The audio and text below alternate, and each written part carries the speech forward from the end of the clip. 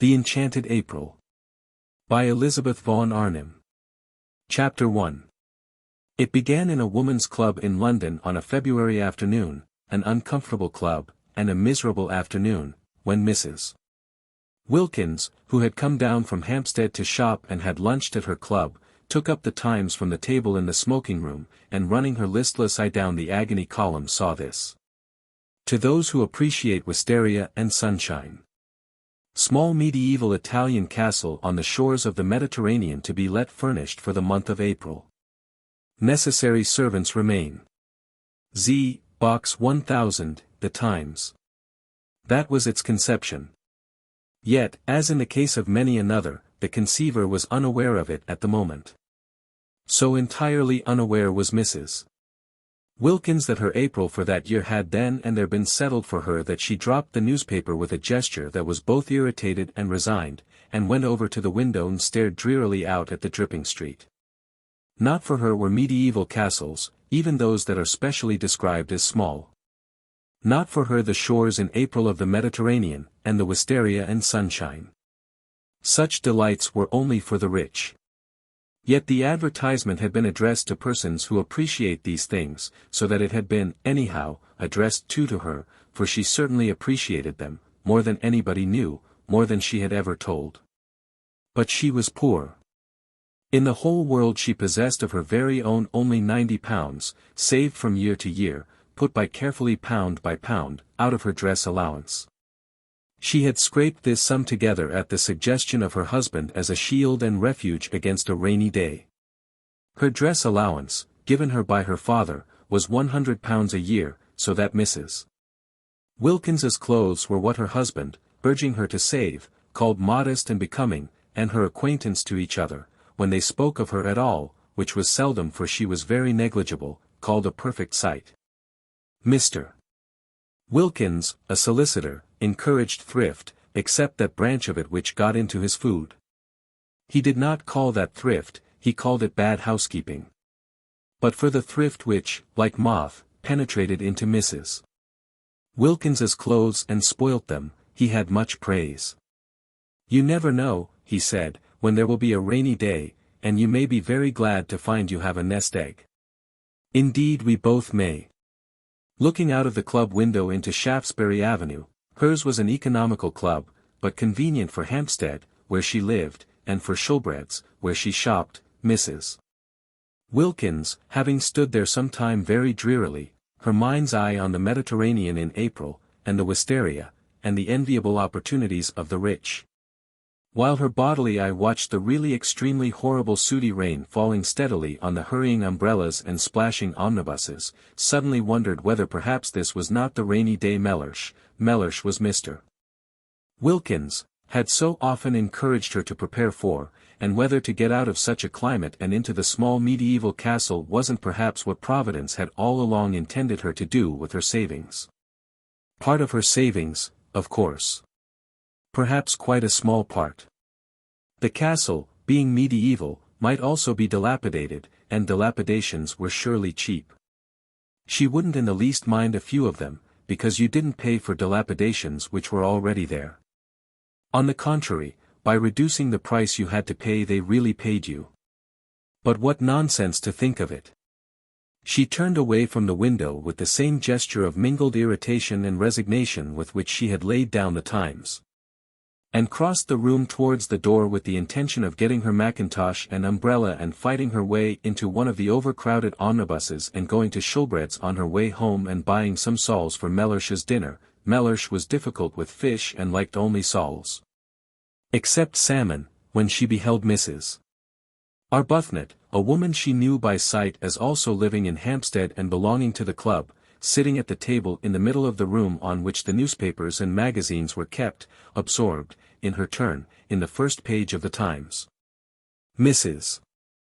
Wilkins had never yet spoken to Mrs. Arbuthnot, who belonged to one of the various church sets, and who analyzed, classified, divided and registered the poor. Whereas she and Mellersh, when they did go out, went to the parties of impressionist painters, of whom in Hampstead there were many. Mellersh had a sister who had married one of them and lived up on the Heath, and because of this alliance Mrs.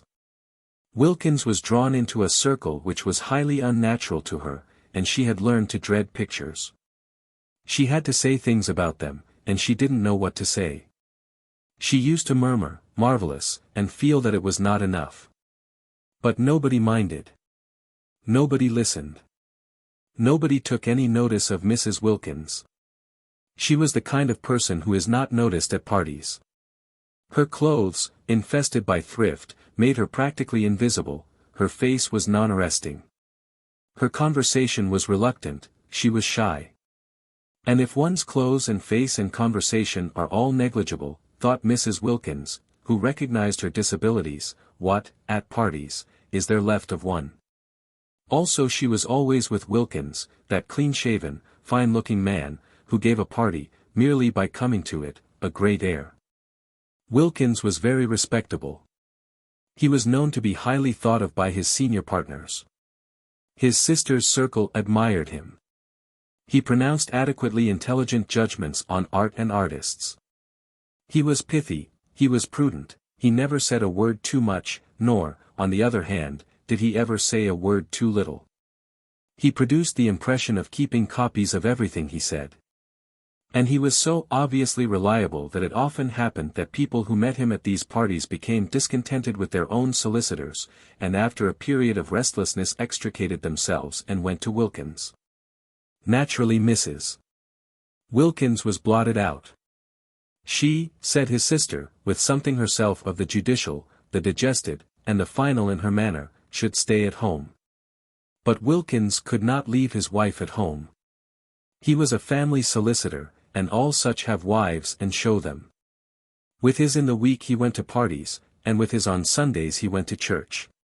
Being still fairly young, he was 39, and ambitious of old ladies, of whom he had not yet acquired in his practice a sufficient number, he could not afford to miss church, and it was there that Mrs. Wilkins became familiar, though never through words, with Mrs. Arbuthnot. She saw her marshalling the children of the poor into pews. She would come in at the head of the procession from the Sunday school exactly 5 minutes before the choir, and get her boys and girls neatly fitted into their allotted seats, and down on their little knees in their preliminary prayer. And up again on their feet just as, to the swelling organ, the vestry door opened, and the choir and clergy, big with the litanies and commandments they were presently to roll out, emerged. She had a sad face, yet she was evidently efficient. The combination used to make Mrs. Wilkins wonder, for she had been told by Mellersh, on days when she had only been able to get place, that if one were efficient one wouldn't be depressed, and that if one does one's job well one becomes automatically bright and brisk. About Mrs. Arbuthnot there was nothing bright and brisk, though much in her way with the Sunday school children that was automatic, but when Mrs.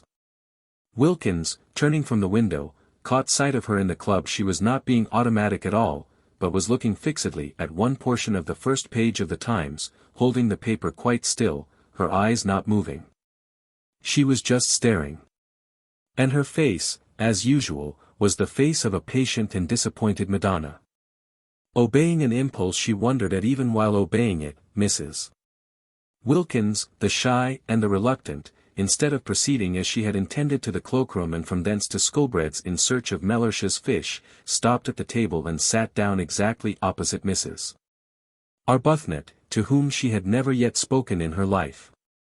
It was one of those long, narrow refectory tables, so that they were quite close to each other. Mrs. Arbuthnot, however, did not look up. She continued to gaze, with eyes that seemed to be dreaming, at one spot only of the Times. Mrs. Wilkins watched her a minute, trying to screw up courage to speak to her. She wanted to ask her if she had seen the advertisement. She did not know why she wanted to ask her this, but she wanted to. How stupid not to be able to speak to her. She looked so kind. She looked so unhappy. Why couldn't two unhappy people refresh each other on their way through this dusty business of life by a little talk, real, natural talk, about what they felt, what they would have liked, what they still tried to hope. And she could not help thinking that Mrs. Arbuthnot, too, was reading that very same advertisement. Her eyes were on the very part of the paper. Was she, too, picturing what it would be like, the color, the fragrance, the light, the soft lapping of the sea among little hot rocks. Color, fragrance, light, sea. Instead of Shaftesbury Avenue, and the wet omnibuses, and the fish department at Shoolbred's, and the tube to Hampstead, and dinner, and tomorrow the same and the day after the same and always the same. Suddenly Mrs. Wilkins found herself leaning across the table. "Are you reading about the medieval castle and the wisteria?" she heard herself asking. Naturally Mrs. Arbuthnot was surprised, but she was not half so much surprised as Mrs. Wilkins was at herself for asking. Mrs. Arbuthnot had not yet to her knowledge set eyes on the shabby, lank, loosely put-together figure sitting opposite her, with its small freckled face and big grey eyes almost disappearing under a smashed-down wet-weather hat. And she gazed at her a moment without answering. She was reading about the medieval castle and the wisteria, or rather had read about it 10 minutes before, and since then had been lost in dreams, of light, of color, of fragrance, of the soft lapping of the sea among little hot rocks. "Why do you ask me that?" she said in her grave voice, for her training of and by the poor had made her grave and patient. Mrs. Wilkins flushed and looked excessively shy and frightened. "Oh, only because I saw it too, and I thought somehow," she stammered. Whereupon Mrs. Arbuthnot, her mind being used to getting people into lists and divisions, from habit considered, as she gazed thoughtfully at Mrs. Wilkins, under what heading, supposing she had to classify her, she could most properly be put. "And I know you by sight," went on Mrs. Wilkins, who, like all the shy, once she was started plunged on, frightening herself to more and more speech by the sheer sound of what she had said last in her ears. "Every Sunday, I see you every Sunday in church." "In church," echoed Mrs. Arbuthnot. "And this seems such a wonderful thing, this advertisement about the wisteria, N." Mrs. Wilkins, who must have been at least 30, broke off and wriggled in her chair with the movement of an awkward and embarrassed schoolgirl. "It seems so wonderful," she went on in a kind of burst, "and it is such a miserable day." And then she sat looking at Mrs. Arbuthnot with the eyes of an imprisoned dog. "This poor thing," thought Mrs. Arbuthnot, whose life was spent in helping and alleviating, needs advice. She accordingly prepared herself patiently to give it. "If you see me in church," she said, kindly and attentively, "I suppose you live in Hampstead too?" "Oh yes," said Mrs. Wilkins. And she repeated, her head on its long thin neck drooping a little as if the recollection of Hampstead bowed her, "Oh yes." "Where?" asked Mrs. Arbuthnot, who, when advice was needed, naturally first proceeded to collect the facts. But Mrs. Wilkins, laying her hand softly and caressingly on the part of the Times where the advertisement was, as though the mere printed words of it were precious, only said, "Perhaps that's why this seems so wonderful." "No, I think that's wonderful anyhow," said Mrs. Arbuthnot, forgetting facts and faintly sighing. "Then you were reading it?"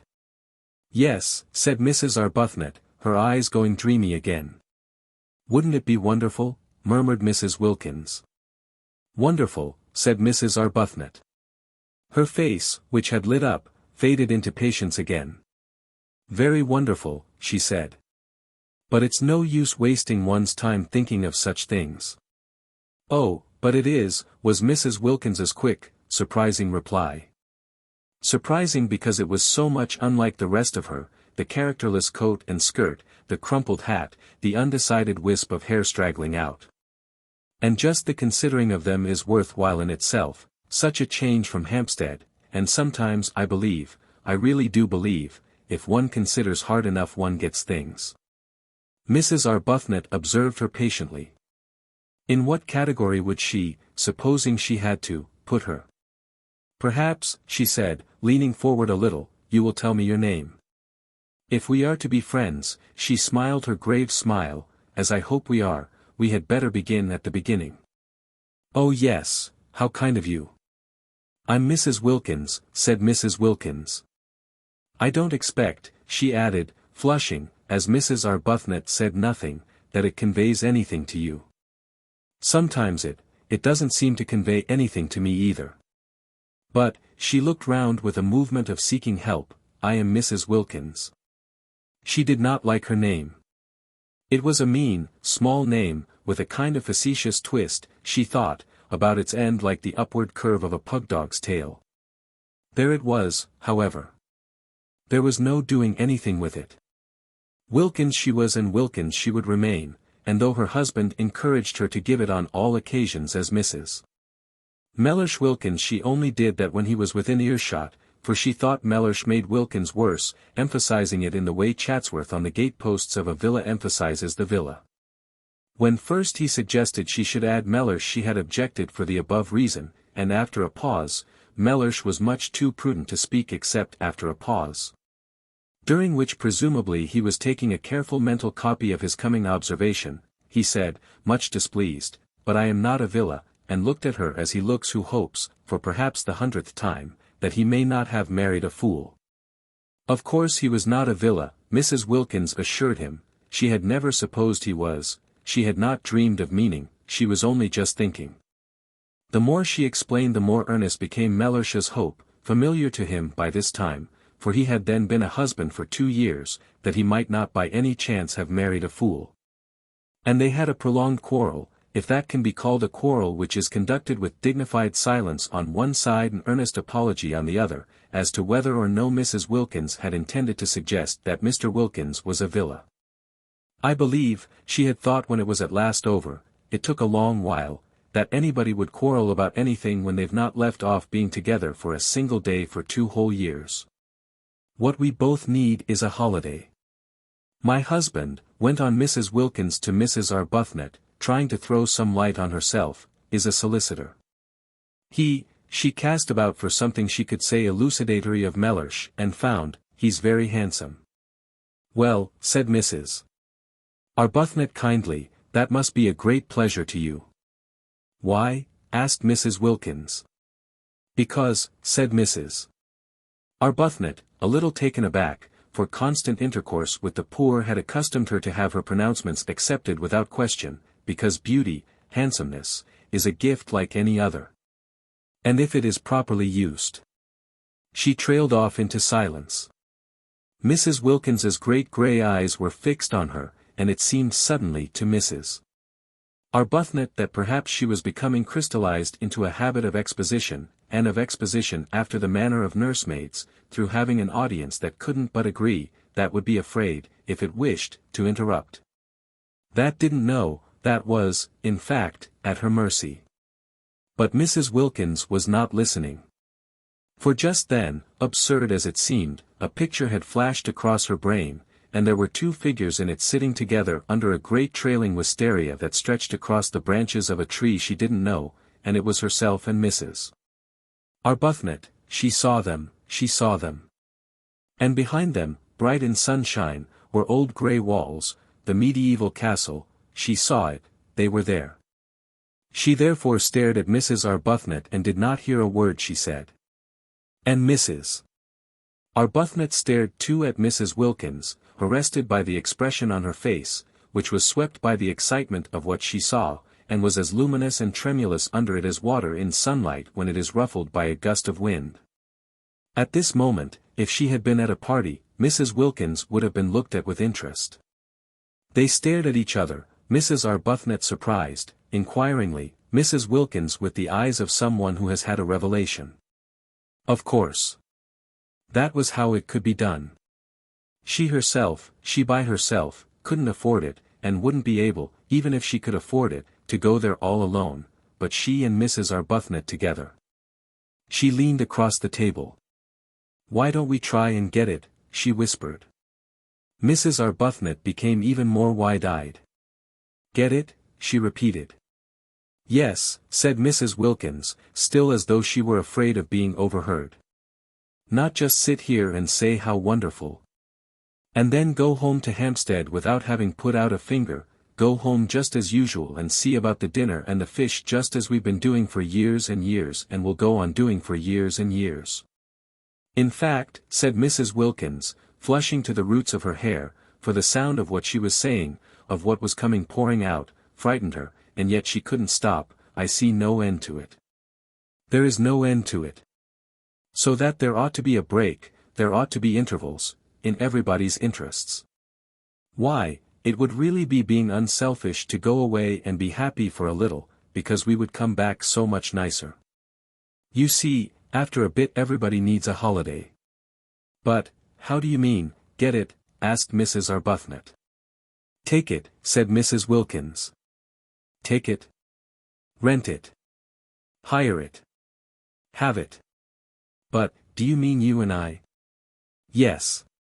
Between us. Share. Then it would only cost half, and you look exactly as if you wanted it just as much as I do, as if you ought to have a rest, have something happy happen to you. Why, but we don't know each other. But just think how well we would if we went away together for a month. And I've saved for a rainy day, and I expect so have you, and this is the rainy day, look at it. She is unbalanced, thought Mrs. Arbuthnot, yet she felt strangely stirred. Think of getting away for a whole month, from everything, to heaven. She shouldn't say things like that, thought Mrs. Arbuthnot. The vicar, yet she felt strangely stirred. It would indeed be wonderful to have a rest, a cessation. Habit, however, steadied her again, and years of intercourse with the poor made her say, with the slight though sympathetic superiority of the explainer, but then, you see, heaven isn't somewhere else. It is here and now. We are told so. She became very earnest, just as she did when trying patiently to help and enlighten the poor. Heaven is within us, she said in her gentle low voice, we are told that on the very highest authority. And you know the lines about the kindred points, don't you? Oh yes, I know them, interrupted Mrs. Wilkins impatiently. The kindred points of heaven and home, continued Mrs. Arbuthnot, who was used to finishing her sentences. Heaven is in our home. It isn't, said Mrs. Wilkins, again surprisingly. Mrs. Arbuthnot was taken aback. Then she said gently, oh, but it is. It is there if we choose, if we make it.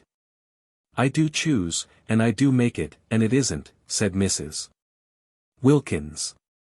Then Mrs. Arbuthnot was silent, for she too sometimes had doubts about homes. She sat and looked uneasily at Mrs. Wilkins, feeling more and more the urgent need to getting her classified. If she could only classify Mrs. Wilkins, get her safely under her proper heading, she felt that she herself would regain her balance, which did seem very strangely to be slipping all to one side.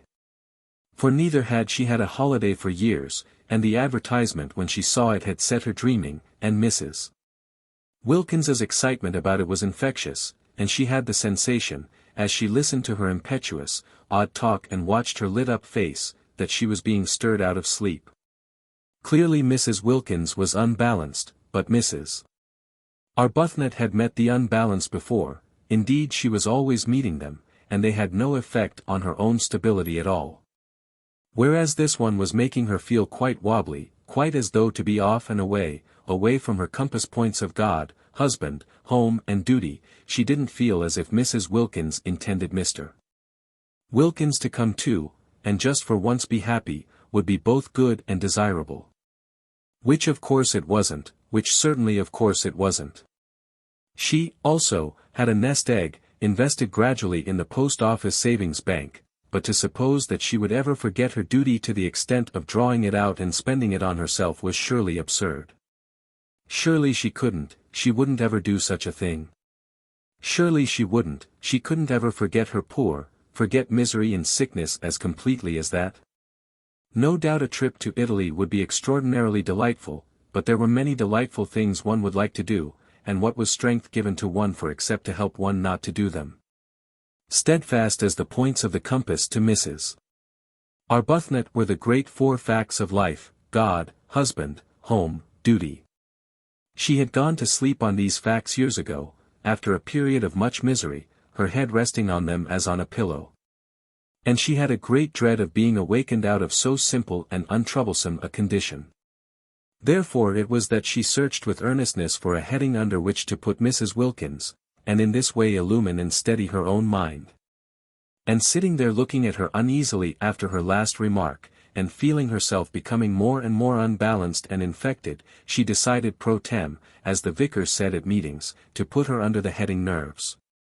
It was just possible that she ought to go straight into the category hysteria, which was often only the antechamber to lunacy, but Mrs.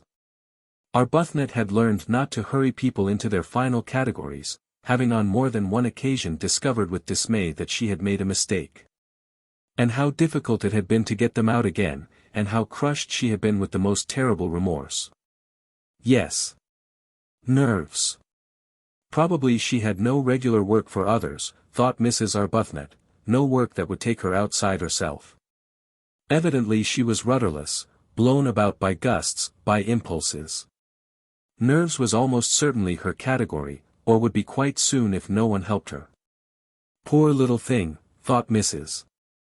Arbuthnot, her own balance returning hand in hand with her compassion, and unable, because of the table, to see the length of Mrs. Wilkins's legs.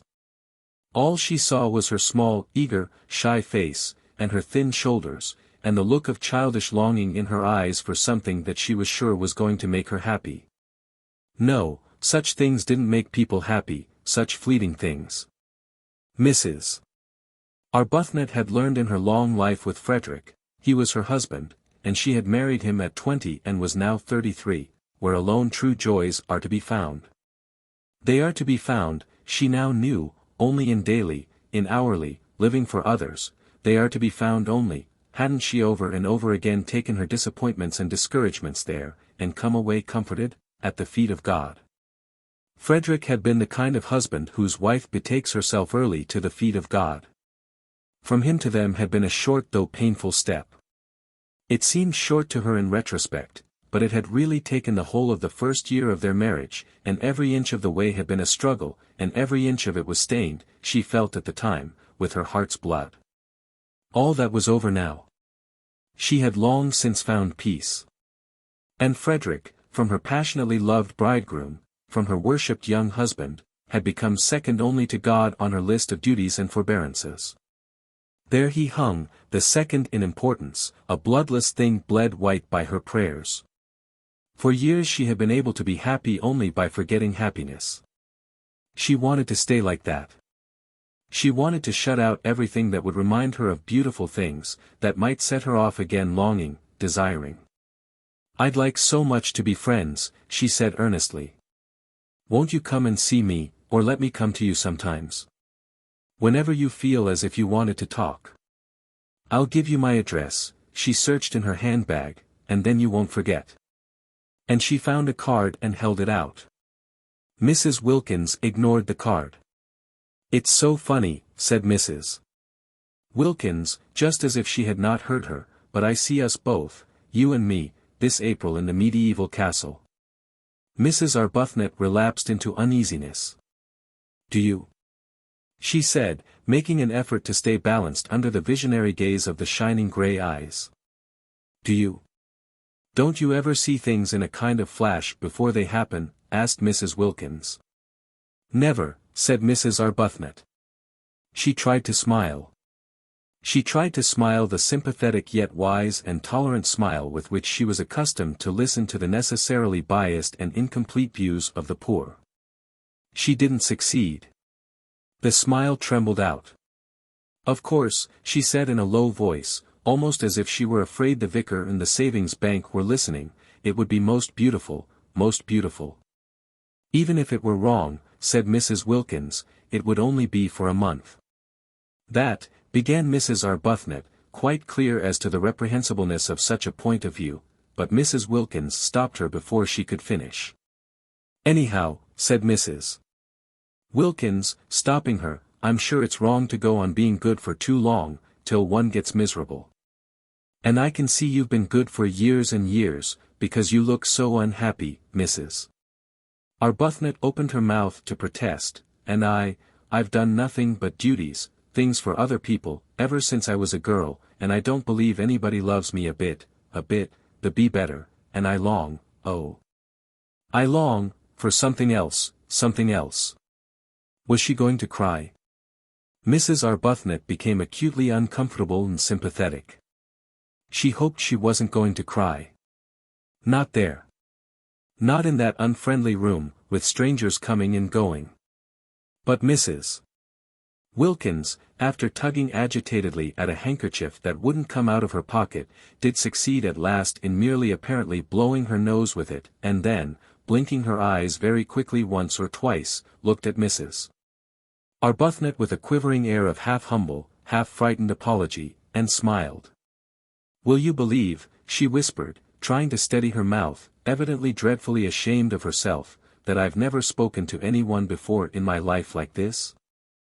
I can't think, I simply don't know, what has come over me." "It's the advertisement," said Mrs. Arbuthnot, nodding gravely. "Yes," said Mrs. Wilkins, dabbing furtively at her eyes, and us both being so, she blew her nose again a little, miserable. Chapter 2. Of course Mrs. Arbuthnot was not miserable. How could she be, she asked herself, when God was taking care of her, but she let that pass for the moment unrepudiated, because of her conviction that here was another fellow creature in urgent need of her help. And not just boots and blankets and better sanitary arrangements this time, but the more delicate help of comprehension, of finding the exact right words. The exact right words, she presently discovered, after trying various ones about living for others, and prayer, and the peace to be found in placing oneself unreservedly in God's hands, to meet all these words Mrs. Wilkins had other words, incoherent and yet, for the moment at least, till one had had more time, difficult to answer. The exact right words were a suggestion that it would do no harm to answer the advertisement. Non-committal. Mere inquiry. And what disturbed Mrs. Arbuthnot about this suggestion was that she did not make it solely to comfort Mrs. Wilkins, she made it because of her own strange longing for the medieval castle. This was very disturbing. There she was, accustomed to direct, to lead, to advise, to support, except Frederick. She long since had learned to leave Frederick to God, being led herself, being influenced and thrown off her feet, by just an advertisement, by just an incoherent stranger. It was indeed disturbing. She failed to understand her sudden longing for what was, after all, self-indulgence, when for years no such desire had entered her heart. "There's no harm in simply asking," she said in a low voice, as if the vicar and the savings bank and all her waiting dependent poor were listening and condemning. "It isn't as if it committed us to anything," said Mrs. Wilkins, also in a low voice, but her voice shook. They got up simultaneously. Mrs. Arbuthnot had a sensation of surprise that Mrs. Wilkins should be so tall, and went to a writing table, and Mrs. Arbuthnot wrote to Z. Box 1000, The Times, for particulars. She asked for all particulars, but the only one they really wanted was the one about the rent. They both felt that it was Mrs. Arbuthnot who ought to write the letter and do the business part. Not only was she used to organizing and being practical, but she also was older, and certainly calmer, and she herself had no doubt too that she was wiser. Neither had Mrs. Wilkins any doubt of this. The very way Mrs. Arbuthnot parted her hair suggested a great calm that could only proceed from wisdom. But if she was wiser, older and calmer, Mrs. Arbuthnot's new friend nevertheless seemed to her to be the one who impelled. Incoherent, she yet impelled. She appeared to have, apart from her need of help, an upsetting kind of character. She had a curious infectiousness. She led one on. And the way her unsteady mind leaped at conclusions, wrong ones, of course, witness the one that she, Mrs. Arbuthnot, was miserable, the way she leaped at conclusions was disconcerting. Whatever she was, however, and whatever her unsteadiness, Mrs. Arbuthnot found herself sharing her excitement and her longing, and when the letter had been posted in the letterbox in the hall and actually was beyond getting back again, both she and Mrs. Wilkins felt the same sense of guilt. "It only shows," said Mrs. Wilkins in a whisper, as they turned away from the letterbox, "how immaculately good we've been all our lives.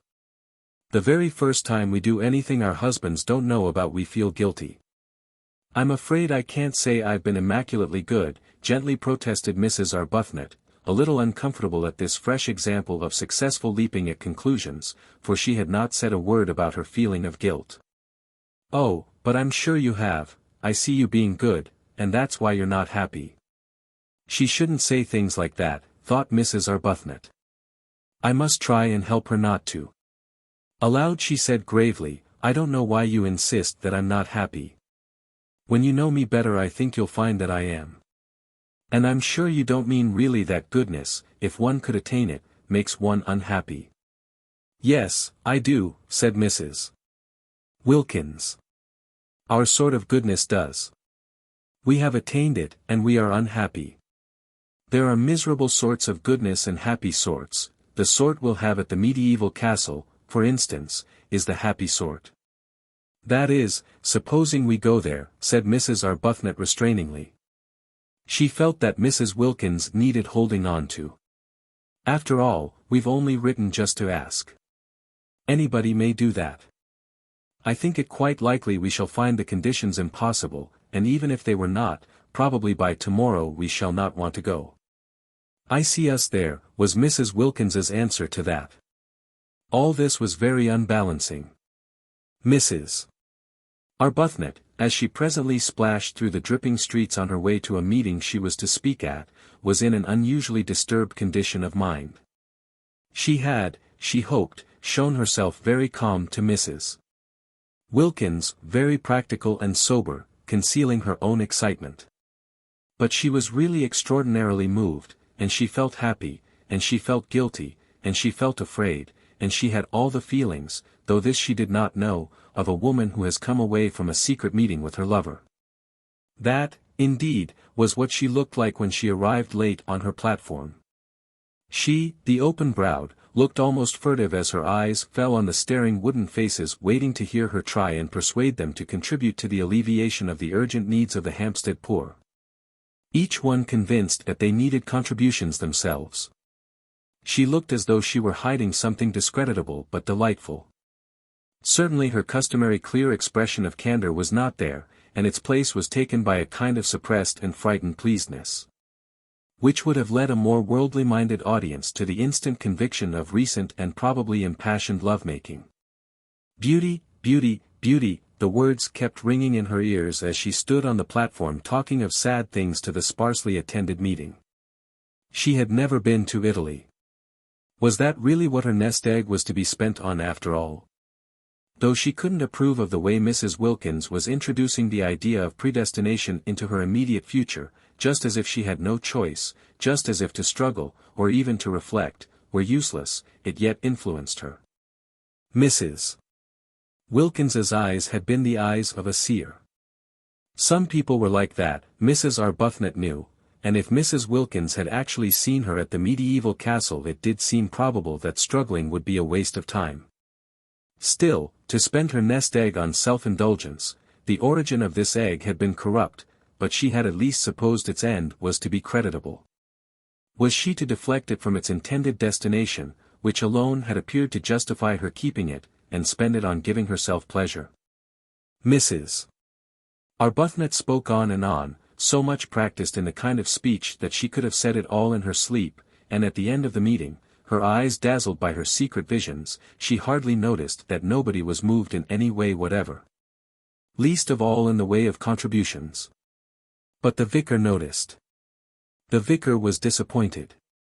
Usually his good friend and supporter Mrs. Arbuthnot succeeded better than this. And, what was even more unusual, she appeared, he observed, not even to mind. "I can't imagine," he said to her as they parted, speaking irritably, for he was irritated both by the audience and by her, "what these people are coming to. Nothing seems to move them." "Perhaps they need a holiday," suggested Mrs. Arbuthnot. An unsatisfactory, a queer reply, the vicar thought. "In February," he called after her sarcastically.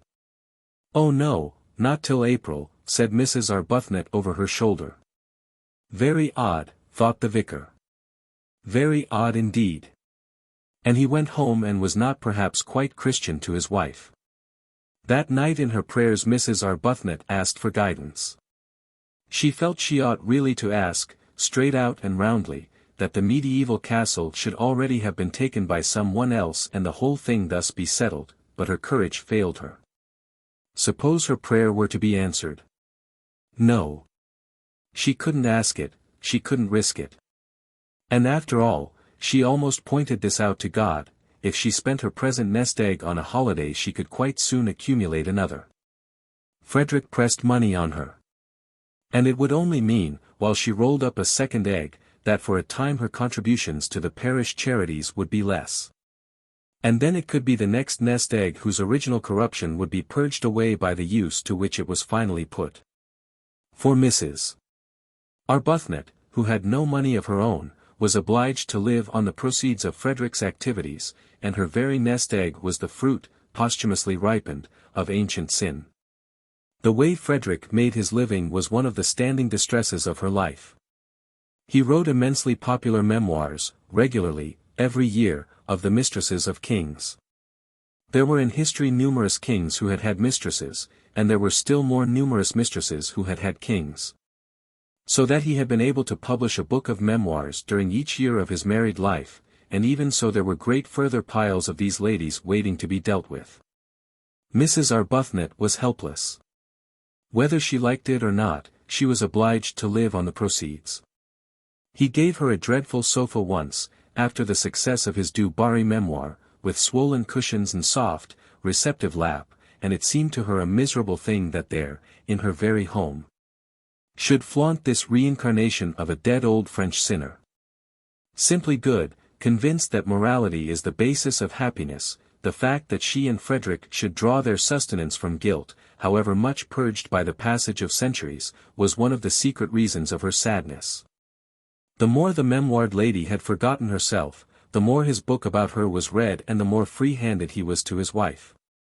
And all that he gave her was spent, after adding slightly to her nest egg, for she did hope and believe that some day people would cease to want to read of wickedness, and then Frederick would need supporting, on helping the poor. The parish flourished because, to take a handful at random, of the ill behavior of the ladies Du Barry, Montespan, Pompadour, Ninon de l'Enclos, and even of learned Maintenon. The poor were the filter through which the money was passed, to come out, Mrs. Arbuthnot hoped, purified. She could do no more. She had tried in days gone by to think the situation out, to discover the exact right course for her to take, but had found it, as she had found Frederick, too difficult, and had left it, as she had left Frederick, to God. Nothing of this money was spent on her house or dress, those remained, except for the great soft sofa, austere. It was the poor who profited. Their very boots were stout with sins. But how difficult it had been. Mrs. Arbuthnot, groping for guidance, prayed about it to exhaustion. Ought she perhaps to refuse to touch the money, to avoid it as she would have avoided the sins which were its source? But then what about the parish's boots? She asked the vicar what he thought, and, through much delicate language, evasive and cautious, it did finally appear that he was for the boots. At least she had persuaded Frederick. When first he began his terrible successful career, he only began it after their marriage. When she married him he had been a blameless official attached to the library of the British Museum, to publish the memoirs under another name, so that she was not publicly branded. Hampstead read the books with glee, and had no idea that their writer lived in its midst. Frederick was almost unknown, even by sight, in Hampstead. He never went to any of its gatherings. Whatever it was he did in the way of recreation was done in London, but he never spoke of what he did or whom he saw. He might have been perfectly friendless for any mention he ever made of friends to his wife. Only the vicar knew where the money for the parish came from, and he regarded it, he told Mrs. Arbuthnot, as a matter of honor not to mention it. And at least her little house was not haunted by the loose-lived ladies, for Frederick did his work away from home. He had 2 rooms near the British Museum, which was the scene of his exhumations, and there he went every morning, and he came back long after his wife was asleep. Sometimes he did not come back at all. Sometimes she did not see him for several days together. Then he would suddenly appear at breakfast, having let himself in with his latchkey the night before, very jovial and good-natured and free-handed and glad if she would allow him to give her something, a well-fed man, contented with the world. A jolly, full-blooded, satisfied man. And she was always gentle, and anxious that his coffee should be as he liked it. He seemed very happy. Life, she often thought, however much one tabulated, was yet a mystery. There were always some people it was impossible to place. Frederick was one of them. He didn't seem to bear the remotest resemblance to the original Frederick. He didn't seem to have the least need of any of the things he used to say were so important and beautiful: love, home, complete communion of thoughts, complete immersion in each other's interests. After those early painful attempts to hold him up to the point from which they had hand in hand so splendidly started, attempts in which she herself had got terribly hurt and the Frederick she supposed she had married was mangled out of recognition, she hung him up finally by her bedside as the chief subject of her prayers, and left him, except for those, entirely to God. She had loved Frederick too deeply to be able now to do anything but pray for him. He had no idea that he never went out of the house without her blessing going with him too, hovering, like a little echo of finished love, round that once dear head. She didn't dare think of him as he used to be, as he had seemed to her to be in those marvelous first days of their love-making, of their marriage. Her child had died, she had nothing, nobody of her own to lavish herself on. The poor became her children, and God the object of her love. What could be happier than such a life, she sometimes asked herself, but her face, and particularly her eyes, continued sad. Perhaps when we're old. Perhaps when we are both quite old, she would think wistfully. Chapter 3.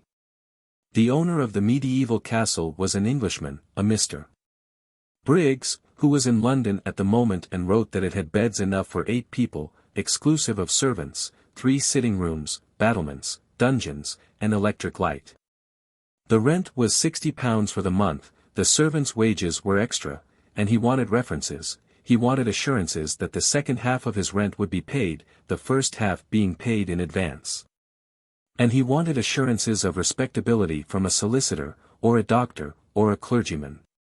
He was very polite in his letter, explaining that his desire for references was what was usual and should be regarded as a mere formality. Mrs. Arbuthnot and Mrs. Wilkins had not thought of references, and they had not dreamed a rent could be so high. In their minds had floated sums like 3 guineas a week, or less, seeing that the place was small and old. £60 for a single month. It staggered them. Before Mrs. Arbuthnot's eyes rose up boots, endless vistas, all the stout boots that £60 would buy, and besides the rent there would be the servants' wagesk, and the food, and the railway journeys out and home. While as for references, these did indeed seem a stumbling block, it did seem impossible to give any without making their plan more public than they had intended. They had both, even Mrs. Arbuthnot, lured for once away from perfect candor by the realization of the great saving of trouble and criticism an imperfect explanation would produce, they had both thought it would be a good plan to give out, each to her own circle. Their circles being luckily distinct, that each was going to stay with a friend who had a house in Italy. It would be true as far as it went. Mrs. Wilkins asserted that it would be quite true, but Mrs. Arbuthnot thought it wouldn't be quite, and it was the only way, Mrs. Wilkins said, to keep Mellersh even approximately quiet.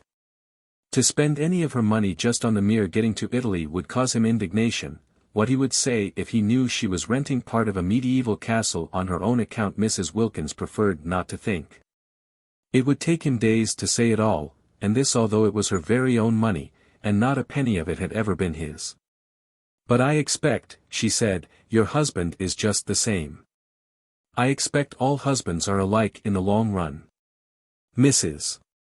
Arbuthnot said nothing, because her reason for not wanting Frederick to know was the exactly opposite one. Frederick would be only too pleased for her to go, he would not mind it in the very least. Indeed, he would hail such a manifestation of self-indulgence and worldliness with an amusement that would hurt, and urge her to have a good time and not to hurry home with a crushing detachment. Far better, she thought, to be missed by Mellersh than to be sped by Frederick. To be missed, to be needed, from whatever motive, was, she thought, better than the complete loneliness of not being missed or needed at all. She therefore said nothing, and allowed Mrs. Wilkins to leap at her conclusions unchecked. But they did, both of them, for a whole day feel that the only thing to be done was to renounce the medieval castle. And it was in arriving at this bitter decision that they really realized how acute had been their longing for it. Then Mrs. Arbuthnot, whose mind was trained in the finding of ways out of difficulties, found a way out of the reference difficulty. And simultaneously Mrs. Wilkins had a vision revealing to her how to reduce the rent. Mrs. Arbuthnot's plan was simple, and completely successful. She took the whole of the rent in person to the owner, drawing it out of her savings bank. Again she looked furtive and apologetic, as if the clerk must know the money was wanted for purposes of self-indulgence, and going up with the 6 10-pound notes in her handbag to the address near the Brompton Oratory where the owner lived, presented them to him, waiving her right to pay only half. And when he saw her, and her parted hair and soft dark eyes and sober apparel, and heard her grave voice, he told her not to bother about writing round for those references. "It'll be all right," he said, scribbling a receipt for the rent. "Do sit down, won't you? Nasty day, isn't it? You'll find the old castle has lots of sunshine, whatever else it hasn't got. Husband going?" Mrs. Arbuthnot, unused to anything but candor, looked troubled at this question and began to murmur inarticulately, and the owner at once concluded that she was a widow, a war one, of course. For other widows were old, and that he had been a fool not to guess it. "Oh, I'm sorry," he said, turning red right up to his fair hair. "I didn't mean, hum. He ran his eye over the receipt he had written. "Yes, I think that's all right," he said, getting up and giving it to her. "Now," he added, taking the 6 notes she held out and smiling, for Mrs. Arbuthnot was agreeable to look at, "I'm richer, and you're happier. I've got money, and you've got San Salvatore. I wonder which is best." "I think you know," said Mrs. Arbuthnot with her sweet smile. He laughed and opened the door for her. It was a pity the interview was over. He would have liked to ask her to lunch with him. She made him think of his mother, of his nurse, of all things kind and comforting, besides having the attraction of not being his mother or his nurse. "I hope you'll like the old place," he said, holding her hand a minute at the door. The very feel of her hand, even through its glove, was reassuring. It was the sort of hand, he thought, that children would like to hold in the dark. In April, you know, it's simply a mass of flowers. And then there's the sea. You must wear white. You'll fit in very well. There are several portraits of you there. Portraits? Madonnas, you know. There's one on the stairs really exactly like you." Mrs. Arbuthnot smiled and said goodbye and thanked him. Without the least trouble, and at once she had got him placed in his proper category. He was an artist and of an effervescent temperament. She shook hands and left, and he wished she hadn't. After she was gone he supposed that he ought to have asked for those references, if only because she would think him so unbusinesslike not to, but he could as soon have insisted on references from a saint in a nimbus as from that grave, sweet lady. Rose Arbuthnot. Her letter, making the appointment, lay on the table. Pretty name. That difficulty, then, was overcome. But there still remained the other one, the really annihilating effect of the expense on the nest eggs, and especially on Mrs. Wilkins's, which was in size, compared with Mrs. Arbuthnot's, as the egg of the plover to that of the duck, and this in its turn was overcome by the vision vouchsafed to Mrs. Wilkins, revealing to her the steps to be taken for its overcoming.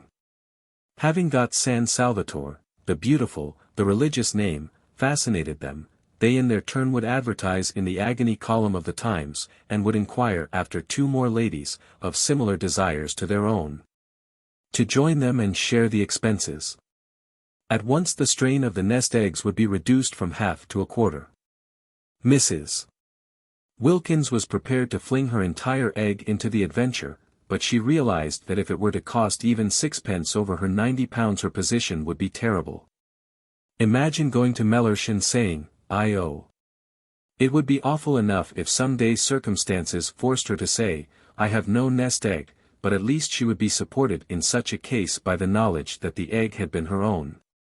She therefore, though prepared to fling her last penny into the adventure, was not prepared to fling into it a single farthing that was not demonstrably her own. And she felt that if her share of the rent was reduced to £15 only, she would have a safe margin for the other expenses. Also they might economize very much on food, gather olives off their own trees and eat them, for instance, and perhaps catch fish. Of course, as they pointed out to each other, they could reduce the rent to an almost negligible sum by increasing the number of sharers. They could have 6 more ladies instead of 2 if they wanted to, seeing that there were 8 beds. But supposing the 8 beds were distributed in couples in 4 rooms, it would not be altogether what they wanted, to find themselves shut up at night with a stranger.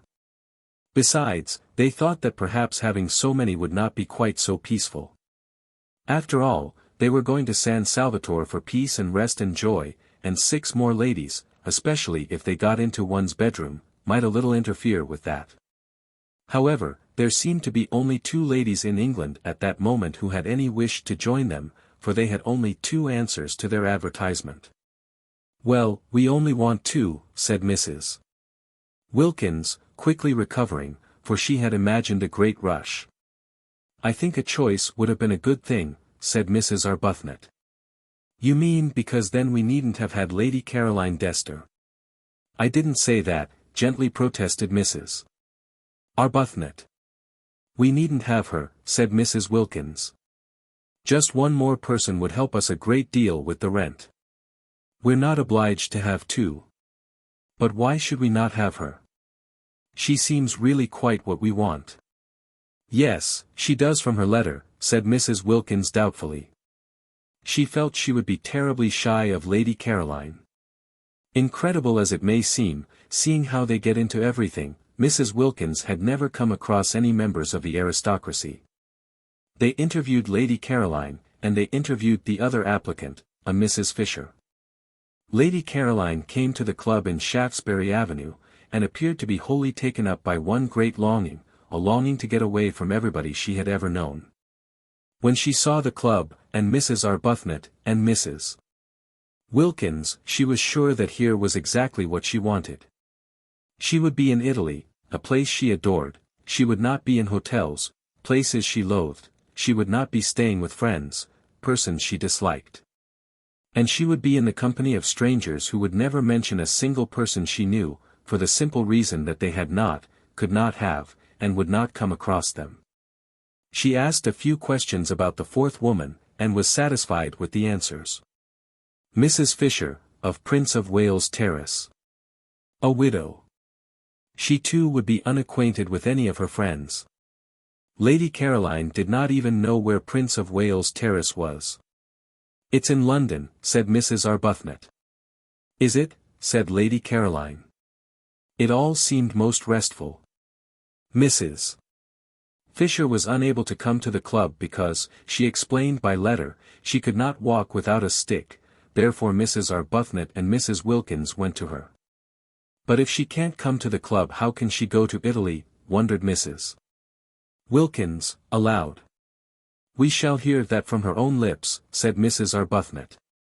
From Mrs. Fisher's lips they merely heard, in reply to delicate questioning, that sitting in trains was not walking about, and they knew that already. Except for the stick, however, she appeared to be a most desirable 4th, quiet, educated, elderly. She was much older than they or Lady Caroline. Lady Caroline had informed them she was 28, but not so old as to have ceased to be active-minded. She was very respectable indeed, and still wore a complete suit of black though her husband had died, she told them, 11 years before. Her house was full of signed photographs of illustrious Victorian dead, all of whom she said she had known when she was little. Her father had been an eminent critic, and in his house she had seen practically everybody who was anybody in letters and art. Carlyle had scowled at her, Matthew Arnold had held her on his knee.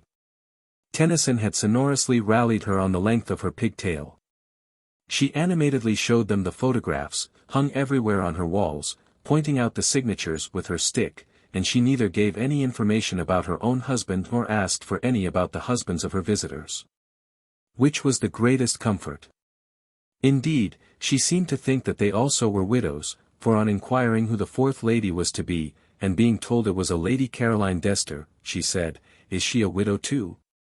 And on their explaining that she was not, because she had not yet been married, observed with abstracted amiability, "All in good time." But Mrs. Fisher's very abstractedness, and she seemed to be absorbed chiefly in the interesting people she used to know and in their memorial photographs, and quite a good part of the interview was taken up by reminiscent anecdote of Carlyle, Meredith, Matthew Arnold, Tennyson, and a host of others. Her very abstractedness was a recommendation. She only asked, she said, to be allowed to sit quiet in the sun and remember. That was all Mrs. Arbuthnot and Mrs. Wilkins asked of their sharers. It was their idea of a perfect sharer that she should sit quiet in the sun and remember, rousing herself on Saturday evenings sufficiently to pay her share. Mrs. Fisher was very fond, too, she said, of flowers, and once when she was spending a weekend with her father at Box Hill. Who lived at Box Hill, interrupted Mrs. Wilkins, who hung on Mrs. Fisher's reminiscences, intensely excited by meeting somebody who had actually been familiar with all the really and truly and undoubtedly great, actually seen them, heard them talking, touched them. Mrs. Fisher looked at her over the top of her glasses in some surprise. Mrs. Wilkins, in her eagerness to tear the heart out quickly of Mrs. Fisher's reminiscences, afraid that at any moment Mrs. Arbuthnot would take her away and she wouldn't have heard half, had already interrupted several times with questions which appeared ignorant to Mrs. Fisher. "Meredith, of course," said Mrs. Fisher rather shortly. "I remember a particular weekend," she continued. "My father often took me, but I always remember this weekend particularly." "Did you know Keats?" eagerly interrupted Mrs. Wilkins. Mrs. Fisher, after a pause, said with subacid reserve that she had been unacquainted with both Keats and Shakespeare. "Oh, of course, how ridiculous of me," cried Mrs. Wilkins, flushing scarlet. "It's because," she floundered, "it's because the immortals somehow still seem alive, don't they, as if they were here, going to walk into the room in another minute, and one forgets they are dead. In fact, one knows perfectly well that they're not dead, not nearly so dead as you and I even now," she assured Mrs. Fisher, who observed her over the top of her glasses. "I thought I saw Keats the other day, Mrs. Wilkins incoherently proceeded, driven on by Mrs. Fisher's look over the top of her glasses. "In Hampstead, crossing the road in front of that house, you know, the house where he lived." Mrs. Arbuthnot said they must be going. Mrs. Fisher did nothing to prevent them. "I really thought I saw him," protested Mrs. Wilkins, appealing for belief first to one and then to the other while waves of color passed over her face, and totally unable to stop because of Mrs.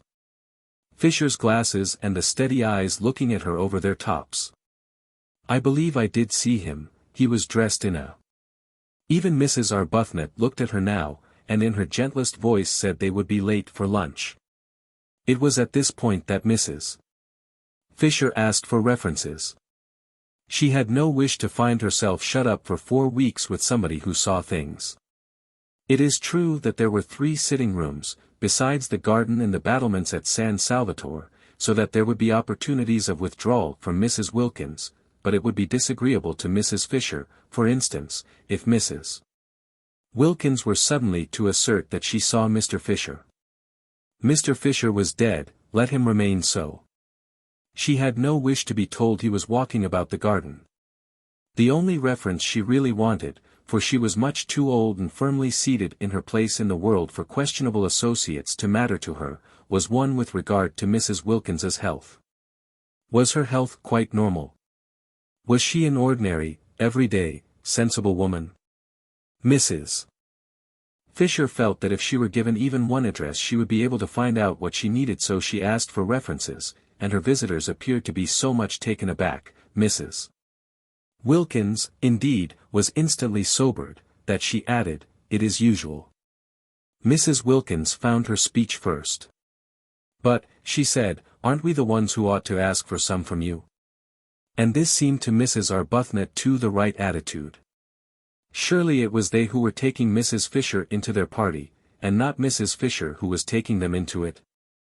For answer Mrs. Fisher, leaning on her stick, went to the writing table and in a firm hand wrote down 3 names and offered them to Mrs. Wilkins, and the names were so respectable, they were so momentous, they were so nearly august, that just to read them was enough. The President of the Royal Academy, the Archbishop of Canterbury, and the Governor of the Bank of England, who would dare disturb such personages in their meditations with inquiries as to whether a female friend of theirs was all she should be? They have known me since I was little, said Mrs. Fisher. Everybody seemed to have known Mrs. Fisher since or when she was little. I don't think references are nice things at all between ordinary decent women, burst out Mrs. Wilkins, made courageous by being, as she felt, at bay. For she very well knew that the only reference she could give without getting into trouble was Shoulbred, and she had little confidence in that, as it would be entirely based on Mellish's fish. We're not business people. We needn't distrust each other. And Mrs. Arbuthnot said, with a dignity that yet was sweet, I'm afraid references do bring an atmosphere into our holiday plan that isn't quite what we want, and I don't think we'll take yours up or give you any ourselves. So that I suppose you won't wish to join us. And she held out her hand in goodbye. Then Mrs. Fisher, her gaze diverted to Mrs. Arbuthnot, who inspired trust and liking even in tube officials, felt that she would be idiotic to lose the opportunity of being in Italy in the particular conditions offered. And that she and this calm-browed woman between them would certainly be able to curb the other one when she had her attacks. So she said, taking Mrs. Arbuthnot's offered hand, very well. I waive references. She waived references. The two as they walked to the station in Kensington High Street could not help thinking that this way of putting it was lofty. Even Mrs. Arbuthnot, spendthrift of excuses for lapses, thought Mrs. Fisher might have used other words, and Mrs. Wilkins, by the time she got to the station, and the walk and the struggle on the crowded pavement with other people's umbrellas had warmed her blood, actually suggested waving Mrs. Fisher. If there is any waving to be done, do let us be the ones who wave, she said eagerly. But Mrs. Arbuthnot, as usual, held on to Mrs. Wilkins, and presently, having cooled down in the train, Mrs. Wilkins announced that at San Salvatore Mrs. Fisher would find her level. I see her finding her level there, she said, her eyes very bright. Whereupon Mrs. Arbuthnot, sitting with her quiet hands folded, turned over in her mind how best she could help Mrs. Wilkins not to see quite so much. Or at least, if she must see, to see in silence. Chapter 4. It had been arranged that Mrs. Arbuthnot and Mrs. Wilkins, traveling together, should arrive at San Salvatore on the evening of March 31st. The owner, who told them how to get there, appreciated their disinclination to begin their time in it on April 1st, and Lady Caroline and Mrs. Fisher, as yet unacquainted and therefore under no obligations to bore each other on the journey, for only towards the end would they find out by a process of sifting who they were to arrive on the morning of April 2nd.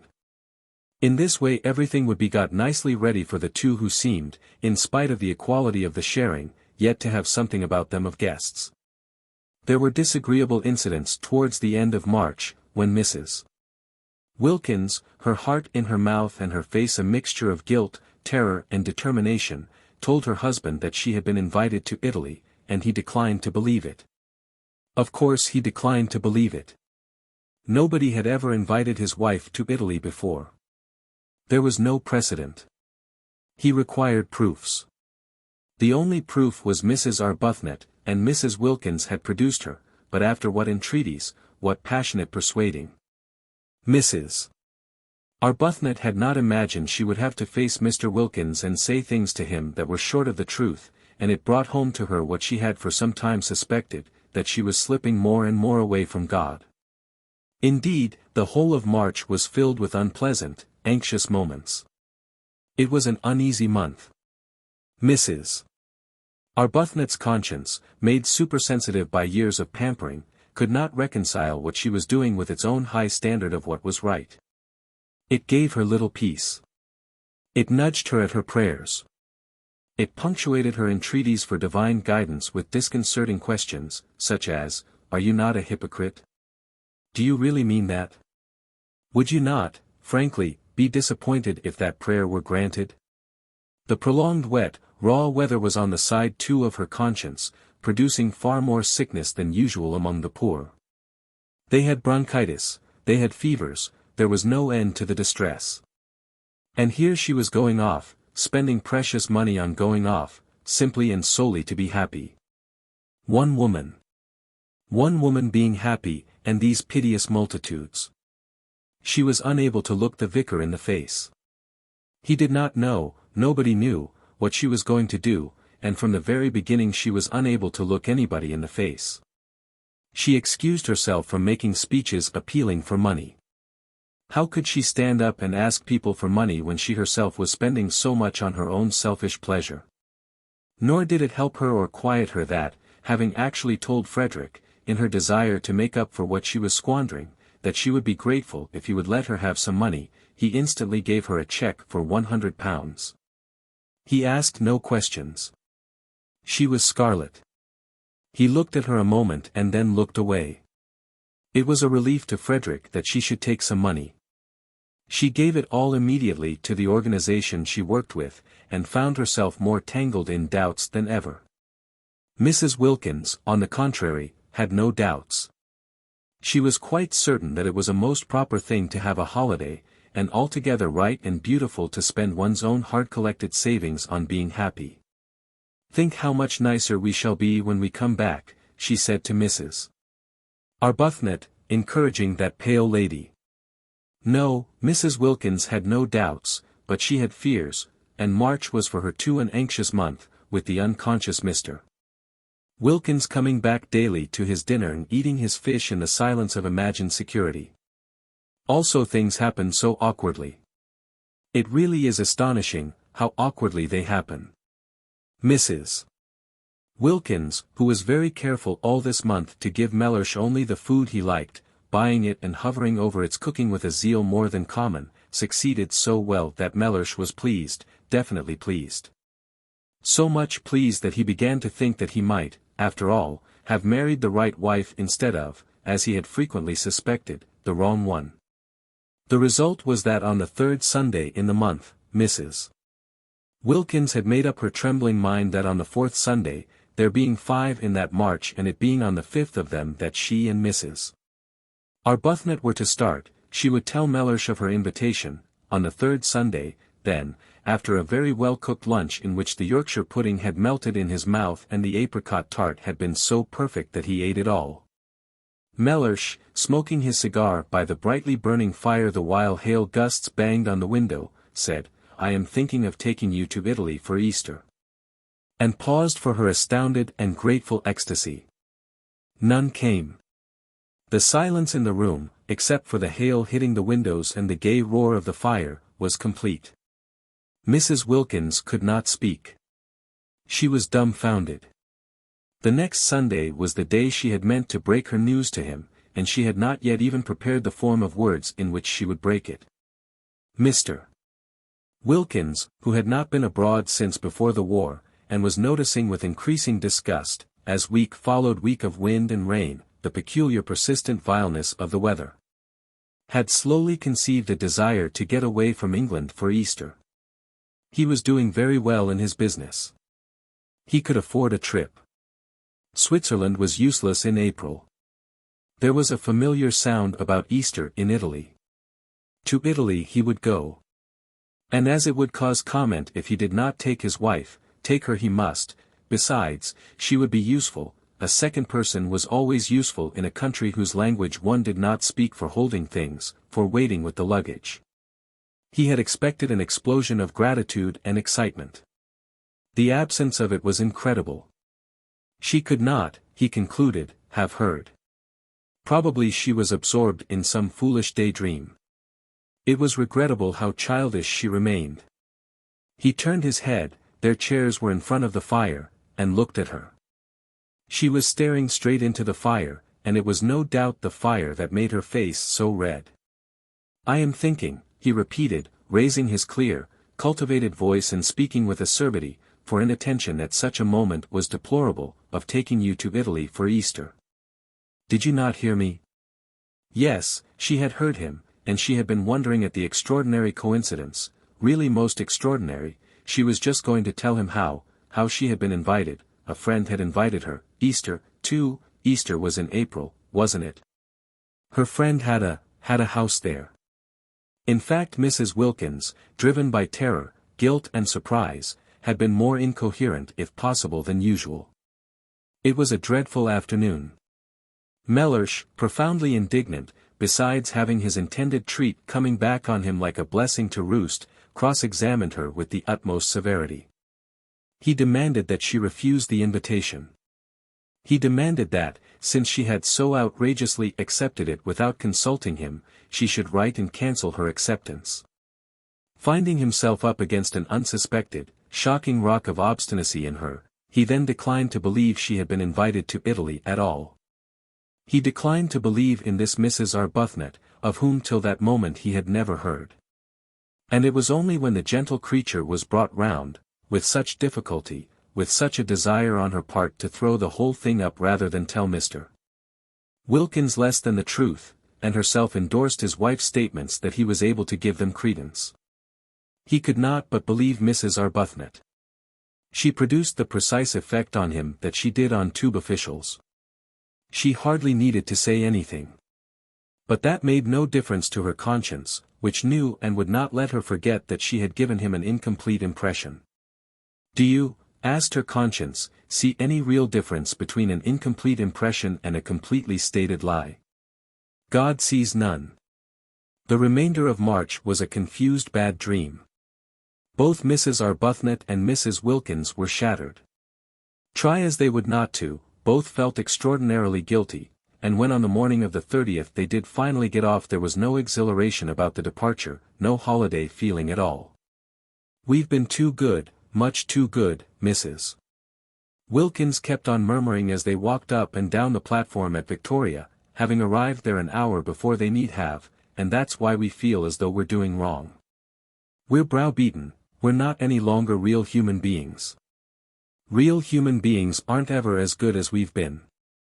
Oh, she clenched her thin hands, to think that we ought to be so happy now, here on the very station, actually starting, and we're not, and it's being spoilt for us just simply because we've spoilt them.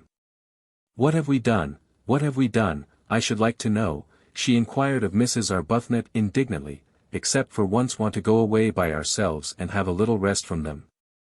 Mrs. Arbuthnot, patiently pacing, did not ask who she meant by them, because she knew. Mrs. Wilkins meant their husbands, persisting in her assumption that Frederick was as indignant as Mellersh over the departure of his wife, whereas Frederick did not even know his wife had gone. Mrs. Arbuthnot, always silent about him, had said nothing of this to Mrs. Wilkins. Frederick went too deep into her heart for her to talk about him. He was having an extra bout of work finishing another of those dreadful books, and had been away practically continually the last few weeks, and was away when she left. Why should she tell him beforehand? Sure as she so miserably was that he would have no objection to anything she did, she merely wrote him a note and put it on the hall table ready for him if and when he should come home. She said she was going for a month's holiday as she needed a rest and she had not had one for so long, and that Gladys, the efficient parlour-maid, had orders to see to his comforts. She did not say where she was going. There was no reason why she should, he would not be interested, he would not care. The day was wretched, blustering and wet, the crossing was atrocious, and they were very sick. But after having been very sick, just to arrive at Calais and not be sick was happiness, and it was there that the real splendor of what they were doing first began to warm their benumbed spirits. It got hold of Mrs. Wilkins first, and spread from her like a rose-colored flame over her pale companion. Mellersh at Calais, where they restored themselves with sols because of Mrs. Wilkins's desire to eat a sole Mellersh wasn't having. Mellersh at Calais had already begun to dwindle and seem less important. None of the French porters knew him, not a single official at Calais cared a fig for Mellersh. In Paris there was no time to think of him because their train was late and they only just caught the Turin train at the Gare de Lyons. And by the afternoon of the next day when they got into Italy, England, Frederick, Mellersh, the vicar, the poor, Hampstead, the club, Shoolbred, everybody and everything, the whole inflamed sore dreariness, had faded to the dimness of a dream. Chapter 5. It was cloudy in Italy, which surprised them. They had expected brilliant sunshine. But never mind, it was Italy, and the very clouds looked fat. Neither of them had ever been there before. Both gazed out of the windows with rapt faces. The hours flew as long as it was daylight, and after that there was the excitement of getting nearer, getting quite near, getting there. At Genoa it had begun to rain, Genoa. Imagine actually being at Genoa, seeing its name written up in the station just like any other name. At Nervi it was pouring, and when at last towards midnight, for again the train was late, they got to Mezzago. The rain was coming down in what seemed solid sheets. But it was Italy. Nothing it did could be bad. The very rain was different, straight rain, falling properly onto one's umbrella, not that violently blowing English stuff that got in everywhere. And it did leave off. And when it did, behold the earth would be strewn with roses. Mr. Briggs, San Salvatore's owner, had said, "You get out at Mezzago, and then you drive." But he had forgotten what he amply knew, that trains in Italy are sometimes late, and he had imagined his tenants arriving at Mezzago at 8 o'clock and finding a string of flies to choose from. The train was 4 hours late, and when Mrs. Arbuthnot and Mrs. Wilkins scrambled down the ladder-like high steps of their carriage into the black downpour, their skirts sweeping off great pools of sooty wet because their hands were full of suitcases, if it had not been for the vigilance of Domenico, the gardener at San Salvatore, they would have found nothing for them to drive in. All ordinary flies had long since gone home. Domenico, foreseeing this, had sent his aunt's fly, driven by her son his cousin. And his aunt and her fly lived in Castagneto, the village crouching at the feet of San Salvatore, and therefore, however late the train was, the fly would not dare come home without containing that which it had been sent to fetch. Domenico's cousin's name was Beppo, and he presently emerged out of the dark where Mrs. Arbuthnot and Mrs. Wilkins stood, uncertain what to do next after the train had gone on, for they could see no porter and they thought from the feel of it that they were standing not so much on a platform as in the middle of the permanent way. Beppo, who had been searching for them, emerged from the dark with a kind of pounce and talked Italian to them vociferously. Beppo was a most respectable young man, but he did not look as if he were, especially not in the dark, and he had a dripping hat slouched over one eye. They did not like the way he seized their suitcases. He could not be, they thought, a porter. However, they presently from out of his streaming talk discerned the word San Salvatore, and after that they kept on saying them to him, for it was the only Italian they knew, as they hurried after him, unwilling to lose sight of their suitcases. Stumbling across rails and through puddles out to where in the road a small, high fly stood. Its hood was up, and its horse was in an attitude of thought. They climbed in, and the minute they were in, Mrs. Wilkins, indeed, could hardly be called in. The horse awoke with a start from its reverie and immediately began going home rapidly. Without Beppo, without the suitcases.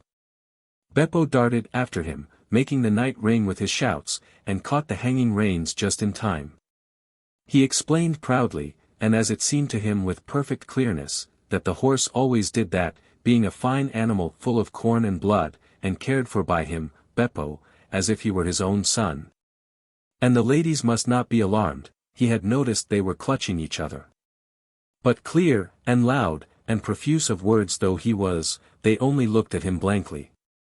He went on talking, however, while he piled the suitcases up round them, sure that sooner or later they must understand him, especially as he was careful to talk very loud and illustrate everything he said with the simplest elucidatory gestures. But they both continued only to look at him. They both, he noticed sympathetically, had white faces, and they both had big eyes, fatigued eyes. They were beautiful ladies, he thought, and their eyes, looking at him over the tops of the suitcases, watching his every movement, there were no trunks, only numbers of suitcases, were like the eyes of the Mother of God. The only thing the ladies said, and they repeated it at regular intervals, even after they had started, gently prodding him as he sat on his box to call his attention to it, was, San Salvatore. And each time he answered vociferously, encouragingly, Si, San Salvatore. We don't know, of course, if he's taking us there, said Mrs. Arbuthnot at last in a low voice, after they had been driving as it seemed to them a long while, and had got off the paving stones of the sleep-shrouded town and were out on a winding road with what they could just see was a low wall on their left, beyond which was a great black emptiness and the sound of the sea. On their right was something close and steep and high and black, rocks, they whispered to each other, huge rocks. No, we don't know, agreed Mrs. Wilkins, a slight coldness passing down her spine. They felt very uncomfortable. It was so late. It was so dark. The road was so lonely. Suppose a will came off. Suppose they met fascisti, or the opposite of fascisti. How sorry they were now that they had not slept at Genoa and come on the next morning in daylight. But that would have been the 1st of April, said Mrs. Wilkins, in a low voice. It is that now, said Mrs. Arbuthnot beneath her breath. So it is, murmured Mrs. Wilkins. They were silent. Beppo turned round on his box, a disquieting habit already noticed, for surely his horse ought to be carefully watched, and again addressed them with what he was convinced was lucidity, no patois, and the clearest explanatory movements. How much they wished their mothers had made them learn Italian when they were little. If only now they could have said, please sit round the right way and look after the horse. They did not even know what horse was in Italian. It was contemptible to be so ignorant. In their anxiety, for the road twisted round great jutting rocks, and on their left was only the low wall to keep them out of the sea should anything happen, they too began to gesticulate, waving their hands at Beppo, pointing ahead. They wanted him to turn round again and face his horse, that was all. He thought they wanted him to drive faster, and there followed a terrifying 10 minutes during which, as he supposed, he was gratifying them. He was proud of his horse, and it could go very fast. He rose in his seat, the whip cracked, the horse rushed forward, the rocks leaped towards them, the little fly swayed, the suitcases heaved, Mrs. Arbuthnot and Mrs. Wilkins clung. In this way they continued, swaying, heaving, clattering, clinging, till at a point near Castagneto there was a rise in the road, and on reaching the foot of the rise the horse, who knew every inch of the way, stopped suddenly, throwing everything in the fly into a heap, and then proceeded up at the slowest of walks. Beppo twisted himself round to receive their admiration, laughing with pride in his horse. There was no answering laugh from the beautiful ladies. Their eyes, fixed on him, seemed bigger than ever, and their faces against the black of the night showed milky. But here at least, once they were up the slope, were houses. The rocks left off, and there were houses.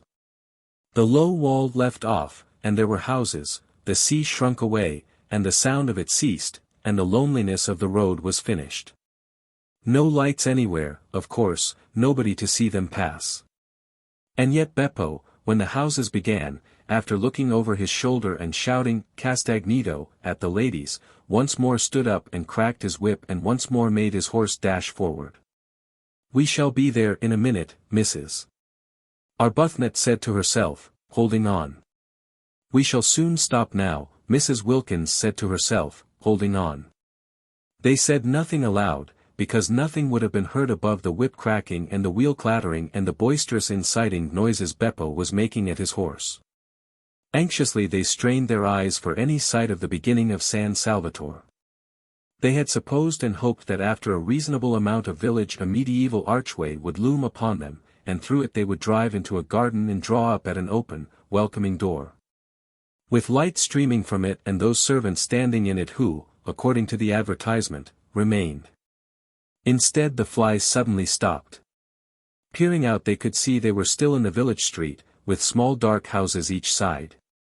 And Beppo, throwing the reins over the horse's back as if completely confident this time that he would not go any farther, got down off his box. At the same moment, springing as it seemed out of nothing, a man and several half-grown boys appeared on each side of the fly and began dragging out the suitcases. "No, no, San Salvatore," exclaimed Mrs. Wilkins, trying to hold on to what suitcases she could.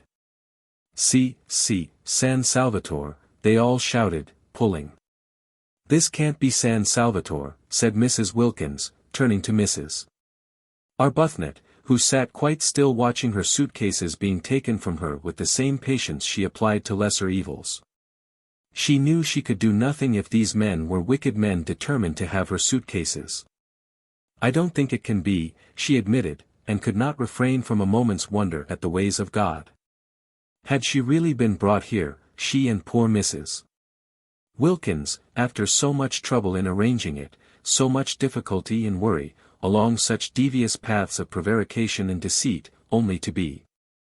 She checked her thoughts, and gently said to Mrs.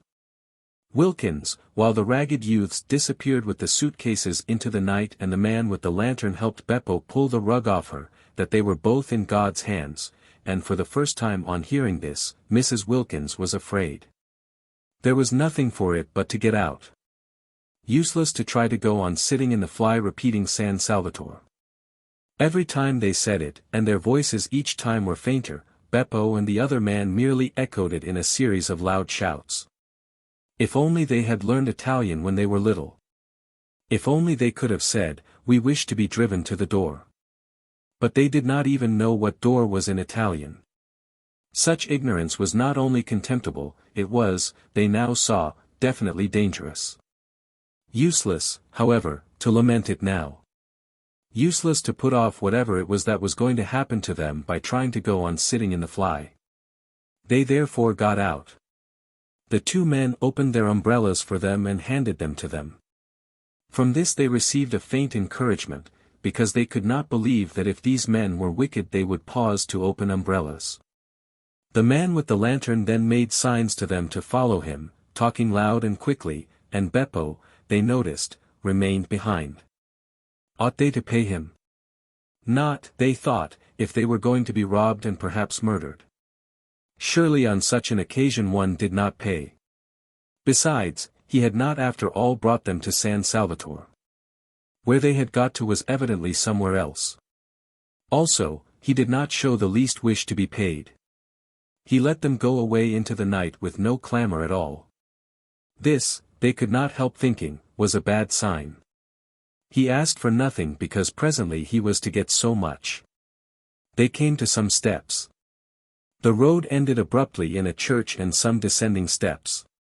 The man held the lantern low for them to see the steps.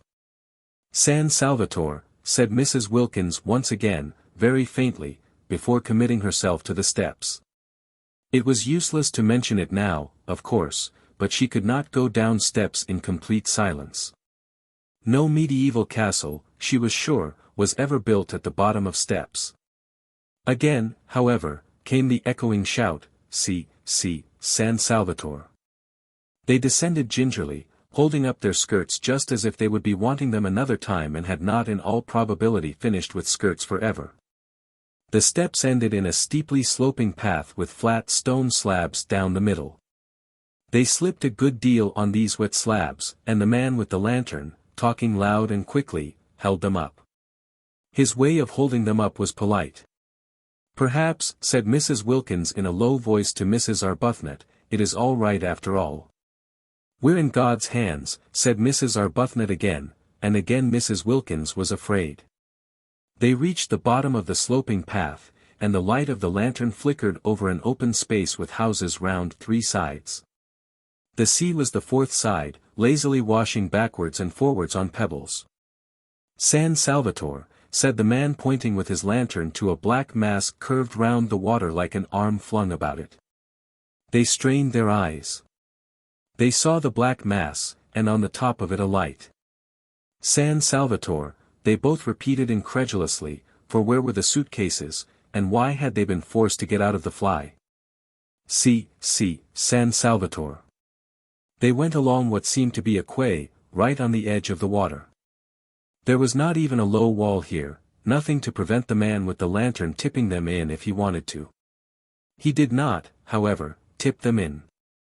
Perhaps it was all right after all, Mrs. Wilkins again suggested to Mrs. Arbuthnot on noticing this, who this time was herself beginning to think that it might be, and said no more about God's hands.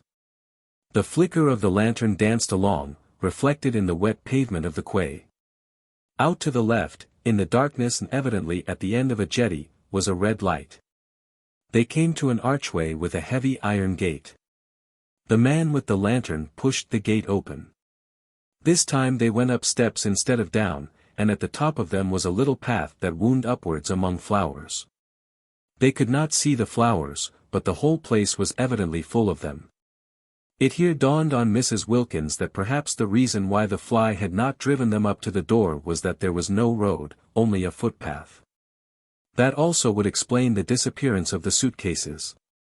She began to feel confident that they would find their suitcases waiting for them when they got up to the top. San Salvatore was, it seemed, on the top of a hill, as a medieval castle should be. At a turn of the path they saw above them, much nearer now and shining more brightly, the light they had seen from the quay. She told Mrs. Arbuthnot of her dawning belief, and Mrs. Arbuthnot agreed that it was very likely a true one. Once more, but this time in a tone of real hopefulness, Mrs. Wilkins said, pointing upwards at the black outline against the only slightly less black sky, San Salvatore. And once more, but this time comfortingly, encouragingly, came back the assurance, see, San Salvatore. They crossed a little bridge, over what was apparently a ravine, and then came a flat bit with long grass at the sides and more flowers. They felt the grass flicking wet against their stockings, and the invisible flowers were everywhere. Then up again through trees, along a zigzag path with the smell all the way of the flowers they could not see. The warm rain was bringing out all the sweetness. Higher and higher they went in this sweet darkness, and the red light on the jetty dropped farther and farther below them. The path wound round to the other side of what appeared to be a little peninsula, the jetty and the red light disappeared, across the emptiness on their left were distant lights. "Mezzago," said the man, waving his lantern at the lights. "See," they answered, for they had by now learned see. Upon which the man congratulated them in a great flow of polite words, not one of which they understood, on their magnificent Italian. For this was Domenico, the vigilant and accomplished gardener of San Salvatore, the prop and stay of the establishment, the resourceful, the gifted, the eloquent, the courteous, the intelligent Domenico. Only they did not know that yet. And he did in the dark, and even sometimes in the light, look, with his knife-sharp swarthy features and swift, panther movements, very like somebody wicked. They passed along another flat bit of path, with a black shape like a high wall towering above them on their right, and then the path went up again under trellises, and trailing sprays of scented things caught at them and shook raindrops on them. And the light of the lantern flickered over lilies, and then came a flight of ancient steps worn with centuries, and then another iron gate, and then they were inside. Though still climbing a twisting flight of stone steps with old walls on either side like the walls of dungeons, and with a vaulted roof. At the top was a wrought iron door, and through it shone a flood of electric light. "Ecco," said Domenico, lively running up the last few steps ahead and pushing the door open. And there they were, arrived, and it was San Salvatore. And their suitcases were waiting for them, and they had not been murdered. They looked at each other's white faces and blinking eyes very solemnly. It was a great, a wonderful moment. Here they were, in their medieval castle at last. Their feet touched its stones. Mrs. Wilkins put her arm round Mrs. Arbuthnot's neck and kissed her. "The first thing to happen in this house," she said softly, solemnly, "shall be a kiss." "Dear Lotty," said Mrs. Arbuthnot. "Dear Rose," said Mrs. Wilkins, her eyes brimming with gladness.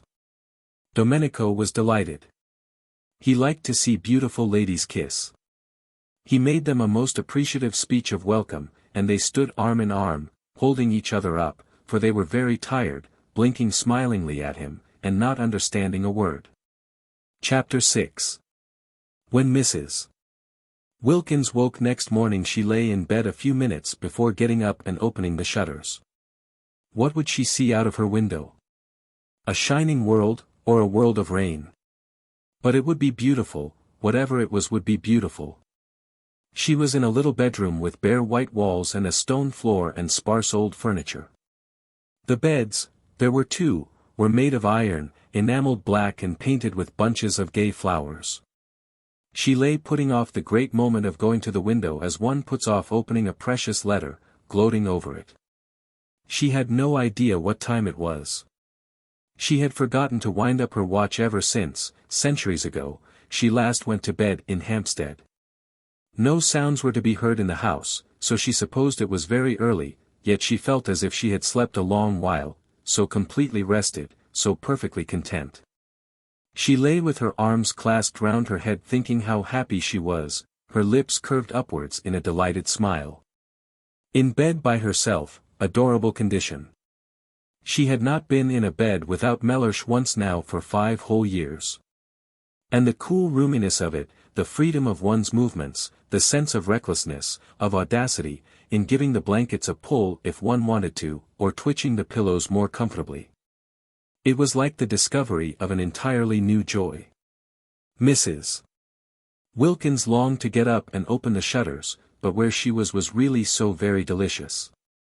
She gave a sigh of contentment, and went on lying there looking round her, taking in everything in her room, her own little room, her very own to arrange just as she pleased for this one blessed month, her room bought with her own savings. The fruit of her careful denials, whose door she could bolt if she wanted to, and nobody had the right to come in.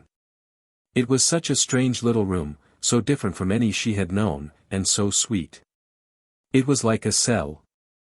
Except for the 2 beds, it suggested a happy austerity. And the name of the chamber, she thought, quoting and smiling round at it, was peace. Well, this was delicious, to lie there thinking how happy she was, but outside those shutters it was more delicious still. She jumped up, pulled on her slippers, for there was nothing on the stone floor but one small rug, ran to the window and threw open the shutters. "Oh!" cried Mrs. Wilkins. All the radiance of April in Italy lay gathered together at her feet. The sun poured in on her. The sea lay asleep in it, hardly stirring. Across the bay the lovely mountains, exquisitely different in color, were asleep too in the light. And underneath her window, at the bottom of the flower-starred grass slope from which the wall of the castle rose up, was a great cypress. Cutting through the delicate blues and violets and rose-colors of the mountains and the sea like a great black sword. She stared. Such beauty, and she there to see it. Such beauty, and she alive to feel it. Her face was bathed in light. Lovely scents came up to the window and caressed her. A tiny breeze gently lifted her hair. Far out in the bay a cluster of almost motionless fishing boats hovered like a flock of white birds on the tranquil sea. How beautiful, how beautiful. Not to have died before this, to have been allowed to see, breathe, feel this. She stared, her lips parted. Happy. Poor, ordinary, everyday word. But what could one say, how could one describe it? It was as though she could hardly stay inside herself, it was as though she were too small to hold so much of joy, it was as though she were washed through with light. And how astonishing to feel this sheer bliss, for here she was, not doing and not going to do a single unselfish thing, not going to do a thing she didn't want to do. According to everybody she had ever come across she ought at least to have twinges. She had not one twinge. Something was wrong somewhere. Wonderful that at home she should have been so good, so terribly good, and merely felt tormented. Twinges of every sort had there been her portion, aches, hurts, discouragements, and she the whole time being steadily unselfish. Now she had taken off all her goodness and left it behind her like a heap of rain-sodden clothes, and she only felt joy. She was naked of goodness, and was rejoicing in being naked. She was stripped, and exulting. And there, away in the dim mugginess of Hampstead, was Mellersh being angry. She tried to visualize Mellersh, she tried to see him having breakfast and thinking bitter things about her. And lo, Mellersh himself began to shimmer, became rose-color, became delicate violet, became an enchanting blue, became formless, became iridescent. Actually Mellersh, after quivering a minute, was lost in light. Well, thought Mrs. Wilkins, staring, as it were, after him. How extraordinary not to be able to visualize Mellersh, and she who used to know every feature, every expression of his by heart, she simply could not see him as he was. She could only see him resolved into beauty, melted into harmony with everything else. The familiar words of the general thanksgiving came quite naturally into her mind, and she found herself blessing God for her creation, preservation, and all the blessings of this life, but above all for his inestimable love, out loud. In a burst of acknowledgement. While Mellersh, at that moment angrily pulling on his boots before going out into the dripping streets, was indeed thinking bitter things about her. She began to dress, choosing clean white clothes in honor of the summer's day, unpacking her suitcases, tidying her adorable little room. She moved about with quick, purposeful steps, her long thin body held up straight, her small face, so much puckered at home with effort and fear, smoothed out. All she had been and done before this morning, all she had felt and worried about, was gone. Each of her worries behaved as the image of Mellersh had behaved, and dissolved into color and light. And she noticed things she had not noticed for years. When she was doing her hair in front of the glass she noticed it, and thought, why, what pretty stuff. For years she had forgotten she had such a thing as hair, plaiting it in the evening and unplaiting it in the morning with the same hurry and indifference with which she laced and unlaced her shoes. Now she suddenly saw it, and she twisted it round her fingers before the glass, and was glad it was so pretty. Mellersh couldn't have seen it either, for he had never said a word about it. Well, when she got home she would draw his attention to it. Mellersh, she would say, look at my hair. Aren't you pleased you've got a wife with hair like curly honey? She laughed. She had never said anything like that to Mellersh yet, and the idea of it amused her. But why had she not? Oh yes, she used to be afraid of him. Funny to be afraid of anybody, and especially of one's husband, whom one saw in his more simplified moments, such as asleep, and not breathing properly through his nose. When she was ready she opened her door to go across to see if Rose, who had been put the night before by a sleepy maidservant into a cell opposite, were awake. She would say good morning to her, and then she would run down and stay with that cypress tree till breakfast was ready. And after breakfast she wouldn't so much as look out of a window till she had helped Rose get everything ready for Lady Caroline and Mrs. Fisher. There was much to be done that day, settling in, arranging the rooms. She mustn't leave Rose to do it alone. They would make it all so lovely for the two to come, have such an entrancing vision ready for them of little cells bright with flowers. She remembered she had wanted Lady Caroline not to come. Fancy wanting to shut someone out of heaven because she thought she would be shy of her. And as though it mattered if she were, and as though she would be anything so self-conscious as shy. Besides, what a reason. She could not accuse herself of goodness over that. And she remembered she had wanted not to have Mrs. Fisher either, because she had seemed lofty. How funny of her. So funny to worry about such little things, making them important. The bedrooms and two of the sitting rooms at San Salvatore were on the top floor, and opened into a roomy hall with a wide glass window at the north end. San Salvatore was rich in small gardens in different parts and on different levels. The garden this window looked down on was made on the highest part of the walls, and could only be reached through the corresponding spacious hall on the floor below. When Mrs. Wilkins came out of her room this window stood wide open, and beyond it in the sun was a Judas tree in full flower. There was no sign of anybody, no sound of voices or feet. Tubs of arum lilies stood about on the stone floor, and on a table flamed a huge bunch of fierce nasturtiums. Spacious, flowery, silent, with the wide window at the end opening into the garden, and the Judas tree absurdly beautiful in the sunshine, it seemed to Mrs. Wilkins, arrested on her way across to Mrs. Arbuthnot, too good to be true. Was she really going to live in this for a whole month? Up to now she had had to take what beauty she could as she went along, snatching at little bits of it when she came across it, a patch of daisies on a fine day in a Hampstead field, a flash of sunset between two chimney pots. She had never been in definitely, completely beautiful places. She had never been even in a venerable house, and such a thing as a profusion of flowers in her rooms was unattainable to her. Sometimes in the spring she had bought 6 tulips at Shoolbred's, unable to resist them, conscious that Mellersh if he knew what they had cost would think it inexcusable, but they had soon died, and then there were no more. As for the Judas tree, she hadn't an idea what it was, and gazed at it out there against the sky with the rapt expression of one who sees a heavenly vision.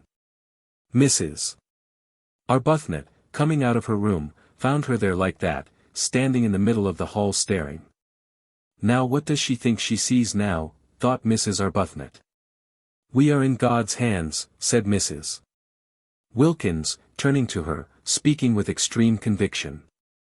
Oh, said Mrs. Arbuthnot quickly, her face, which had been covered with smiles when she came out of her room, falling. Why, what has happened? For Mrs. Arbuthnot had woken up with such a delightful feeling of security, of relief, and she did not want to find she had not after all escaped from the need of refuge. She had not even dreamed of Frederick. For the first time for years she had been spared the nightly dream that he was with her, that they were heart to heart, and its miserable awakening. She had slept like a baby, and had woken up confident. She had found there was nothing she wished to say in her morning prayer except thank you. It was disconcerting to be told she was after all in God's hands. I hope nothing has happened, she asked anxiously.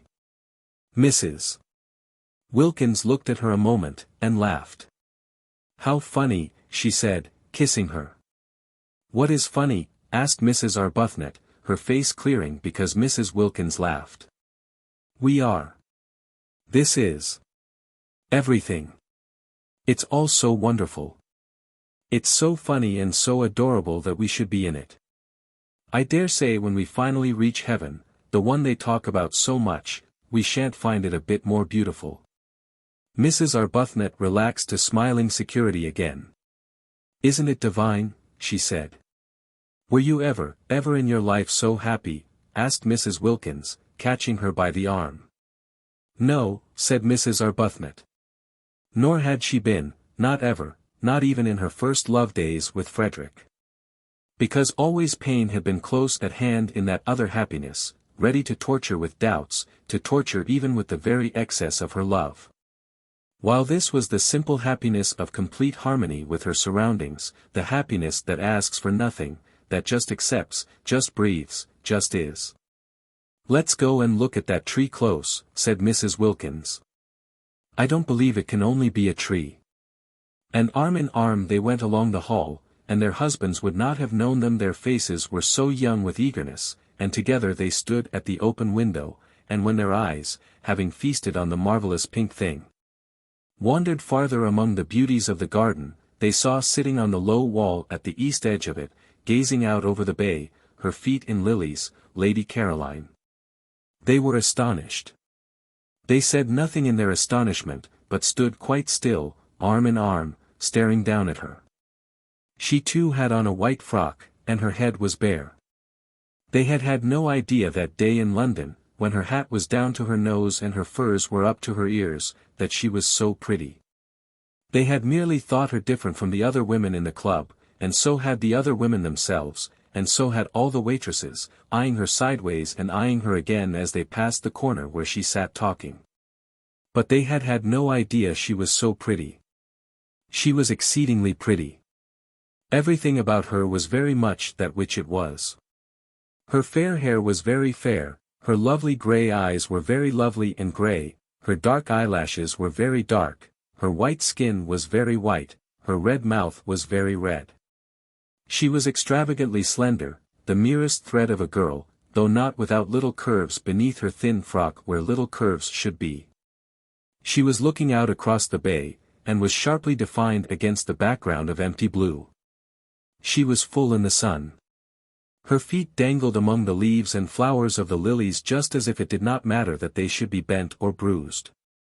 She ought to have a headache, whispered Mrs. Arbuthnot at last, sitting there in the sun like that. She ought to have a hat, whispered Mrs. Wilkins. She's treading on lilies. But they're hers as much as ours. Only 1/4 of them. Lady Caroline turned her head.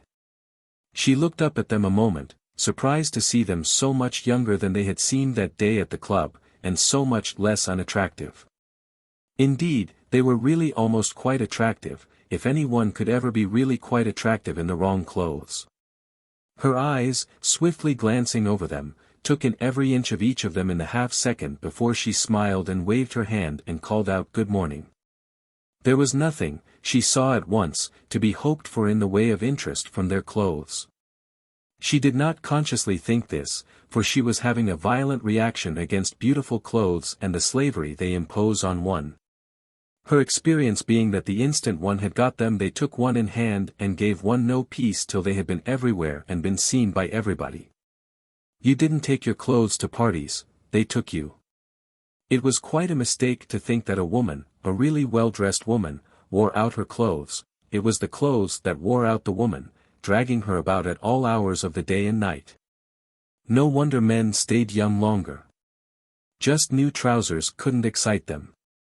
She couldn't suppose that even the newest trousers ever behaved like that, taking the bit between their teeth. Her images were disorderly, but she thought as she chose, she used what images she liked. As she got off the wall and came towards the window, it seemed a restful thing to know she was going to spend an entire month with people in dresses made as she dimly remembered dresses used to be made 5 summers ago. I got here yesterday morning, she said, looking up at them and smiling. She really was bewitching. She had everything, even a dimple. It's a great pity, said Mrs. Arbuthnot, smiling back, because we were going to choose the nicest room for you. Oh, but I've done that, said Lady Caroline. At least, I think it's the nicest. It looks 2 ways, I adore a room that looks 2 ways, don't you? Over the sea to the west, and over this Judas tree to the north.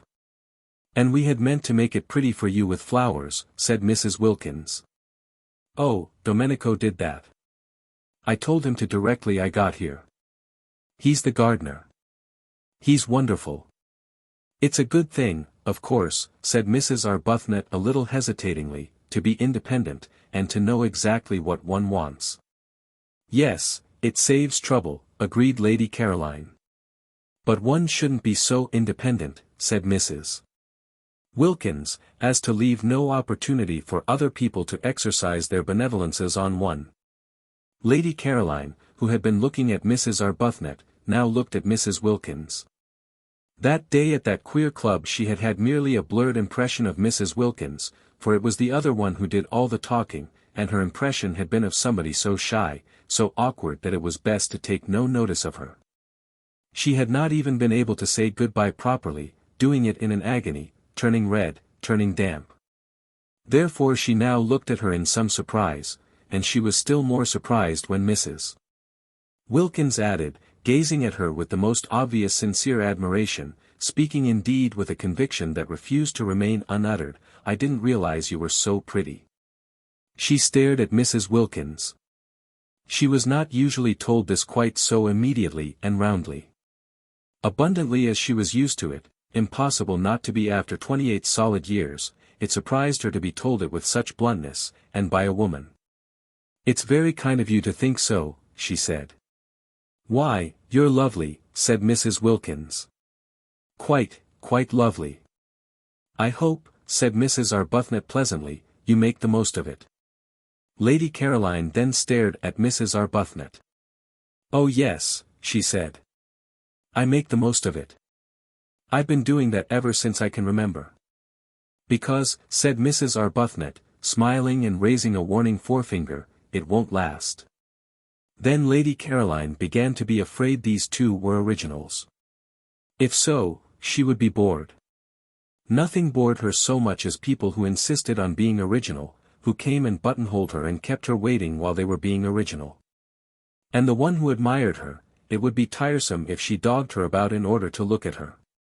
What she wanted of this holiday was complete escape from all she had had before. She wanted the rest of complete contrast.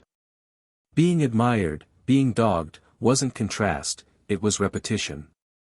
And as for originals, to find herself shut up with two on the top of a precipitous hill in a medieval castle built for the express purpose of preventing easy-goings out and in, would not, she was afraid, be especially restful.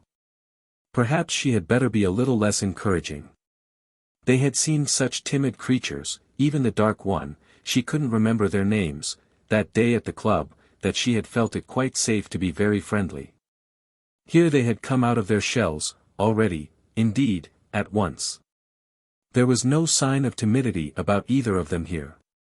If they had got out of their shells so immediately, at the very first contact, unless she checked them they would soon begin to press upon her, and then goodbye to her dream of 30 restful, silent days, lying unmolested in the sun. Getting her feathers smooth again, not being spoken to, not waited on, not grabbed at and monopolized, but just recovering from the fatigue, the deep and melancholy fatigue, of the too much. Besides, there was Mrs. Fisher. She too must be checked. Lady Caroline had started 2 days earlier than had been arranged for 2 reasons. First, because she wished to arrive before the others in order to pick out the room or rooms she preferred, and second, because she judged it likely that otherwise she would have to travel with Mrs. Fisher. She did not want to travel with Mrs. Fisher. She did not want to arrive with Mrs. Fisher. She saw no reason whatever why for a single moment she should have to have anything at all to do with Mrs. Fisher. But unfortunately Mrs. Fisher also was filled with a desire to get to San Salvatore first and pick out the room or rooms she preferred, and she and Lady Caroline had after all travelled together. As early as Calais they began to suspect it, in Paris they feared it. At Modane they knew it, at Mazego they concealed it, driving out to Castagneto in 2 separate flies, the nose of the one almost touching the back of the other the whole way. But when the road suddenly left off at the church and the steps, further evasion was impossible, and faced by this abrupt and difficult finish to their journey there was nothing for it but to amalgamate. Because of Mrs. Fisher's stick Lady Caroline had to see about everything. Mrs. Fisher's intentions, she explained from her fly when the situation had become plain to her, were active, but her stick prevented their being carried out. The 2 drivers told Lady Caroline boys would have to carry the luggage up to the castle, and she went in search of some, while Mrs. Fisher waited in the fly because of her stick. Mrs. Fisher could speak Italian, but only, she explained, the Italian of Dante, which Matthew Arnold used to read with her when she was a girl, and she thought this might be above the heads of boys. Therefore Lady Caroline, who spoke ordinary Italian very well, was obviously the one to go and do things. "I am in your hands," said Mrs. Fisher, sitting firmly in her fly. "You must please regard me as merely an old woman with a stick."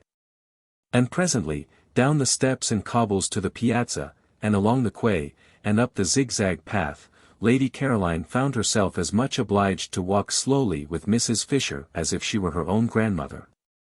"It's my stick, Mrs. Fisher complacently remarked at intervals. And when they rested at those bends of the zigzag path where seats were, and Lady Caroline, who would have liked to run on and get to the top quickly, was forced in common humanity to remain with Mrs. Fisher because of her stick, Mrs. Fisher told her how she had been on a zigzag path once with Tennyson. "Isn't his cricket wonderful?" said Lady Caroline absently. "The Tennyson," said Mrs. Fisher, turning her head and observing her a moment over her spectacles. "Isn't he?" said Lady Caroline. "I am speaking," said Mrs. Fisher, "of Alfred." "Oh," said Lady Caroline. "And it was a path, too, Mrs. Fisher went on severely, curiously like this. "No eucalyptus tree, of course, but otherwise curiously like this. And at one of the bends he turned and said to me, I see him now turning and saying to me, 'Yes, Mrs. Fisher would have to be checked. And so would these 2 up at the window. She had better begin at once.' She was sorry she had got off the wall. All she need have done was to have waved her hand, and waited till they came down and out into the garden to her. So she ignored Mrs. Arbuthnot's remark and raised forefinger, and said with marked coldness, at least, she tried to make it sound marked, that she supposed they would be going to breakfast, and that she had had hers. But it was her fate that however coldly she sent forth her words they came out sounding quite warm and agreeable. That was because she had a sympathetic and delightful voice, due entirely to some special formation of her throat and the roof of her mouth, and having nothing whatever to do with what she was feeling. Nobody in consequence ever believed they were being snubbed. It was most tiresome. And if she stared icily it did not look icy at all, because her eyes, lovely to begin with, had the added loveliness of very long, soft, dark eyelashes. No icy stare could come out of eyes like that, it got caught and lost in the soft eyelashes, and the person stared at merely thought they were being regarded with a flattering and exquisite attentiveness.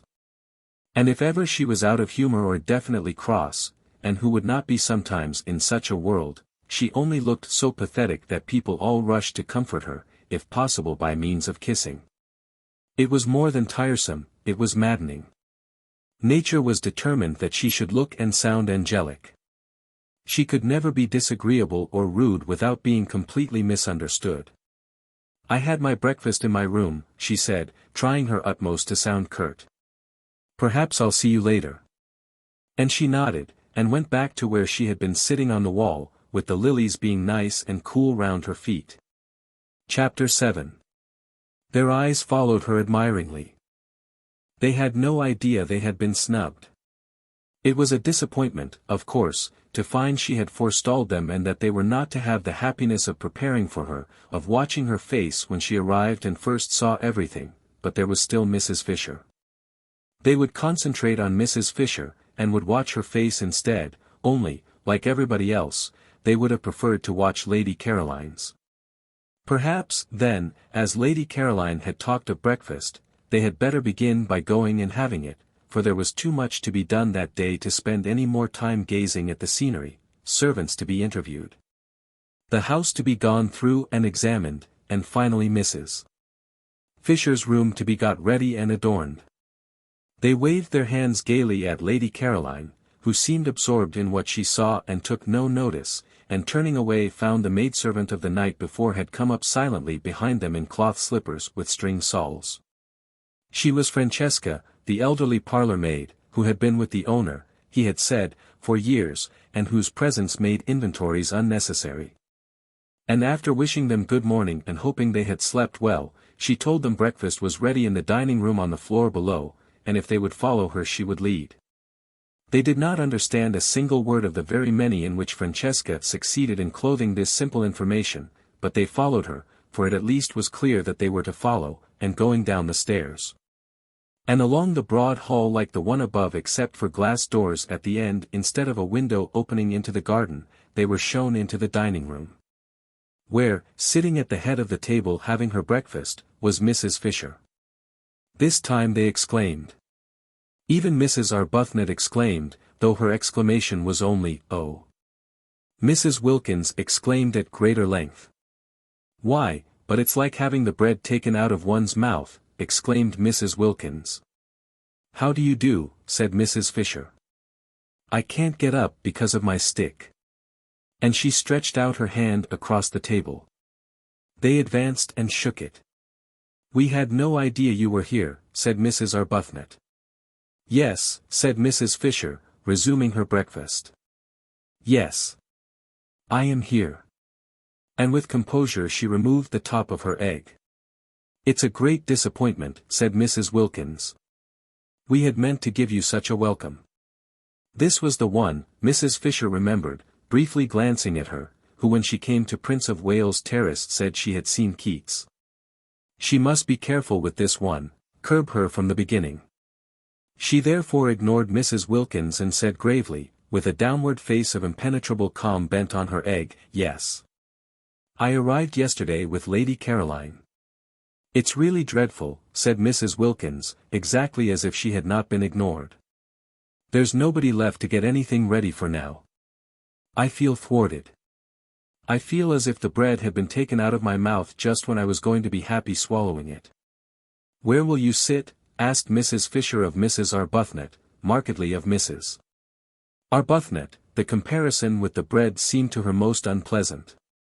Oh, thank you, said Mrs. Arbuthnot, sitting down rather suddenly next to her. There were only 2 places she could sit down in, the places laid on either side of Mrs. Fisher. She therefore sat down in one, and Mrs. Wilkins sat down opposite her in the other. Mrs. Fisher was at the head of the table. Round her was grouped the coffee and the tea. Of course they were all sharing San Salvatore equally, but it was she herself and Lotty, Mrs. Arbuthnot mildly reflected, who had found it, who had had the work of getting it, who had chosen to admit Mrs. Fisher into it. Without them, she could not help thinking, Mrs. Fisher would not have been there. Morally Mrs. Fisher was a guest. There was no hostess in this party, but supposing there had been a hostess it would not have been Mrs. Fisher, nor Lady Caroline, it would have been either herself or Lotty.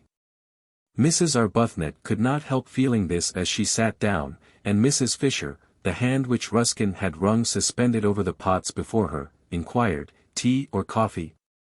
She could not help feeling it even more definitely when Mrs. Fisher touched a small gong on the table beside her as though she had been used to that gong and that table ever since she was little, and, on Francesca's appearing, bade her in the language of Dante bring more milk. There was a curious air about Mrs. Fisher, thought Mrs. Arbuthnot, of being in possession, and if she herself had not been so happy she would have perhaps minded. Mrs. Wilkins noticed it too, but it only made her discursive brain think of cuckoos.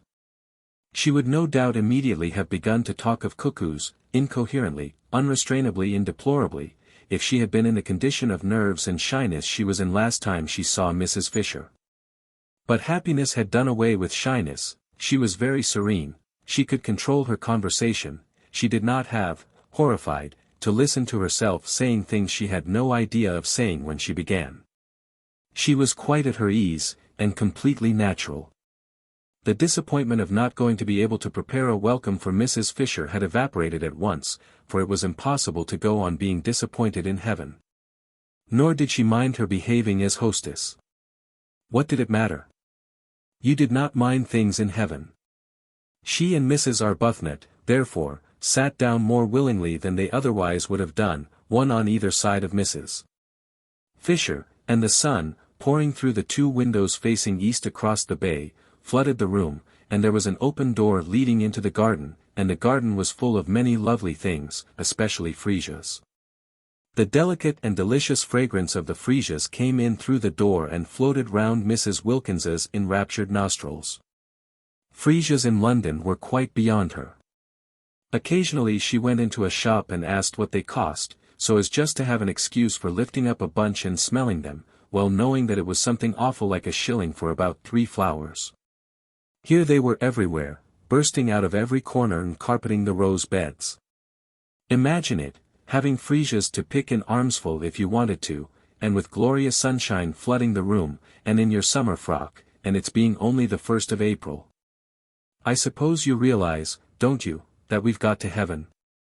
She said, beaming at Mrs. Fisher with all the familiarity of a fellow angel. They are considerably younger than I had supposed, thought Mrs. Fisher, and not nearly so plain. And she mused a moment, while she took no notice of Mrs. Wilkins's exuberance, on their instant and agitated refusal that day at Prince of Wales Terrace to have anything to do with the giving or the taking of references. Nothing could affect her, of course, nothing that anybody did. She was far too solidly seated in respectability. At her back stood massively in a tremendous row those 3 great names she had offered, and they were not the only ones she could turn to for support and countenance. Even if these young women, she had no grounds for believing the one out in the garden to be really Lady Caroline Dester. She had merely been told she was, even if these young women should all turn out to be what Browning used to call, how well she remembered his amusing and delightful way of putting things, fly-by-nights, what could it possibly, or in any way matter to her? Let them fly by night if they wished. One was not 65 for nothing.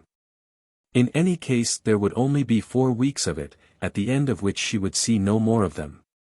And in the meanwhile there were plenty of places where she could sit quietly away from them and remember.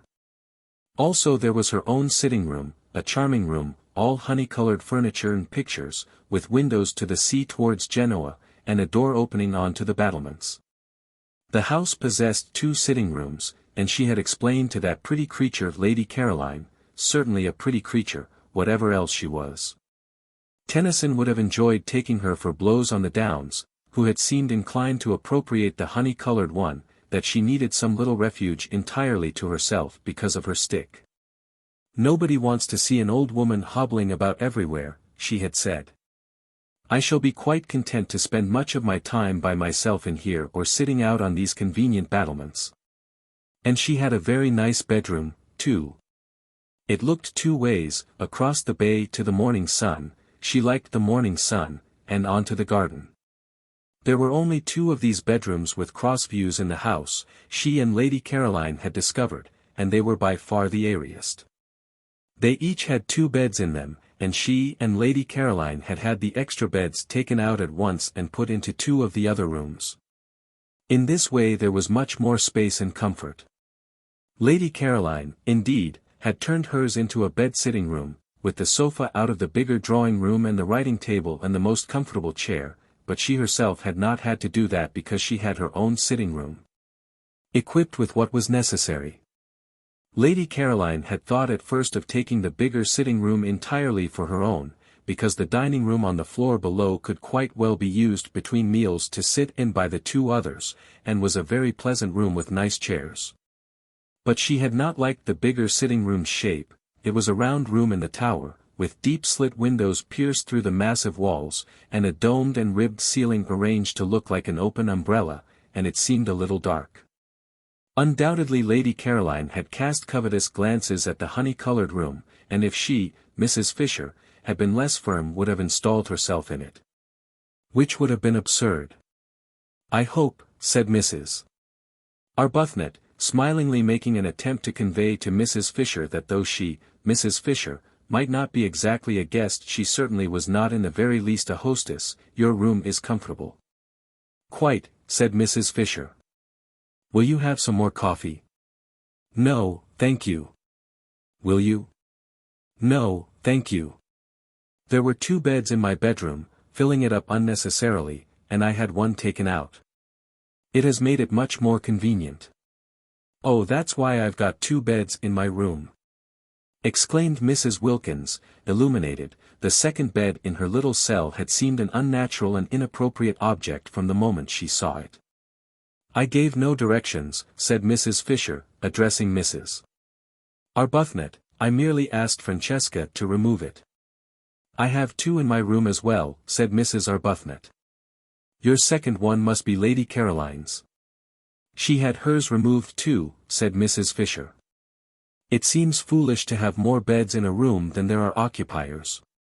"But we haven't got any husbands here either," said Mrs. Wilkins, "and I don't see any use in extra beds in one's room if one hasn't got husbands to put in them. Can't we have them taken away too?" "Beds," said Mrs. Fisher coldly, "cannot be removed from one room after another. They must remain somewhere." Mrs. Wilkins's remarks seemed to Mrs. Fisher persistently unfortunate. Each time she opened her mouth she said something best left unsaid.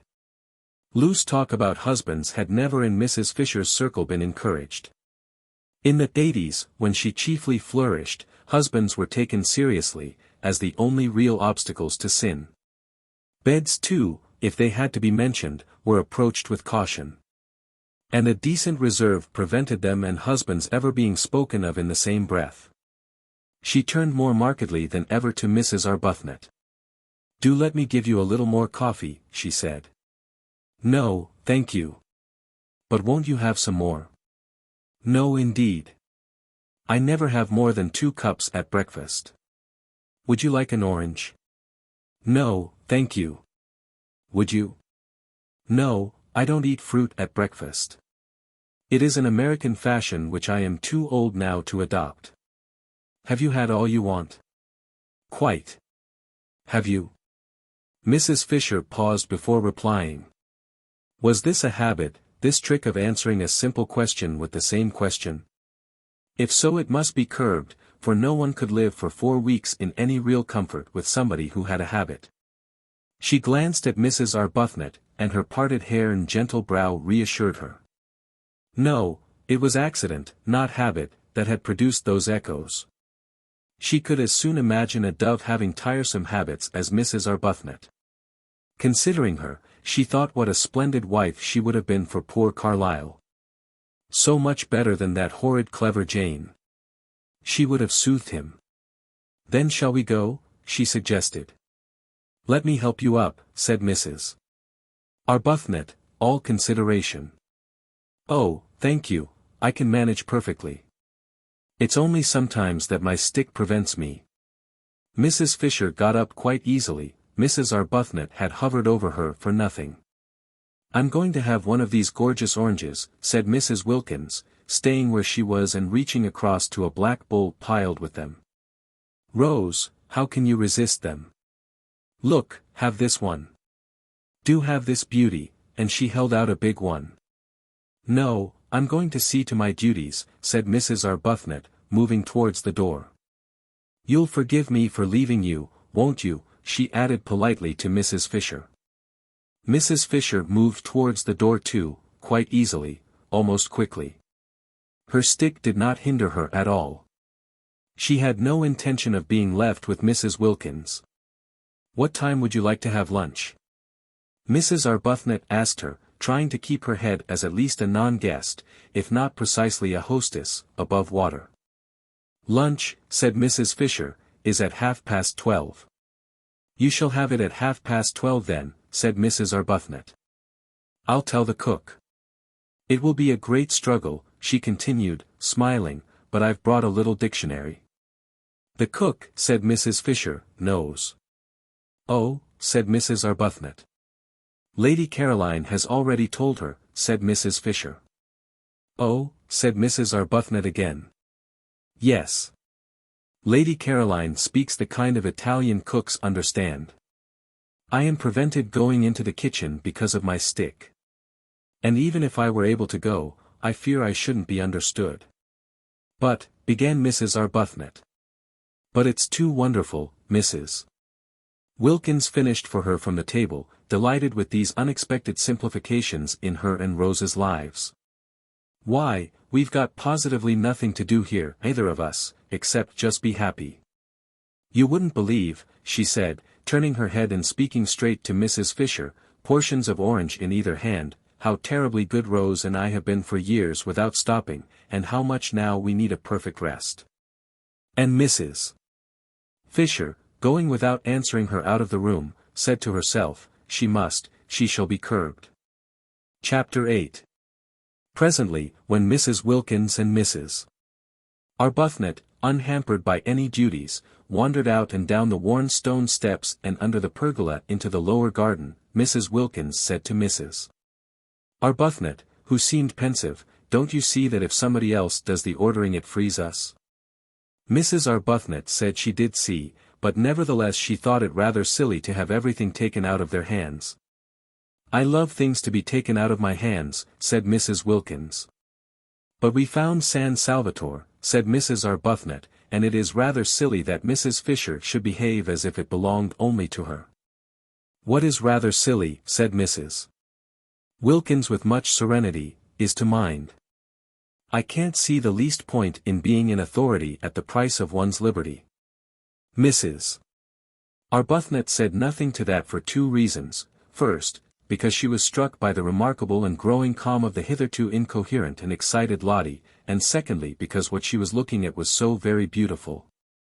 All down the stone steps on either side were periwinkles in full flower, and she could now see what it was that had caught at her the night before and brushed, wet and scented, across her face. It was wisteria. Wisteria and sunshine. She remembered the advertisement.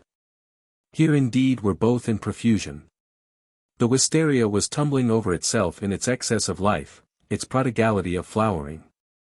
And where the pergola ended the sun blazed on scarlet geraniums, bushes of them, and nasturtiums in great heaps, and marigolds so brilliant that they seemed to be burning, and red and pink snapdragons, all outdoing each other in bright, fierce color.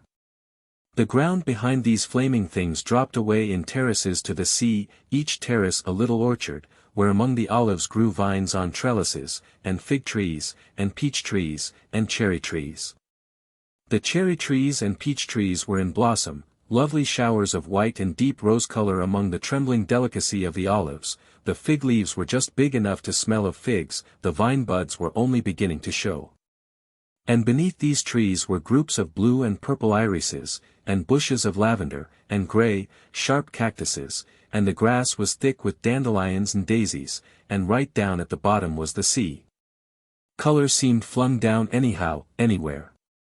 Every sort of color, piled up in heaps, pouring along in rivers. The periwinkles looked exactly as if they were being poured down each side of the steps, and flowers that grow only in borders in England. Proud flowers keeping themselves to themselves over there, such as the great blue irises and the lavender, were being jostled by small, shining common things like dandelions and daisies and the white bells of the wild onion. And only seemed the better and the more exuberant for it. They stood looking at this crowd of loveliness, this happy jumble, in silence. No, it didn't matter what Mrs. Fisher did, not here, not in such beauty. Mrs. Arbuthnot's discomposure melted out of her. In the warmth and light of what she was looking at, of what to her was a manifestation, an entirely new side of God, how could one be discomposed? If only Frederick were with her, seeing it too, seeing as he would have seen it when first they were lovers, in the days when he saw what she saw and loved what she loved. She sighed. "You mustn't sigh in heaven," said Mrs. Wilkins. "One doesn't." "I was thinking how one longs to share this with those one loves," said Mrs. Arbuthnot. "You mustn't long in heaven," said Mrs. Wilkins. "You're supposed to be quite complete there. And it is heaven, isn't it, Rose? See how everything has been let in together, the dandelions and the irises, the vulgar and the superior, me and Mrs. Fisher, all welcome, all mixed up anyhow, and all so visibly happy in enjoying ourselves." "Mrs. Fisher doesn't seem happy, not visibly, anyhow," said Mrs. Arbuthnot, smiling. "She'll begin soon, you'll see." Mrs. Arbuthnot said she didn't believe that after a certain age people began anything. Mrs. Wilkins said she was sure no one, however old and tough, could resist the effects of perfect beauty. Before many days, perhaps only hours, they would see Mrs. Fisher bursting out into every kind of exuberance. "I'm quite sure," said Mrs. Wilkins, "that we've got to heaven, and once Mrs. Fisher realizes that that's where she is, she's bound to be different. You'll see. She'll leave off being ossified, and go all soft and able to stretch, and we shall get why, I shouldn't be surprised if we get quite fond of her." The idea of Mrs. Fisher bursting out into anything, she who seemed so particularly firmly fixed inside her buttons, made Mrs. Arbuthnot laugh. She condoned Lottie's loose way of talking of heaven, because in such a place, on such a morning, condonation was in the very air. Besides, what an excuse there was. And Lady Caroline, sitting where they had left her before breakfast on the wall, peeped over when she heard laughter, and saw them standing on the path below. And thought what a mercy it was they were laughing down there and had not come up and done it round her. She disliked jokes at all times, but in the morning she hated them, especially close up, especially crowding in her ears. She hoped the originals were on their way out for a walk, and not on their way back from one. They were laughing more and more. What could they possibly find to laugh at?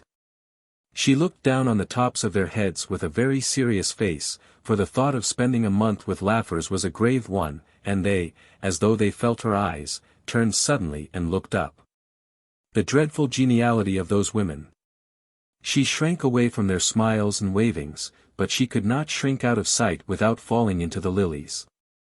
She neither smiled nor waved back, and turning her eyes to the more distant mountains surveyed them carefully till the two, tired of waving, moved away along the path and turned the corner and disappeared. This time they both did notice that they had been met with, at least, unresponsiveness. "If we weren't in heaven," said Mrs. Wilkins serenely, "I should say we had been snubbed, but as nobody snubs anybody there, of course we can't have been." "Perhaps she is unhappy," said Mrs. Arbuthnot. "Whatever it is she'll get over it here," said Mrs. Wilkins with conviction. "We must try and help her," said Mrs. Arbuthnot. "Oh, but nobody helps anybody in heaven. That's finished with. You don't try to be, or do. You simply are." Well, Mrs. Arbuthnot wouldn't go into that, not here, not today. The vicar, she knew, would have called Lotty's talk levity, if not profanity. How old he seemed from here, an old, old vicar. They left the path, and clambered down the olive terraces, down and down, to where at the bottom the warm, sleepy sea heaved gently among the rocks. There a pine tree grew close to the water, and they sat under it, and a few yards away was a fishing boat lying motionless and green-bellied on the water. The ripples of the sea made little gurgling noises at their feet. They screwed up their eyes to be able to look into the blaze of light beyond the shade of their tree. The hot smell from the pine needles and from the cushions of wild thyme that padded the spaces between the rocks, and sometimes a smell of pure honey from a clump of warm irises up behind them in the sun, puffed across their faces. Very soon Mrs. Wilkins took her shoes and stockings off, and let her feet hang in the water. After watching her a minute Mrs. Arbuthnot did the same. Their happiness was then complete. Their husbands would not have known them. They left off talking. They ceased to mention heaven.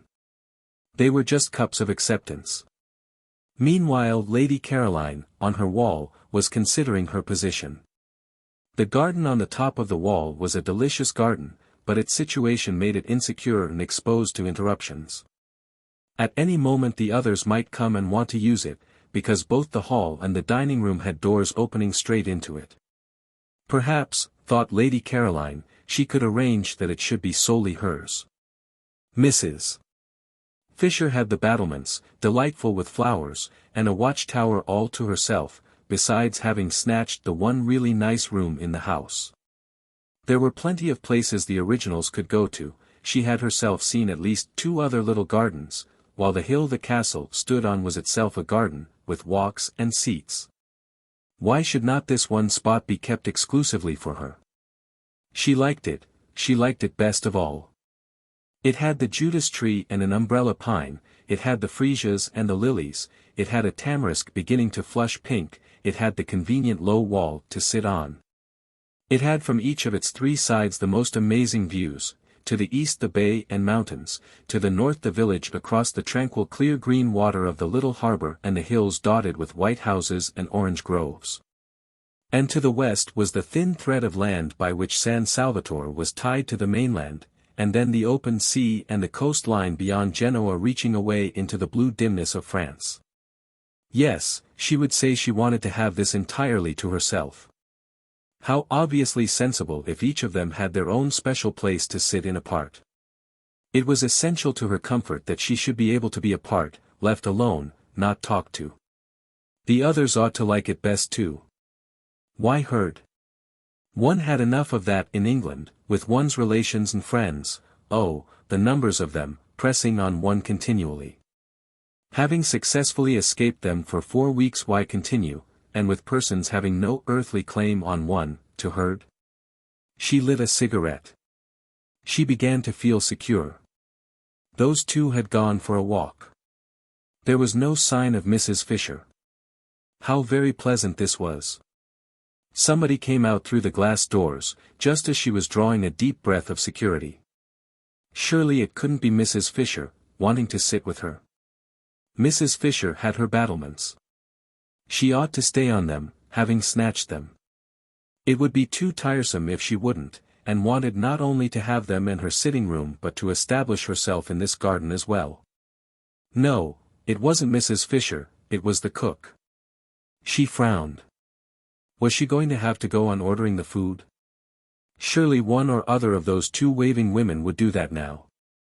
The cook, who had been waiting in increasing agitation in the kitchen, watching the clock getting nearer to lunchtime while she still was without knowledge of what lunch was to consist of, had gone at last to Mrs. Fisher, who had immediately waved her away. She then wandered about the house seeking a mistress, any mistress, who would tell her what to cook, and finding none. And at last, directed by Francesca, who always knew where everybody was, came out to Lady Caroline. Domenico had provided this cook. She was Costanza, the sister of that one of his cousins who kept a restaurant down on the piazza. She helped her brother in his cooking when she had no other job, and knew every sort of fat, mysterious Italian dish such as the workmen of Castagneto, who crowded the restaurant at midday. And the inhabitants of Mezzago when they came over on Sundays, loved to eat. She was a fleshless spinster of 50, grey-haired, nimble, rich of speech, and thought Lady Caroline more beautiful than anyone she had ever seen, and so did Domenico, and so did the boy Giuseppe who helped Domenico and was, besides, his nephew. And so did the girl Angela who helped Francesca and was, besides, Domenico's niece, and so did Francesca herself. Domenico and Francesca, the only two who had seen them, thought the two ladies who arrived last very beautiful, but compared to the fair young lady who arrived first they were as candles to the electric light that had lately been installed. And as the tin tubs in the bedrooms to the wonderful new bathroom their master had arranged on his last visit. Lady Caroline scowled at the cook. The scowl, as usual, was transformed on the way into what appeared to be an intent and beautiful gravity, and Costanza threw up her hands and took the saints aloud to witness that here was the very picture of the Mother of God. Lady Caroline asked her crossly what she wanted, and Costanza's head went on one side with delight at the sheer music of her voice. She said, after waiting a moment in case the music was going to continue, for she didn't wish to miss any of it, that she wanted orders. She had been to the Signorina's mother, but in vain. "She is not my mother," repudiated Lady Caroline angrily. And her anger sounded like the regretful wail of a melodious orphan. Costanza poured forth pity. She too, she explained, had no mother. Lady Caroline interrupted with the curt information that her mother was alive and in London. Costanza praised God and the saints that the young lady did not yet know what it was like to be without a mother. Quickly enough did misfortunes overtake one, no doubt the young lady already had a husband. "No," said Lady Caroline icily. Worse than jokes in the morning did she hate the idea of husbands.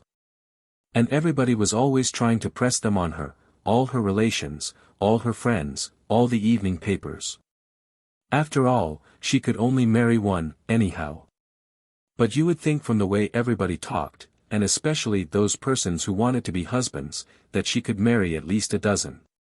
Her soft, pathetic no made Costanza, who was standing close to her, well with sympathy.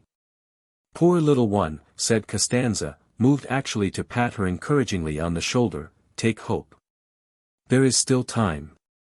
"For lunch," said Lady Caroline freezingly, marveling as she spoke that she should be patted, she who had taken so much trouble to come to a place, remote and hidden, where she could be sure that among other things of a like oppressive nature pattings also were not. "We will have." Costanza became businesslike. She interrupted with suggestions, and her suggestions were all admirable and all expensive.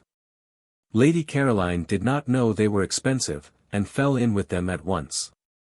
They sounded very nice.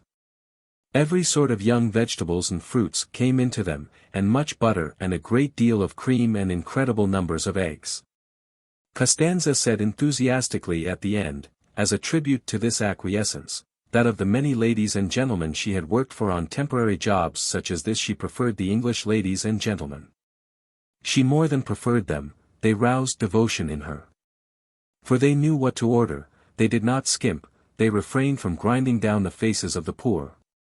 From this Lady Caroline concluded that she had been extravagant, and promptly countermanded the cream. Costanza's face fell, for she had a cousin who had a cow, and the cream was to have come from them both. "And perhaps we had better not have chickens," said Lady Caroline. Costanza's face fell more, for her brother at the restaurant kept chickens in his backyard, and many of them were ready for killing. "Also do not order strawberries till I have consulted with the other ladies," said Lady Caroline, remembering that it was only the 1st of April, and that perhaps people who lived in Hampstead might be poor. Indeed, must be poor, or why live in Hampstead? It is not I who am mistress here. Is it the old one? Asked Costanza, her face very long. No, said Lady Caroline. Which of the other two ladies is it? Neither, said Lady Caroline. Then Costanza's smiles returned, for the young lady was having fun with her and making jokes.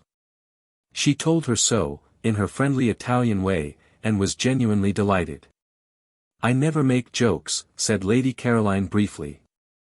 You had better go, or lunch will certainly not be ready by 12:30. And these curt words came out sounding so sweet that Costanza felt as if kind compliments were being paid her, and forgot her disappointment about the cream and the chickens, and went away all gratitude and smiles. This, thought Lady Caroline, will never do. I haven't come here to housekeep, and I won't. She called Costanza back. Costanza came running. The sound of her name in that voice enchanted her. I have ordered the lunch for today, said Lady Caroline, with the serious angel face that was hers when she was annoyed, and I have also ordered the dinner, but from now on you will go to one of the other ladies for orders. I give no more. The idea that she would go on giving orders was too absurd. She never gave orders at home. Nobody there dreamed of asking her to do anything. That such a very tiresome activity should be thrust upon her here, simply because she happened to be able to talk Italian, was ridiculous. Let the originals give orders if Mrs. Fisher refused to. Mrs.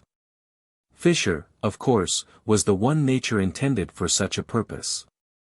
She had the very air of a competent housekeeper. Her clothes were the clothes of a housekeeper, and so was the way she did her hair. Having delivered herself of her ultimatum with an acerbity that turned sweet on the way, and accompanied it by a peremptory gesture of dismissal that had the grace and loving kindness of a benediction. It was annoying that Costanza should only stand still with her head on one side gazing at her in obvious delight. Oh, go away, exclaimed Lady Caroline in English, suddenly exasperated. There had been a fly in her bedroom that morning which had stuck just as Costanza was sticking, only one, but it might have been a myriad, it was so tiresome from daylight on. It was determined to settle on her face, and she was determined it should not. Its persistence was uncanny. It woke her, and would not let her go to sleep again.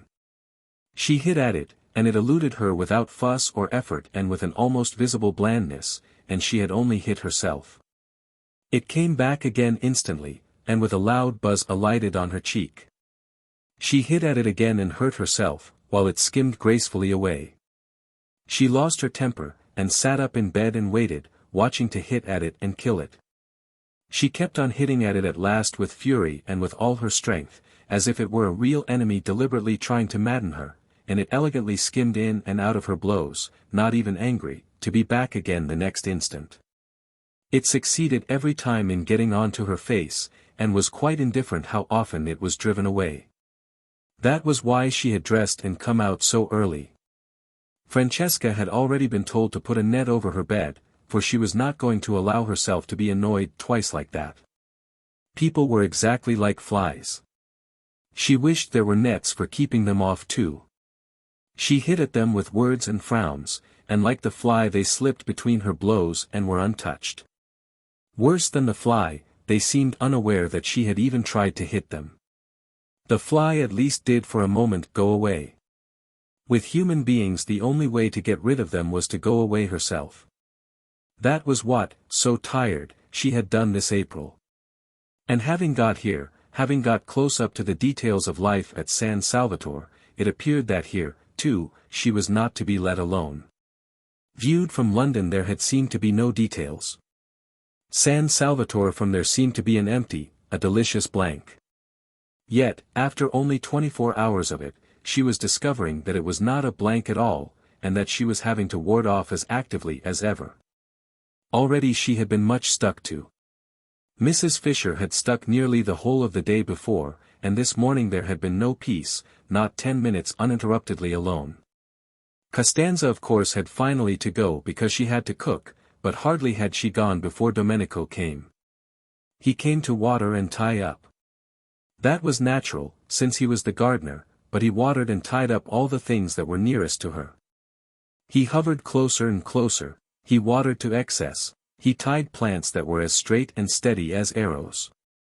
Well, at least he was a man, and therefore not quite so annoying, and his smiling good morning was received with an answering smile. Upon which Domenico forgot his family, his wife, his mother, his grown-up children and all his duties, and only wanted to kiss the young lady's feet. He could not do that, unfortunately, but he could talk while he worked, and talk he did. Voluminously, pouring out every kind of information, illustrating what he said with gestures so lively that he had to put down the watering pot, and thus delay the end of the watering. Lady Caroline bore it for a time but presently was unable to bear it, and as he would not go, and she could not tell him to, seeing that he was engaged in his proper work, once again it was she who had to. She got off the wall and moved to the other side of the garden, where in a wooden shed were some comfortable low cane chairs. All she wanted was to turn one of these round with its back to Domenico and its front to the sea towards Genoa. Such a little thing to want. One would have thought she might have been allowed to do that unmolested. But he, who watched her every movement, when he saw her approaching the chairs darted after her and seized one and asked to be told where to put it. Would she never get away from being waited on, being made comfortable, being asked where she wanted things put, having to say thank you? She was short with Domenico, who instantly concluded the sun had given her a headache, and ran in and fetched her a sunshade and a cushion and a footstool, and was skilful, and was wonderful, and was one of nature's gentlemen. She shut her eyes in a heavy resignation. She could not be unkind to Domenico. She could not get up and walk indoors as she would have done if it had been one of the others. Domenico was intelligent and very competent. She had at once discovered that it was he who really ran the house, who really did everything. And his manners were definitely delightful, and he undoubtedly was a charming person. It was only that she did so much long to be let alone. If only she could be left quite quiet for this 1 month, she felt that she might perhaps make something of herself after all. She kept her eyes shut, because then he would think she wanted to sleep and would go away. Domenico's romantic Italian soul melted within him at the sight, for having her eyes shut was extraordinarily becoming to her. He stood entranced, quite still, and she thought he had stolen away, so she opened them again. No. There he was, staring at her. Even he. There was no getting away from being stared at. "I have a headache," she said, shutting them again. "It is the sun," said Domenico, and sitting on the wall without a hat. "I wish to sleep." "Si, signorina," he said sympathetically, and went softly away. She opened her eyes with a sigh of relief.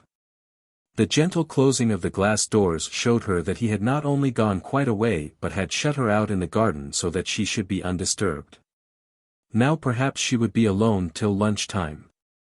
It was very curious, and no one in the world could have been more surprised than she herself, but she wanted to think. She had never wanted to do that before. Everything else that it is possible to do without too much inconvenience she had either wanted to do or had done at one period or another of her life, but not before had she wanted to think. She had come to San Salvatore with the single intention of lying comatose for 4 weeks in the sun, somewhere where her parents and friends were not, lapped in forgetfulness, stirring herself only to be fed. And she had not been there more than a few hours when this strange new desire took hold of her. There had been wonderful stars the evening before, and she had gone out into the top garden after dinner, leaving Mrs. Fisher alone over her nuts and wine, and, sitting on the wall at the place where the lilies crowded their ghost heads, she had looked out into the gulf of the night, and it had suddenly seemed as if her life had been a noise all about nothing. She had been intensely surprised. She knew stars and darkness did produce unusual emotions because, in others, she had seen them being produced, but they had not before done it in herself. A noise all about nothing. Could she be quite well? She had wondered. For a long while past she had been aware that her life was a noise, but it had seemed to be very much about something. A noise, indeed, about so much that she felt she must get out of earshot for a little or she would be completely, and perhaps permanently, deafened. But suppose it was only a noise about nothing? She had not had a question like that in her mind before. It had made her feel lonely. She wanted to be alone, but not lonely. That was very different, that was something that ached and hurt dreadfully right inside one. It was what one dreaded most. It was what made one go to so many parties, and lately even the parties had seemed once or twice not to be a perfectly certain protection. Was it possible that loneliness had nothing to do with circumstances, but only with the way one met them? Perhaps, she had thought, she had better go to bed. She couldn't be very well. She went to bed. And in the morning, after she had escaped the fly and had her breakfast and got out again into the garden, there was this same feeling again, and in broad daylight. Once more she had that really rather disgusting suspicion that her life till now had not only been loud but empty. Well, if that were so, and if her first 28 years, the best ones, had gone just in meaningless noise, she had better stop a moment and look round her, pause, as they said in tiresome novels, and consider. She hadn't got many sets of 28 years. One more would see her growing very like Mrs. Fisher. Two more, she averted her eyes. Her mother would have been concerned if she had known. Her mother doted. Her father would have been concerned too, for he also doted. Everybody doted. And when, melodiously obstinate, she had insisted on going off to entomb herself in Italy for a whole month with queer people she had got out of an advertisement, refusing even to take her maid. The only explanation her friends could imagine was that poor Scrap, such was her name among them, had overdone it and was feeling a little nervy. Her mother had been distressed at her departure. It was such an odd thing to do, such a sign of disappointment. She encouraged the general idea of the verge of a nervous breakdown. If she could have seen her adored Scrap, more delightful to look upon than any other mother's daughter had ever yet been, the object of her utmost pride, the source of all her fondest hopes. Sitting staring at the empty noonday Mediterranean considering her 3 possible sets of 28 years, she would have been miserable. To go away alone was bad, to think was worse. No good could come out of the thinking of a beautiful young woman. Complications could come out of it in profusion, but no good. The thinking of the beautiful was bound to result in hesitations, in reluctances, in unhappiness all round. And here, if she could have seen her, sat her Scrap thinking quite hard. And such things. Such old things. Things nobody ever began to think till they were at least 40. Chapter 9. That one of the 2 sitting rooms which Mrs. Fisher had taken for her own was a room of charm and character. She surveyed it with satisfaction on going into it after breakfast, and was glad it was hers. It had a tiled floor, and walls the color of pale honey, and inlaid furniture the color of amber, and mellow books, many in ivory or lemon-colored covers. There was a big window overlooking the sea towards Genoa, and a glass door through which she could proceed out onto the battlements and walk along past the quaint and attractive watchtower, in itself a room with chairs and a writing table. To where on the other side of the tower the battlements ended in a marble seat, and one could see the western bay and the point round which began the Gulf of Spezia. Her south view, between these 2 stretches of sea, was another hill, higher than San Salvatore, the last of the little peninsula, with the bland turrets of a smaller and uninhabited castle on the top, on which the setting sun still shone when everything else was sunk in shadow. Yes, she was very comfortably established here, and receptacles, Mrs. Fisher did not examine their nature closely, but they seemed to be small stone troughs, or perhaps little sarcophagi, ringed round the battlements with flowers. These battlements, she thought, considering them, would have been a perfect place for her to pace up and down gently in moments when she least felt the need of her stick, or to sit in on the marble seat, having first put a cushion on it. If there had not unfortunately been a second glass door opening onto them, destroying their complete privacy, spoiling her feeling that the place was only for her.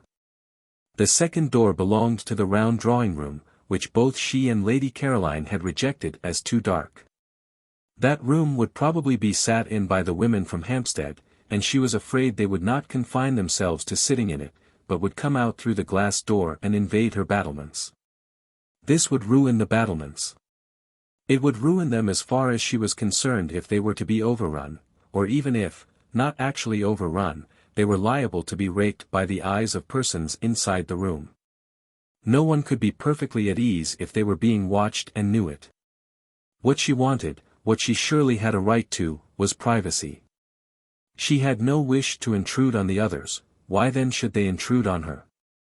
And she could always relax her privacy if, when she became better acquainted with her companions, she should think it worthwhile, but she doubted whether any of the three would so develop as to make her think it worthwhile.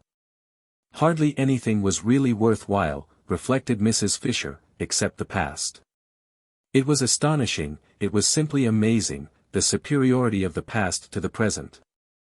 Those friends of hers in London, solid persons of her own age, knew the same past that she knew, could talk about it with her, could compare it as she did with the tinkling present. And in remembering great men forget for a moment the trivial and barren young people who still, in spite of the war, seem to litter the world in such numbers. She had not come away from these friends, these conversable ripe friends, in order to spend her time in Italy chatting with three persons of another generation and defective experience. She had come away merely to avoid the treacheries of a London April. It was true what she had told the two who came to Prince of Wales Terrace, that all she wished to do at San Salvatore was to sit by herself in the sun and remember. They knew this, for she had told them. It had been plainly expressed and clearly understood. Therefore she had a right to expect them to stay inside the round drawing-room and not to emerge interruptingly on to her battlements. But would they? The doubt spoilt her morning. It was only towards lunch-time that she saw a way to be quite safe, and ringing for Francesca, bade her, in slow and majestic Italian, shut the shutters of the glass door of the round drawing-room, and then, going with her into the room, which had become darker than ever in consequence, but also, Mrs. Fisher observed to Francesca, who was being voluble, would because of this very darkness remain agreeably cool. And after all there were the numerous slit windows in the walls to let in light, and it was nothing to do with her if they did not let it in. She directed the placing of a cabinet of curios across the door on its inside. This would discourage egress. Then she rang for Domenico, and caused him to move one of the flower-filled sarcophagi across the door on its outside. This would discourage ingress. No one, said Domenico, hesitating, will be able to use the door. No one, said Mrs. Fisher firmly, will wish to. She then retired to her sitting-room, and from a chair placed where she could look straight on to them, gazed at her battlements, secured to her now completely, with calm pleasure. Being here, she reflected placidly, was much cheaper than being in an hotel and, if she could keep off the others, immeasurably more agreeable. She was paying for her rooms, extremely pleasant rooms, now that she was arranged in them, £3 a week, which came to about 8 shillings a day, battlements, watchtower and all. Where else abroad could she live as well for so little, and have as many baths as she liked, for 8 shillings a day? Of course she did not yet know what her food would cost, but she would insist on carefulness over that, though she would also insist on its being carefulness combined with excellence. The two were perfectly compatible if the caterer took pains. The servants' wages, she had ascertained, were negligible, owing to the advantageous exchange, so that there was only the food to cause her anxiety. If she saw signs of extravagance she would propose that they each hand over a reasonable sum every week to Lady Caroline which should cover the bills, any of it that was not used to be returned. And if it were exceeded the loss to be borne by the caterer. Mrs. Fisher was well off and had the desire for comforts proper to her age, but she disliked expenses. So well off was she that, had she so chosen, she could have lived in an opulent part of London and driven from it and to it in a Rolls-Royce. She had no such wish. It needed more vitality than went with true comfort to deal with a house in an opulent spot and a Rolls-Royce. Worries attended such possessions, worries of every kind, crowned by bills. In the sober gloom of Prince of Wales Terrace she could obscurely enjoy inexpensive yet real comfort, without being snatched at by predatory men servants or collectors for charities, and a taxi stand was at the end of the road. Her annual outlay was small. The house was inherited. Death had furnished it for her. She trod in the dining room on the Turkey carpet of her father's. She regulated her day by the excellent black marble clock on the mantelpiece which she remembered from childhood. Her walls were entirely covered by the photographs her illustrious deceased friends had given either herself or her father, with their own handwriting across the lower parts of their bodies, and the windows, shrouded by the maroon curtains of all her life, were decorated besides with the selfsame aquariums to which she owed her first lessons in sea lore, and in which still swam slowly the goldfishes of her youth. Were they the same goldfish? She did not know. Perhaps, like carp, they outlived everybody. Perhaps, on the other hand, behind the deep-sea vegetation provided for them at the bottom, they had from time to time as the years went by withdrawn and replaced themselves. Were they or were they not, she sometimes wondered, contemplating them between the courses of her solitary meals. The same goldfish that had that day been there when Carlyle, how well she remembered it, angrily strode up to them in the middle of some argument with her father that had grown heated, and striking the glass smartly with his fist had put them to flight, shouting as they fled, "Och, ye deaf devils! Och, ye lucky deaf devils! Ye can't hear anything of the blasted, blethering, doddering, glaikit fool stuff your maester talks, can ye?" Or words to that effect. Dear, great-souled Carlyle! Such natural gushings forth, such true freshness. Such real grandeur. Rugged, if you will, yes, undoubtedly sometimes rugged, and startling in a drawing-room, but magnificent. Who was there now to put beside him? Who was there to mention in the same breath? Her father, than whom no one had had more flair, said, "Thomas is immortal." And here was this generation of puniness, raising its little voice in doubts, or, still worse, not giving itself the trouble to raise it at all, it was incredible, but it had been thus reported to her, even reading him. Mrs. Fisher did not read him either, but that was different. She had read him, she had certainly read him. Of course she had read him. There was Teufelsdrock, she quite well remembered a tailor called Teufelsdrock. So like Carlyle to call him that. Yes, she must have read him, though naturally details escaped her. The gong sounded. Lost in reminiscence, Mrs. Fisher had forgotten time, and hastened to her bedroom to wash her hands and smooth her hair.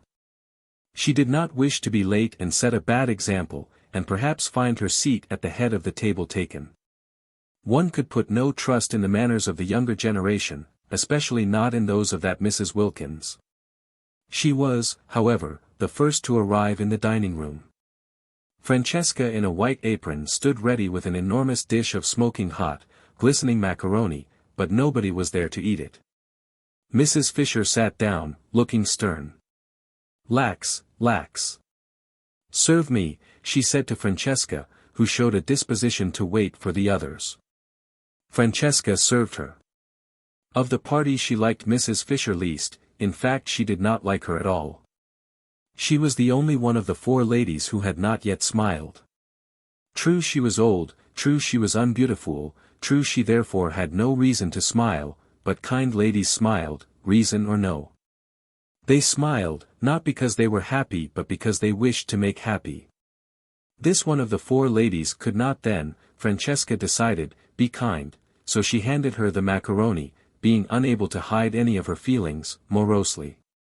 It was very well cooked, but Mrs. Fisher had never cared for macaroni, especially not this long, worm-shaped variety. She found it difficult to eat, slippery, wriggling off her fork, making her look, she felt, undignified when, having got it as she supposed into her mouth, ends of it yet hung out. Always, too, when she ate it she was reminded of Mr. Fisher. He had during their married life behaved very much like macaroni. He had slipped, he had wriggled, he had made her feel undignified, and when at last she had got him safe, as she thought, there had invariably been little bits of him that still, as it were, hung out. Francesca from the sideboard watched Mrs. Fisher's way with macaroni gloomily, and her gloom deepened when she saw her at last take her knife to it and chop it small. Mrs. Fisher really did not know how else to get hold of the stuff. She was aware that knives in this connection were improper, but one did finally lose patience. Macaroni was never allowed to appear on her table in London. Apart from its tiresomeness, she did not even like it, and she would tell Lady Caroline not to order it again. Years of practice, reflected Mrs. Fisher, chopping it up, years of actual living in Italy, would be necessary to learn the exact trick. Browning managed macaroni wonderfully.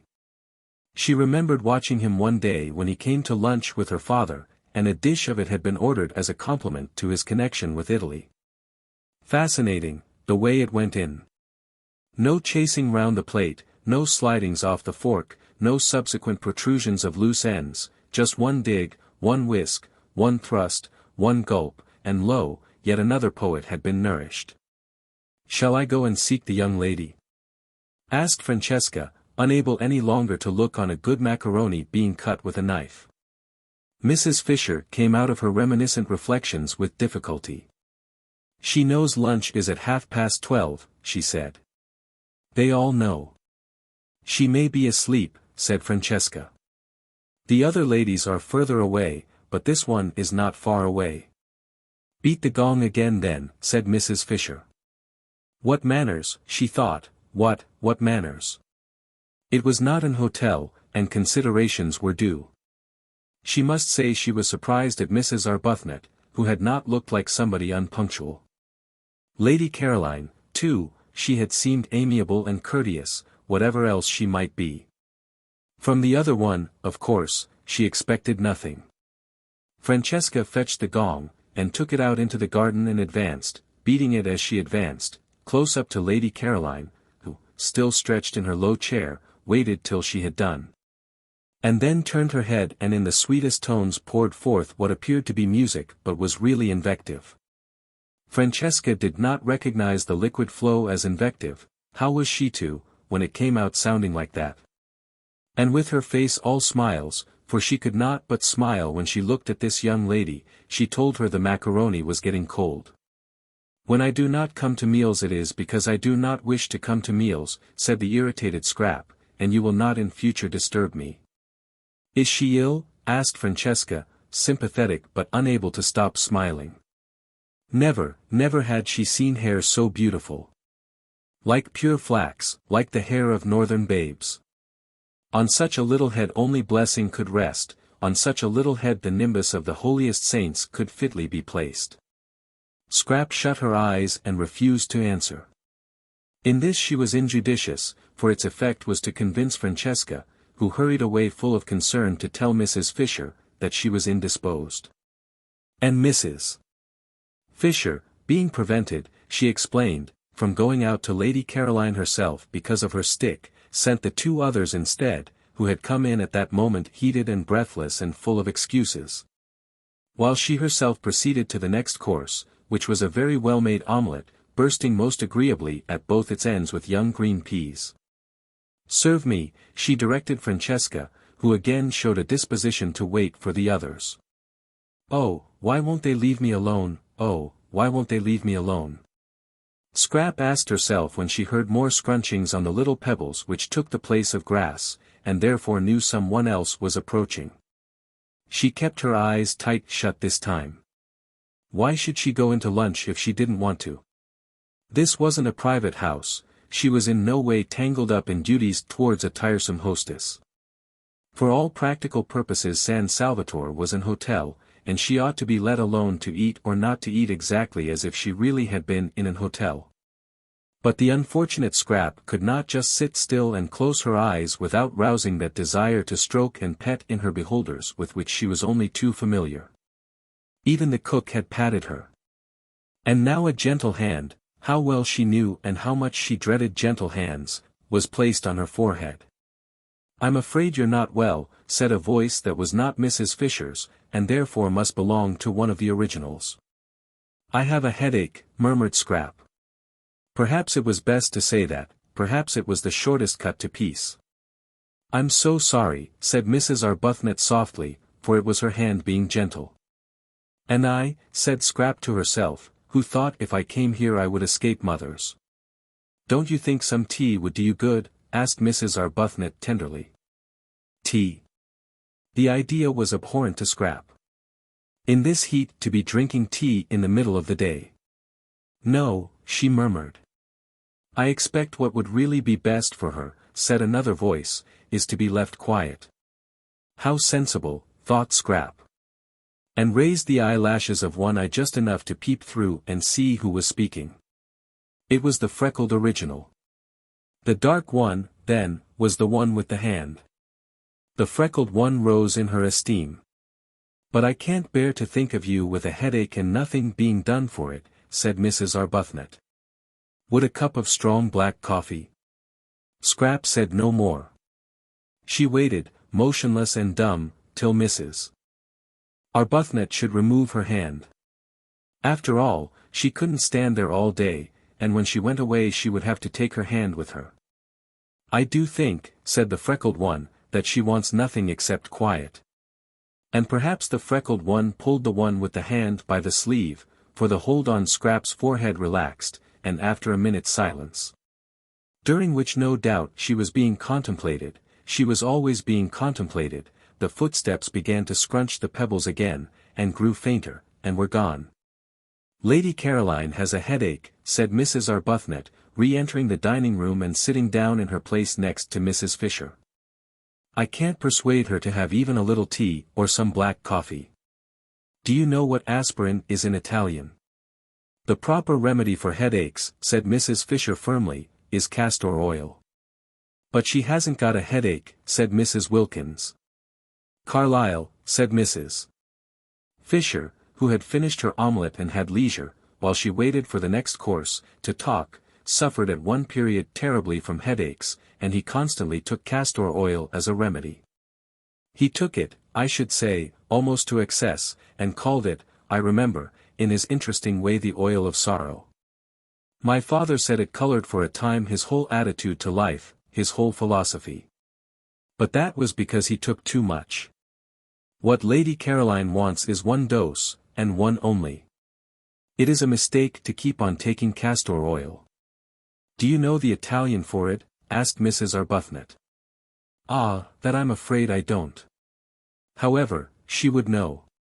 You can ask her." "But she hasn't got a headache," repeated Mrs. Wilkins, who was struggling with the macaroni. "She only wants to be let alone." They both looked at her. The word shovel crossed Mrs. Fisher's mind in connection with Mrs. Wilkins's actions at that moment. "Then why should she say she has?" asked Mrs. Arbuthnot. "Because she is still trying to be polite.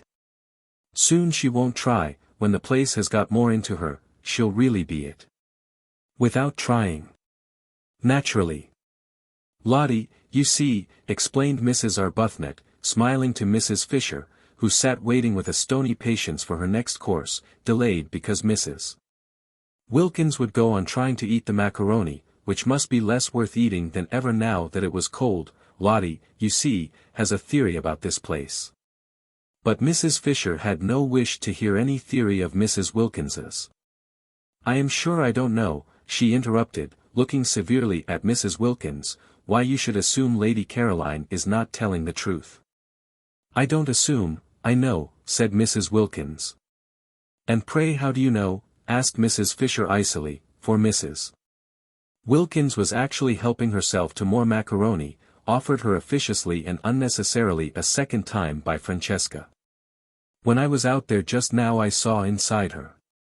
Well, Mrs. Fisher wasn't going to say anything to that.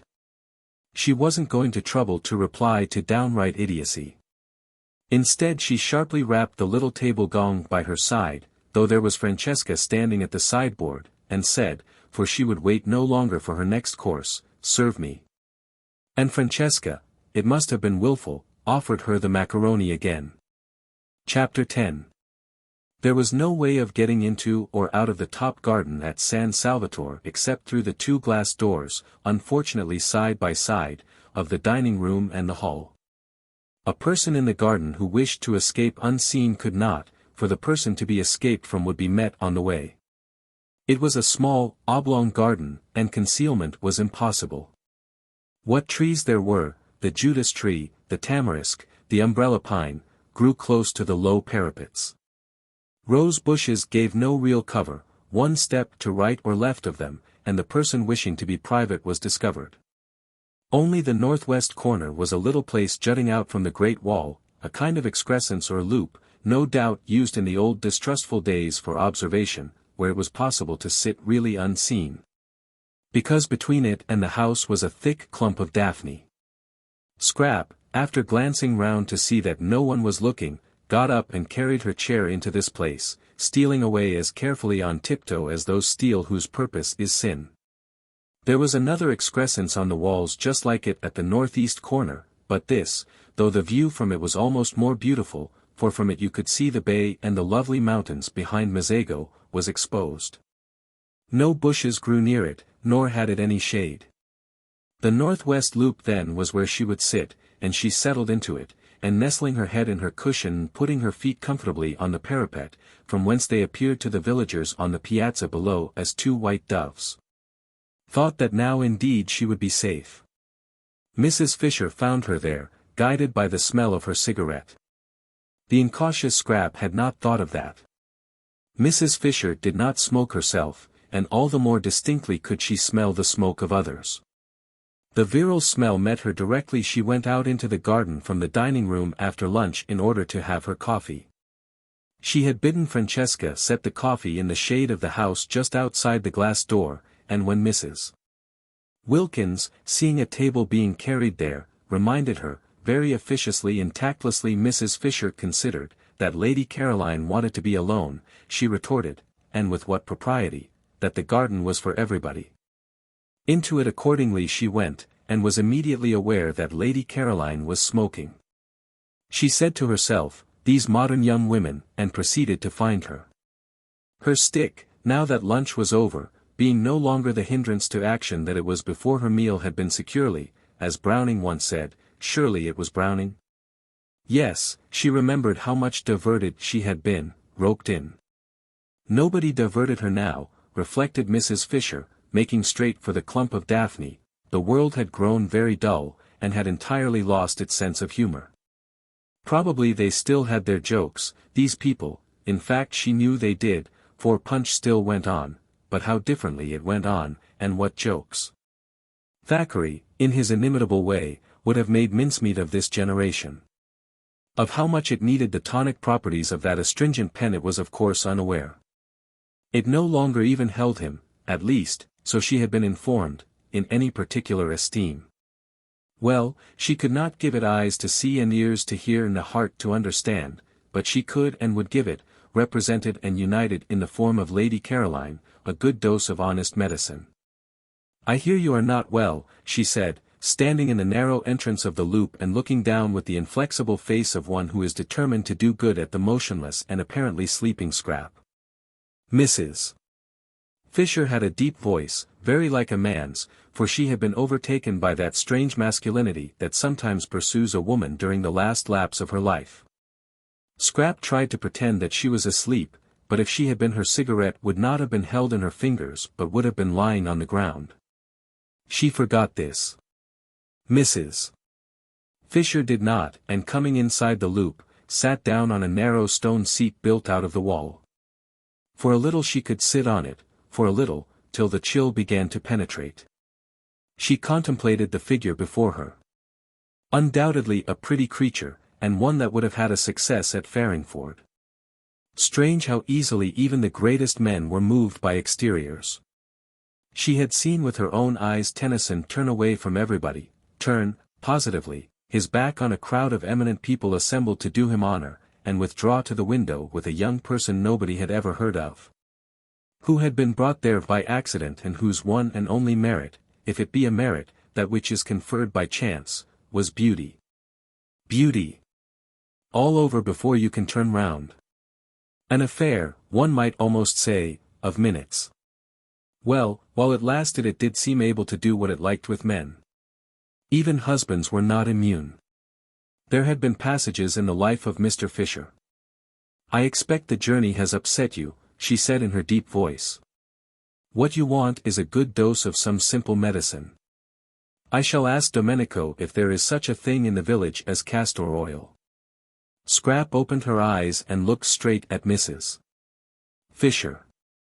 Ah, said Mrs. Fisher, I knew you were not asleep. If you had been you would have let your cigarette fall to the ground. Scrap threw the cigarette over the parapet. Waste, said Mrs. Fisher. I don't like smoking for women, but I still less like waste. What does one do with people like this? Scrap asked herself, her eyes fixed on Mrs. Fisher in what felt to her an indignant stare but appeared to Mrs. Fisher as really charming docility. Now you'll take my advice, said Mrs. Fisher, touched, and not neglect what may very well turn into an illness. We are in Italy, you know, and one has to be careful. You ought, to begin with, to go to bed. I never go to bed, snapped Scrap. And it sounded as moving, as forlorn, as that line spoken years and years ago by an actress playing the part of Poor Joe in dramatized version of Bleak House. I'm always moving on, said Poor Joe in this play, urged to do so by a policeman, and Mrs.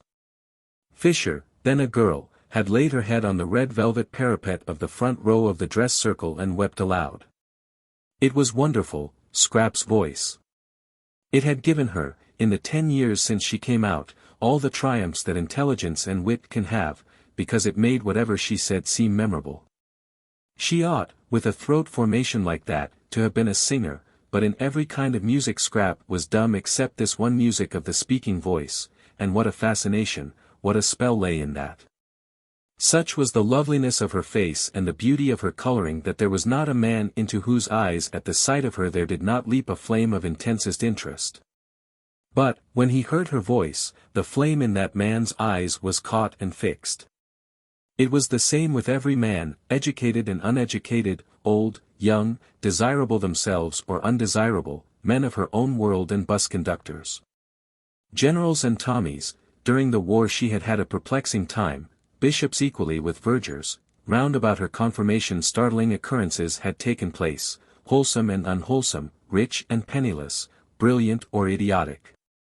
And it made no difference at all what they were, or how long and securely married, into the eyes of every one of them, when they saw her, leapt this flame, and when they heard her it stayed there. Scrap had had enough of this look. It only led to difficulties. At first it had delighted her. She had been excited, triumphant. To be apparently incapable of doing or saying the wrong thing, to be applauded, listened to, petted, adored wherever she went, and when she came home to find nothing there either but the most indulgent proud fondness, why, how extremely pleasant. And so easy, too. No preparation necessary for this achievement, no hard work, nothing to learn. She need take no trouble. She had only to appear, and presently say something. But gradually experiences gathered round her.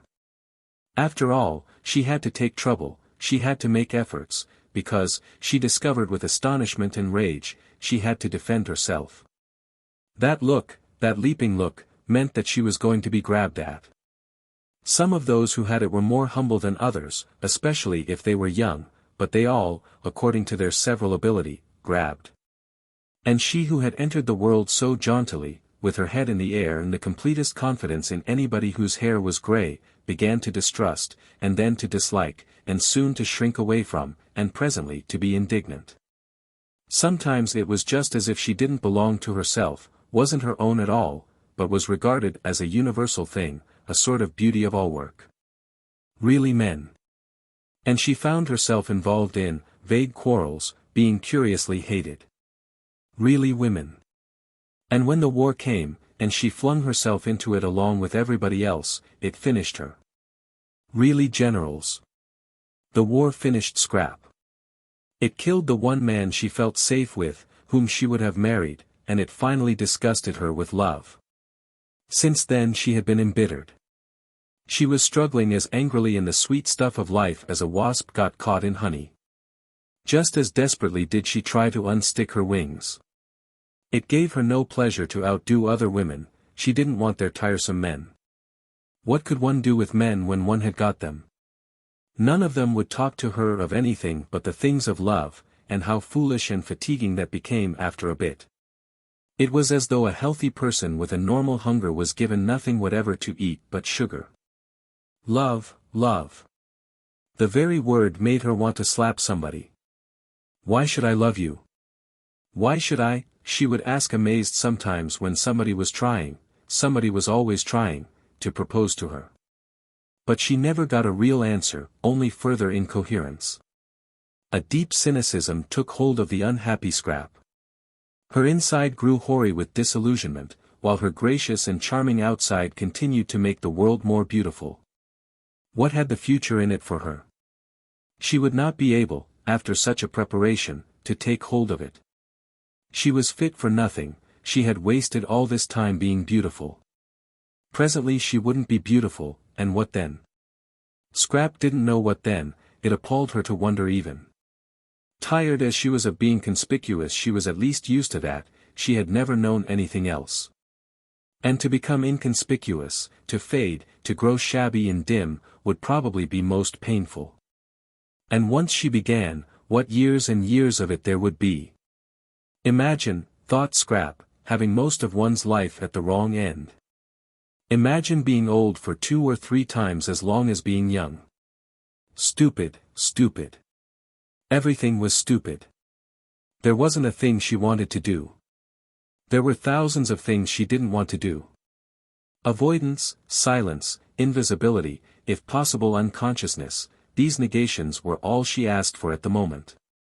And here, even here, she was not allowed a minute's peace, and this absurd woman must come pretending, merely because she wanted to exercise power and make her go to bed and make her, hideous, drink castor oil, that she thought she was ill. "I'm sure," said Mrs. Fisher, who felt the cold of the stone beginning to come through and knew she could not sit much longer, "you'll do what is reasonable. Your mother would wish, have you a mother?" A faint wonder came into Scrap's eyes. Have you a mother? If ever anybody had a mother it was Scrap. It had not occurred to her that there could be people who had never heard of her mother. She was one of the major marchionesses, there being, as no one knew better than Scrap, marchionesses, and had held high positions at court. Her father, too, in his day had been most prominent. His day was a little over, poor dear, because in the war he had made some important mistakes, and besides he was now grown old, still, there he was, an excessively well-known person. How restful, how extraordinarily restful to have found someone who had never heard of any of her lot, or at least had not yet connected her with them. She began to like Mrs. Fisher. Perhaps the originals didn't know anything about her either. When she first wrote to them and signed her name, that great name of Dester which twisted in and out of English history like a bloody thread, for its bearers constantly killed, she had taken it for granted that they would know who she was. And at the interview in Shaftesbury Avenue she was sure they did know, because they hadn't asked, as they otherwise would have, for references. Scrap began to cheer up. If nobody at San Salvatore had ever heard of her, if for a whole month she could shed herself, get right away from everything connected with herself, be allowed really to forget the clinging and the clogging and all the noise, why? Perhaps she might make something of herself after all. She might really think, really clear up her mind, really come to some conclusion. "What I want to do here," she said, leaning forward in her chair and clasping her hands round her knees and looking up at Mrs. Fisher, whose seat was higher than hers, almost with animation, so much pleased was she that Mrs. Fisher knew nothing about her, is to come to a conclusion. That's all. It isn't much to want, is it? Just that. She gazed at Mrs. Fisher, and thought that almost any conclusion would do. The great thing was to get hold of something, catch something tight, cease to drift. Mrs. Fisher's little eyes surveyed her. "I should say," she said, "that what a young woman like you wants is a husband and children." "Well, that's one of the things I'm going to consider," said Scrap amiably. "But I don't think it would be a conclusion." "And meanwhile," said Mrs. Fisher, getting up, for the cold of the stone was now through, "I shouldn't trouble my head if I were you with considerings and conclusions. Women's heads weren't made for thinking, I assure you. I should go to bed and get well." I am well, said Scrap. Then why did you send a message that you were ill? I didn't. Then I've had all the trouble of coming out here for nothing. But wouldn't you prefer coming out and finding me well than coming out and finding me ill? Asked Scrap, smiling. Even Mrs. Fisher was caught by the smile.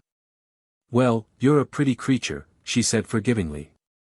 It's a pity you weren't born 50 years ago. My friends would have liked looking at you. I'm very glad I wasn't, said Scrap. I dislike being looked at. Absurd, said Mrs. Fisher, growing stern again. That's what you are made for, young women like you. For what else, pray? And I assure you that if my friends had looked at you, you would have been looked at by some very great people. I dislike very great people, said Scrap, frowning. There had been an incident quite recently, really potentates. What I dislike, said Mrs. Fisher, now as cold as the stone she had got up from, is the pose of the modern young woman. It seems to me pitiful, positively pitiful, in its silliness. And, her stick crunching the pebbles, she walked away. That's all right, Scrap said to herself, dropping back into her comfortable position with her head in the cushion and her feet on the parapet. If only people would go away. She didn't in the least mind why they went. Don't you think darling Scrap is growing a little, just a little, peculiar? Her mother had asked her father a short time before that latest peculiarity of the flight to San Salvatore. Uncomfortably struck by the very odd things Scrap said and the way she had taken to slinking out of reach whenever she could and avoiding everybody except, such a sign of age, quite young men, almost boys. What? Peculiar? Well, let her be peculiar if she likes. A woman with her looks can be any damn thing she pleases, was the infatuated answer. I do let her, said her mother meekly, and indeed if she did not, what difference would it make? Mrs. Fisher was sorry she had bothered about Lady Caroline. She went along the hall towards her private sitting room, and her stick as she went struck the stone floor with a vigor in harmony with her feelings. Sheer silliness, these poses. She had no patience with them. Unable to be or do anything of themselves, the young of the present generation tried to achieve a reputation for cleverness by decrying all that was obviously great and obviously good and by praising everything, however obviously bad. That was different. Apes, thought Mrs. Fisher, roused. Apes. Apes. And in her sitting room she found more apes, or what seemed to her in her present mood more, for there was Mrs. Arbuthnot placidly drinking coffee, while at the writing table she already looked upon as sacred, using her own pen brought for her hand alone from Prince of Wales Terrace, sat Mrs. Wilkins writing, at the table. In her room, with her pen. Isn't this a delightful place, said Mrs. Arbuthnot cordially. We have just discovered it. I'm writing to Mellersh, said Mrs. Wilkins, turning her head and also cordially, as though, Mrs. Fisher thought, she cared a straw who she was writing to and anyhow knew who the person she called Mellersh was. He'll want to know, said Mrs. Wilkins, optimism induced by her surroundings, that I've got here safely. Chapter 11. The sweet smells that were everywhere in San Salvatore were alone enough to produce concord. They came into the sitting room from the flowers on the battlements, and met the ones from the flowers inside the room, and almost, thought Mrs. Wilkins, could be seen greeting each other with a holy kiss. Who could be angry in the middle of such gentlenesses? Who could be acquisitive, selfish, in the old rasped London way, in the presence of this bounteous beauty? Yet Mrs. Fisher seemed to be all three of these things. There was so much beauty, so much more than enough for every one, that it did appear to be a vain activity to try and make a corner in it. Yet Mrs. Fisher was trying to make a corner in it, and had railed off a portion for her exclusive use. Well, she would get over that presently, she would get over it inevitably, Mrs. Wilkins was sure, after a day or two in the extraordinary atmosphere of peace in that place. Meanwhile she obviously hadn't even begun to get over it. She stood looking at her and rose with an expression that appeared to be one of anger. Anger. Fancy. Silly old nerve-wracked London feelings, thought Mrs. Wilkins, whose eyes saw the room full of kisses, and everybody in it being kissed, Mrs. Fisher as copiously as she herself and Rose. "You don't like us being in here," said Mrs. Wilkins, getting up and at once, after her manner, fixing on the truth. "Why? I should have thought," said Mrs. Fisher leaning on her stick, "you could have seen that it is my room." "You mean because of the photographs," said Mrs. Wilkins. Mrs. Arbuthnot, who was a little red and surprised, got up too. "And the notepaper," said Mrs. Fisher.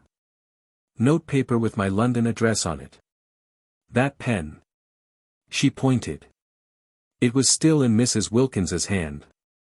"Is yours?" "I'm very sorry," said Mrs. Wilkins, laying it on the table. And she added smiling, that it had just been writing some very amiable things. "But why?" asked Mrs. Arbuthnot, who found herself unable to acquiesce in Mrs. Fisher's arrangements without at least a gentle struggle. "Ought we not to be here? It's a sitting room." "There is another one," said Mrs. Fisher. "You and your friend cannot sit in 2 rooms at once, and if I have no wish to disturb you in yours I am unable to see why you should wish to disturb me in mine." "But why?" began Mrs. Arbuthnot again. "It's quite natural," Mrs. Wilkins interrupted, for Rose was looking stubborn, and turning to Mrs. Fisher she said that although sharing things with friends was pleasant she could understand that Mrs.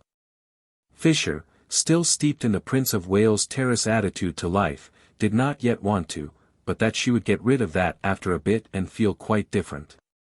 "Soon you'll want us to share," said Mrs. Wilkins reassuringly. "Why, you may even get so far as asking me to use your pen if you knew I hadn't got one." Mrs. Fisher was moved almost beyond control by this speech. To have a ramshackle young woman from Hampstead patting her on the back as it were, in breezy certitude that quite soon she would improve, stirred her more deeply than anything had stirred her since her first discovery that Mr. Fisher was not what he seemed. Mrs. Wilkins must certainly be curbed. But how? There was a curious imperviousness about her. At that moment, for instance, she was smiling as pleasantly and with as unclouded a face as if she were saying nothing in the least impertinent. Would she know she was being curbed? If she didn't know, if she were too tough to feel it, then what? Nothing, except avoidance, except, precisely, one's own private sitting room. "I'm an old woman," said Mrs. Fisher, "and I need a room to myself. I cannot get about, because of my stick. As I cannot get about I have to sit. Why should I not sit quietly and undisturbed, as I told you in London I intended to? If people are to come in and out all day long, chattering and leaving doors open, you will have broken the agreement, which was that I was to be quiet." "But we haven't the least wish," began Mrs. Arbuthnot, who was again cut short by Mrs. Wilkins. "We're only too glad," said Mrs. Wilkins, "for you to have this room if it makes you happy. We didn't know about it, that's all. We wouldn't have come in if we had, not till you invited us, anyhow. I expect," she finished looking down cheerfully at Mrs. Fisher, "you soon will." And picking up her letter she took Mrs. Arbuthnot's hand and drew her towards the door. Mrs. Arbuthnot did not want to go. She, the mildest of women, was filled with a curious and surely unchristian desire to stay and fight. Not, of course, really, nor even with any definitely aggressive words. No, she only wanted to reason with Mrs. Fisher, and to reason patiently. But she did feel that something ought to be said, and that she ought not to allow herself to be rated and turned out as if she were a schoolgirl caught in ill behavior by authority. Mrs. Wilkins, however, drew her firmly to and through the door, and once again Rose wondered at Lotty, at her balance, her sweet and equable temper, she who in England had been such a thing of gusts. From the moment they got into Italy it was Lotty who seemed the elder. She certainly was very happy, blissful, in fact. Did happiness so completely protect one? Did it make one so untouchable, so wise? Rose was happy herself, but not anything like so happy. Evidently not, for not only did she want to fight Mrs. Fisher but she wanted something else, something more than this lovely place, something to complete it. She wanted Frederick. For the first time in her life she was surrounded by perfect beauty, and her one thought was to show it to him, to share it with him. She wanted Frederick. She yearned for Frederick. Ah, if only Frederick. Poor old thing, said Mrs. Wilkins, shutting the door gently on Mrs. Fisher and her triumph. Fancy on a day like this. She's a very rude old thing, said Mrs. Arbuthnot. She'll get over that. I'm sorry we chose just her room to go and sit in. It's much the nicest, said Mrs. Arbuthnot. And it isn't hers. Oh, but there are lots of other places, and she's such a poor old thing. Let her have the room. Whatever does it matter? And Mrs. Wilkins said she was going down to the village to find out where the post office was and post her letter to Mellersh, and would Rose go too? I've been thinking about Mellersh, said Mrs. Wilkins as they walked, one behind the other, down the narrow zigzag path up which they had climbed in the rain the night before. She went first. Mrs. Arbuthnot, quite naturally now, followed. In England it had been the other way about, Lotty, timid, hesitating, except when she burst out so awkwardly, getting behind the calm and reasonable Rose whenever she could. I've been thinking about Mellersh, repeated Mrs. Wilkins over her shoulder, as Rose seemed not to have heard.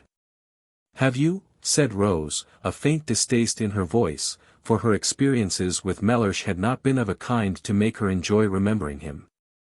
She had deceived Mellersh. Therefore she didn't like him. She was unconscious that this was the reason of her dislike, and thought it was that there didn't seem to be much, if any, of the grace of God about him. And yet how wrong to feel that, she rebuked herself, and how presumptuous. No doubt Lotty's husband was far, far nearer to God than she herself was ever likely to be. Still, she didn't like him. I've been a mean dog, said Mrs. Wilkins. A what? Asked Mrs. Arbuthnot, incredulous of her hearing. All this coming away and leaving him in that dreary place while I rollick in heaven. He had planned to take me to Italy for Easter himself. Did I tell you? No, said Mrs. Arbuthnot. And indeed she had discouraged talk about husbands. Whenever Lotty had begun to blurt out things she had swiftly changed the conversation. One husband led to another, in conversation as well as in life, she felt, and she would not, talk of Frederick. Beyond the bare fact that he was there, he had not been mentioned. Mellersh had had to be mentioned, because of his obstructiveness, but she had carefully kept him from overflowing outside the limits of necessity. Well, he did, said Mrs. Wilkins. He had never done such a thing in his life before, and I was horrified. Fancy, just as I had planned to come to it myself. She paused on the path and looked up at Rose. Yes, said Rose, trying to think of something else to talk about. Now you see why I say I've been a mean dog. He had planned a holiday in Italy with me, and I had planned a holiday in Italy leaving him at home. I think, she went on, her eyes fixed on Rose's face, Mellersh has every reason to be both angry and hurt. Mrs. Arbuthnot was astonished. The extraordinary quickness with which, hour by hour, under her very eyes, Lotty became more selfless, disconcerted her. She was turning into something surprisingly like a saint. Here she was now being affectionate about Mellersh, who only that morning, while they hung their feet into the sea, had seemed a mere iridescence, Lotty had told her, a thing of gauze. That was only that morning.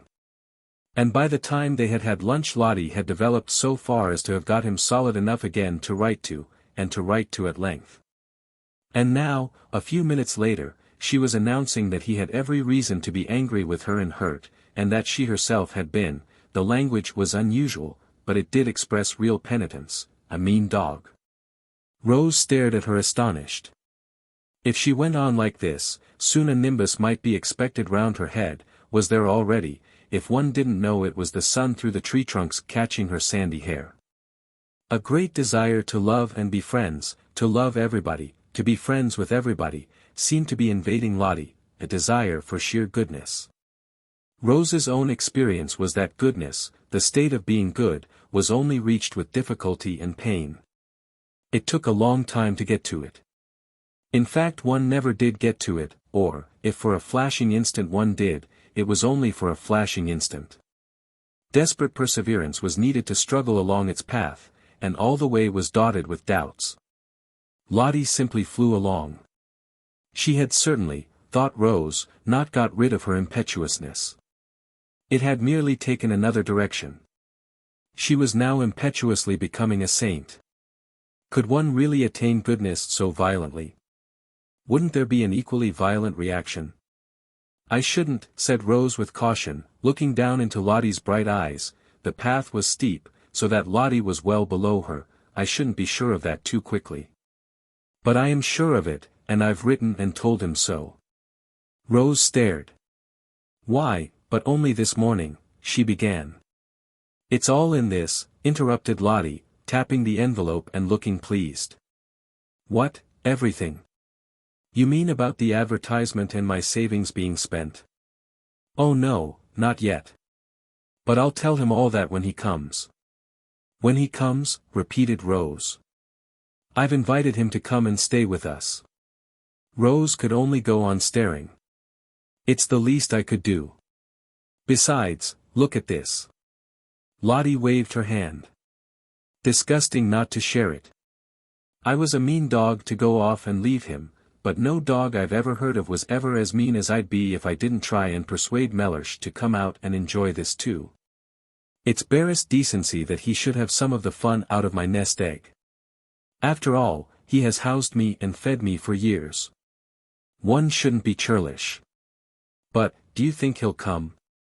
Oh, I hope so, said Lotty with the utmost earnestness. And added, poor lamb. At that Rose felt she would like to sit down. Mellersh a poor lamb? That same Mellersh who a few hours before was mere shimmer. There was a seat at the bend of the path, and Rose went to it and sat down. She wished to get her breath, gain time. If she had time she might perhaps be able to catch up the leaping Lotty, and perhaps be able to stop her before she committed herself to what she probably presently would be sorry for. Mellersh at San Salvatore. Mellersh, from whom Lotty had taken such pains so recently to escape. I see him here, said Lotty, as if in answer to her thoughts. Rose looked at her with real concern, for every time Lotty said in that convinced voice, I see, what she saw came true. Then it was to be supposed that Mr. Wilkins too would presently come true. I wish, said Rose anxiously, I understood you. Don't try, said Lotty, smiling. But I must, because I love you. Dear Rose, said Lotty, swiftly bending down and kissing her. You're so quick, said Rose. I can't follow your developments. I can't keep touch. It was what happened with Frieda. She broke off and looked frightened. The whole idea of our coming here, she went on again, as Lotty didn't seem to have noticed, was to get away, wasn't it? Well, we've got away. And now, after only a single day of it, you want to write to the very people. She stopped. The very people we were getting away from, finished Lotty. It's quite true. It seems idiotically illogical. But I'm so happy, I'm so well, I feel so fearfully wholesome. This place, why, it makes me feel flooded with love. And she stared down at Rose in a kind of radiant surprise. Rose was silent a moment. Then she said, and do you think it will have the same effect on Mr. Wilkins? Lotty laughed. I don't know, she said. But even if it doesn't, there's enough love about to flood 50 Mr. Wilkinses, as you call him. The great thing is to have lots of love about.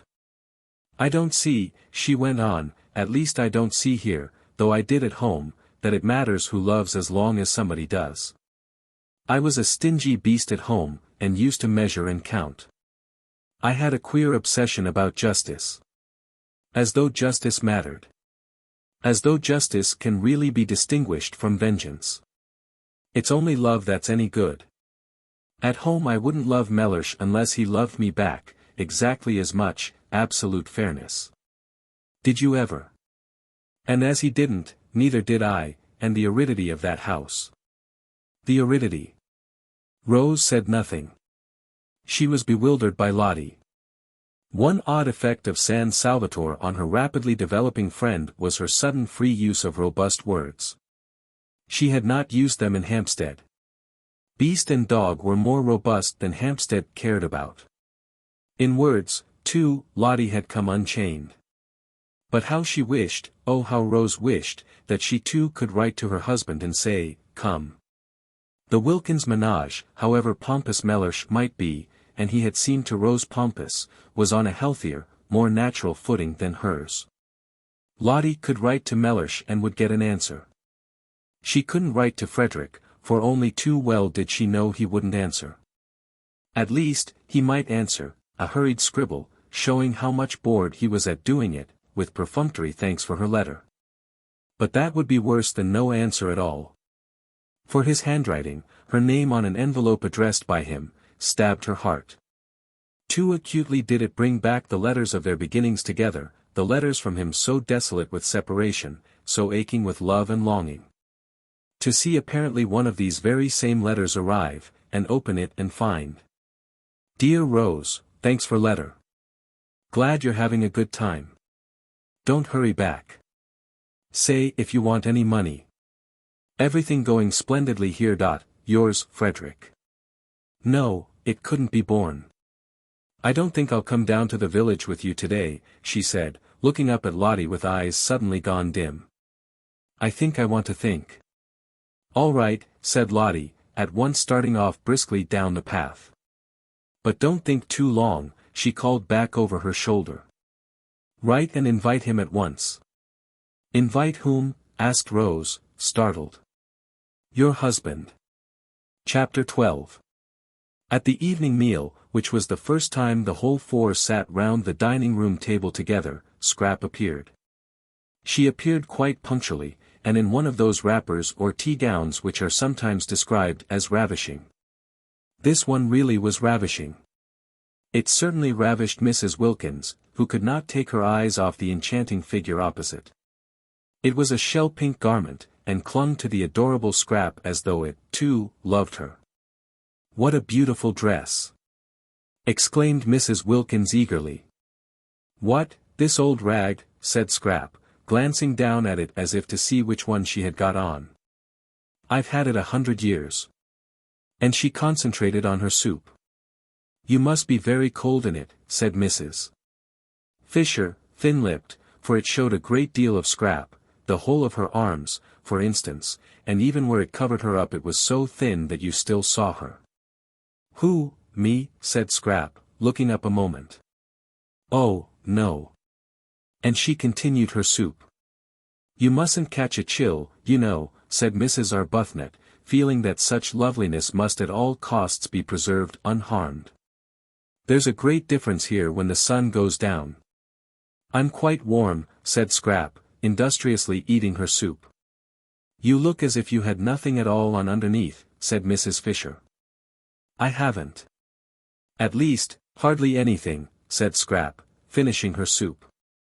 How very imprudent, said Mrs. Fisher, and how highly improper. Whereupon Scrap stared at her. Mrs. Fisher had arrived at dinner feeling friendly towards Lady Caroline. She at least had not intruded into her room and sat at her table and written with her pen. She did, Mrs. Fisher had supposed, know how to behave. Now it appeared that she did not know, for was this behaving, to come dressed, no, undressed, like that to a meal? Such behavior was not only exceedingly improper but also most inconsiderate, for the indelicate creature would certainly catch a chill, and then infect the entire party. Mrs. Fisher had a great objection to other people's chills. They were always the fruit of folly, and then they were handed on to her, who had done nothing at all to deserve them. Bird-brained, thought Mrs. Fisher, sternly contemplating Lady Caroline. Not an idea in her head except vanity. But there are no men here, said Mrs. Wilkins, so how can it be improper? Have you noticed, she inquired of Mrs. Fisher, who endeavored to pretend she did not hear, how difficult it is to be improper without men.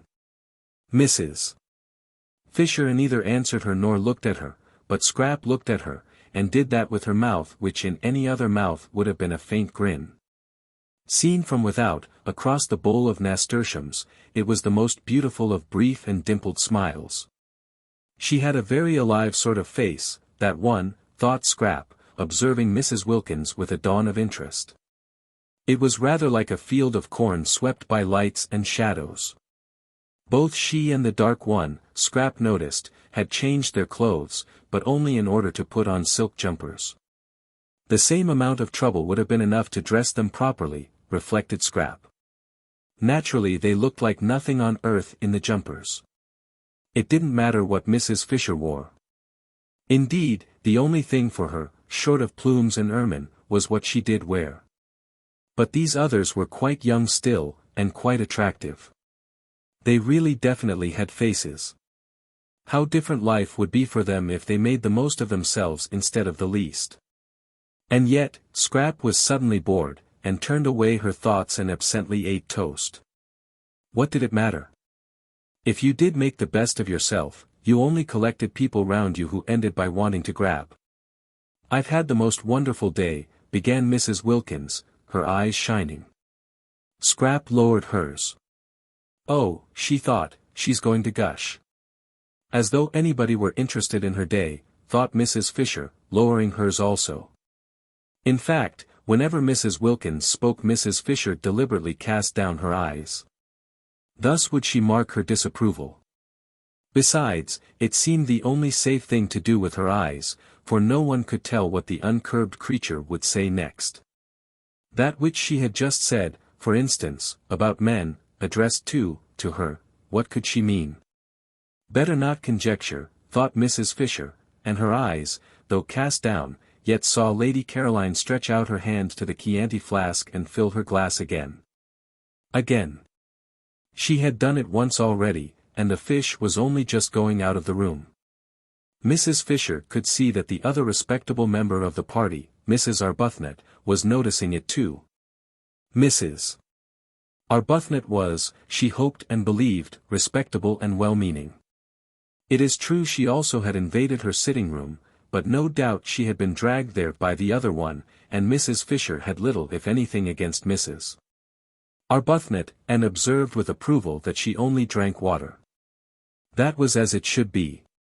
So, indeed, to give her dues, did the freckled one, and very right at their age. She herself drank wine, but with what moderation, one meal, one glass. And she was 65, and might properly, and even beneficially, have had at least two. That, she said to Lady Caroline, cutting right across what Mrs. Wilkins was telling them about her wonderful day and indicating the wineglass, is very bad for you. Lady Caroline, however, could not have heard, for she continued to sip, her elbow on the table, and listen to what Mrs. Wilkins was saying. And what was it she was saying? She had invited somebody to come and stay. A man. Mrs. Fisher could not credit her ears. Yet it evidently was a man, for she spoke of the person as he. Suddenly and for the first time, but then this was most important, Mrs. Fisher addressed Mrs. Wilkins directly.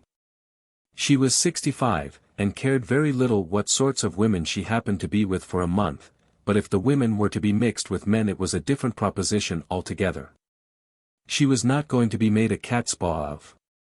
She had not come out there to sanction by her presence what used in her day to be called fast behavior. Nothing had been said at the interview in London about men, if there had been she would have declined, of course, to come. What is his name? Asked Mrs. Fisher, abruptly interposing. Mrs. Wilkins turned to her with a slight surprise. Wilkins, she said. Wilkins? Yes. Your name. And his. A relation? Not blood. A connection? A husband. Mrs. Fisher once more cast down her eyes. She could not talk to Mrs. Wilkins. There was something about the things she said. A husband. Suggesting one of many. Always that unseemly twist to everything. Why could she not say, my husband? Besides, Mrs. Fisher had, she herself knew not for what reason, taken both the Hampstead young women for widows. War ones. There had been an absence of mention of husbands at the interview which would not, she considered, be natural if such persons did after all exist. And if a husband was not a relation, who was? Not blood. What a way to talk. Why, a husband was the first of all relations. How well she remembered Ruskin. No, it was not Ruskin, it was the Bible that said a man should leave his father and mother and cleave only to his wife. Showing that she became by marriage an even more than blood relation. And if the husband's father and mother were to be nothing to him compared to his wife, how much less than nothing ought the wife's father and mother be to her compared to her husband. She herself had been unable to leave her father and mother in order to cleave to Mr. Fisher because they were no longer, when she married, alive, but she certainly would have left them if they had been there to leave. Not blood, indeed. Silly talk. The dinner was very good. Succulence succeeded succulence. Costanza had determined to do as she chose in the matter of cream and eggs the first week, and see what happened at the end of it when the bills had to be paid. Her experience of the English was that they were quiet about bills. They were shy of words. They believed readily. Besides, who was the mistress here? In the absence of a definite one, it occurred to Costanza that she might as well be the mistress herself. So she did as she chose about the dinner, and it was very good. The four, however, were so much preoccupied by their own conversation that they ate it without noticing how good it was. Even Mrs. Fisher, she who in such matters was manly, did not notice. The entire excellent cooking was to her as though it were not, which shows how much she must have been stirred. She was stirred. It was that Mrs. Wilkins. She was enough to stir anybody. And she was undoubtedly encouraged by Lady Caroline, who, in her turn, was no doubt influenced by the Chianti. Mrs. Fisher was very glad there were no men present, for they certainly would have been foolish about Lady Caroline. She was precisely the sort of young woman to unbalance them, especially, Mrs. Fisher recognized, at that moment. Perhaps it was the Chianti momentarily intensifying her personality, but she was undeniably most attractive. And there were few things Mrs. Fisher disliked more than having to look on while sensible, intelligent men, who the moment before were talking seriously and interestingly about real matters, became merely foolish and simpering. She had seen them actually simpering, just because in walked a bit of bird-brained beauty. Even Mr. Gladstone, that great wise statesman, whose hand had once rested for an unforgettable moment solemnly on her head, would have, she felt, on perceiving Lady Caroline left off talking sense and horribly embarked on badinage. You see, Mrs. Wilkins said, a silly trick that, with which she mostly began her sentences. Mrs. Fisher each time wished to say, pardon me, I do not see, I hear, but why trouble, you see, said Mrs. Wilkins, leaning across towards Lady Caroline, we arranged, didn't we, in London that if any of us wanted to we could each invite one guest. So now I'm doing it. I don't remember that, said Mrs. Fisher, her eyes on her plate. Oh yes, we did, didn't we, Rose? Yes, I remember, said Lady Caroline. Only it seemed so incredible that one could ever want to. One's whole idea was to get away from one's friends. And one's husbands. Again that unseemly plural. But how altogether unseemly, thought Mrs. Fisher. Such implications. Mrs. Arbuthnot clearly thought so too, for she had turned red. And family affection, said Lady Caroline, or was it the Chianti speaking? Surely it was the Chianti. And the want of family affection, said Mrs. Wilkins, what a light she was throwing on her home life and real character. That wouldn't be so bad, said Lady Caroline. I'd stay with that. It would give one room. Oh no, no, it's dreadful, cried Mrs. Wilkins. It's as if one had no clothes on. But I like that, said Lady Caroline. Really, said Mrs. Fisher. It's a divine feeling, getting rid of things, said Lady Caroline, who was talking altogether to Mrs. Wilkins and paid no attention to the other two. Oh, but in a bitter wind to have nothing on and know there never will be anything on and you going to get colder and colder till at last you die of it, that's what it was like, living with somebody who didn't love one. These confidences, thought Mrs. Fisher, and no excuse whatever for Mrs. Wilkins, who was making them entirely on plain water. Mrs. Arbuthnot, judging from her face, quite shared Mrs. Fisher's disapproval. She was fidgeting. But didn't he? Asked Lady Caroline, every bit as shamelessly unreticent as Mrs. Wilkins. Mellersh? He showed no signs of it. Delicious, murmured Lady Caroline. Really, said Mrs. Fisher. I didn't think it was at all delicious. I was miserable. And now, since I've been here, I simply stare at myself being miserable. As miserable as that. And about Mellersh. You mean he wasn't worth it? Really, said Mrs. Fisher. No, I don't. I mean I've suddenly got well. Lady Caroline, slowly twisting the stem of her glass in her fingers, scrutinized the lit-up face opposite. And now I'm well, I find I can't sit here and gloat all to myself. I can't be happy, shutting him out. I must share. I understand exactly what the blessed damozel felt like. What was the blessed damozel? Asked Scrap. Really, said Mrs. Fisher, and with such emphasis this time that Lady Caroline turned to her. Ought I to know? She asked. I don't know any natural history. It sounds like a bird. It is a poem, said Mrs. Fisher with extraordinary frost. Oh, said Scrap. I'll lend it to you, said Mrs. Wilkins, over whose face laughter rippled. No, said Scrap. And its author, said Mrs. Fisher icily, though not perhaps quite what one would have wished him to be, was frequently at my father's table. What a bore for you, said Scrap. That's what mother's always doing, inviting authors. I hate authors. I wouldn't mind them so much if they didn't write books. Go on about Mellersh, she said, turning to Mrs. Wilkins. Really, said Mrs. Fisher. All those empty beds, said Mrs. Wilkins. What empty beds? Asked Scrap. The ones in this house. Why, of course they each ought to have somebody happy inside them. 8 beds, and only 4 people. It's dreadful, dreadful to be so greedy and keep everything just for oneself. I want Rose to ask her husband out too. You and Mrs. Fisher haven't got husbands, but why not give some friend a glorious time? Rose bit her lip. She turned red, she turned pale. If only Lottie would keep quiet, she thought. It was all very well to have suddenly become a saint and want to love everybody, but need she be so tactless? Rose felt that all her poor sore places were being danced on. If only Lottie would keep quiet. And Mrs. Fisher, with even greater frostiness than that with which she had received Lady Caroline's ignorance of the blessed damozel, said, There is only one unoccupied bedroom in this house. Only one, echoed Mrs. Wilkins, astonished. Then who are in all the others? We are, said Mrs. Fisher. But we're not in all the bedrooms.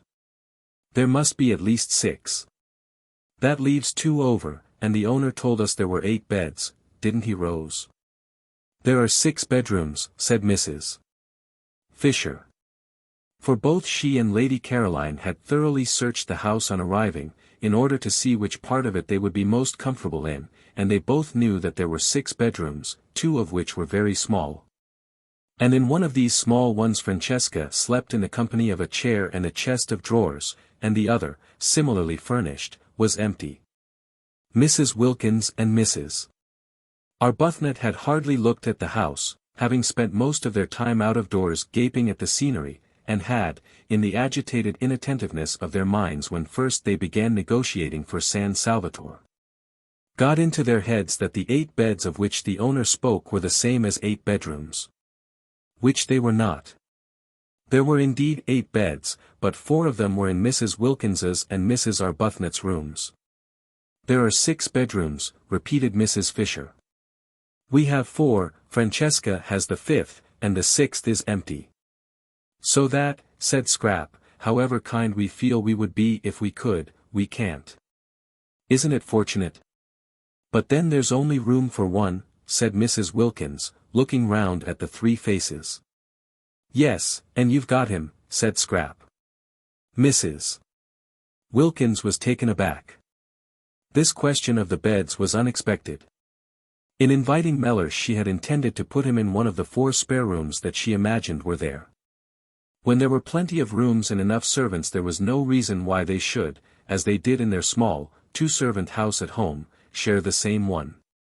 Love, even universal love, the kind of love with which she felt herself flooded, should not be tried. Much patience and self-effacement were needed for successful married sleep. Placidity, a steady faith, these 2 were needed.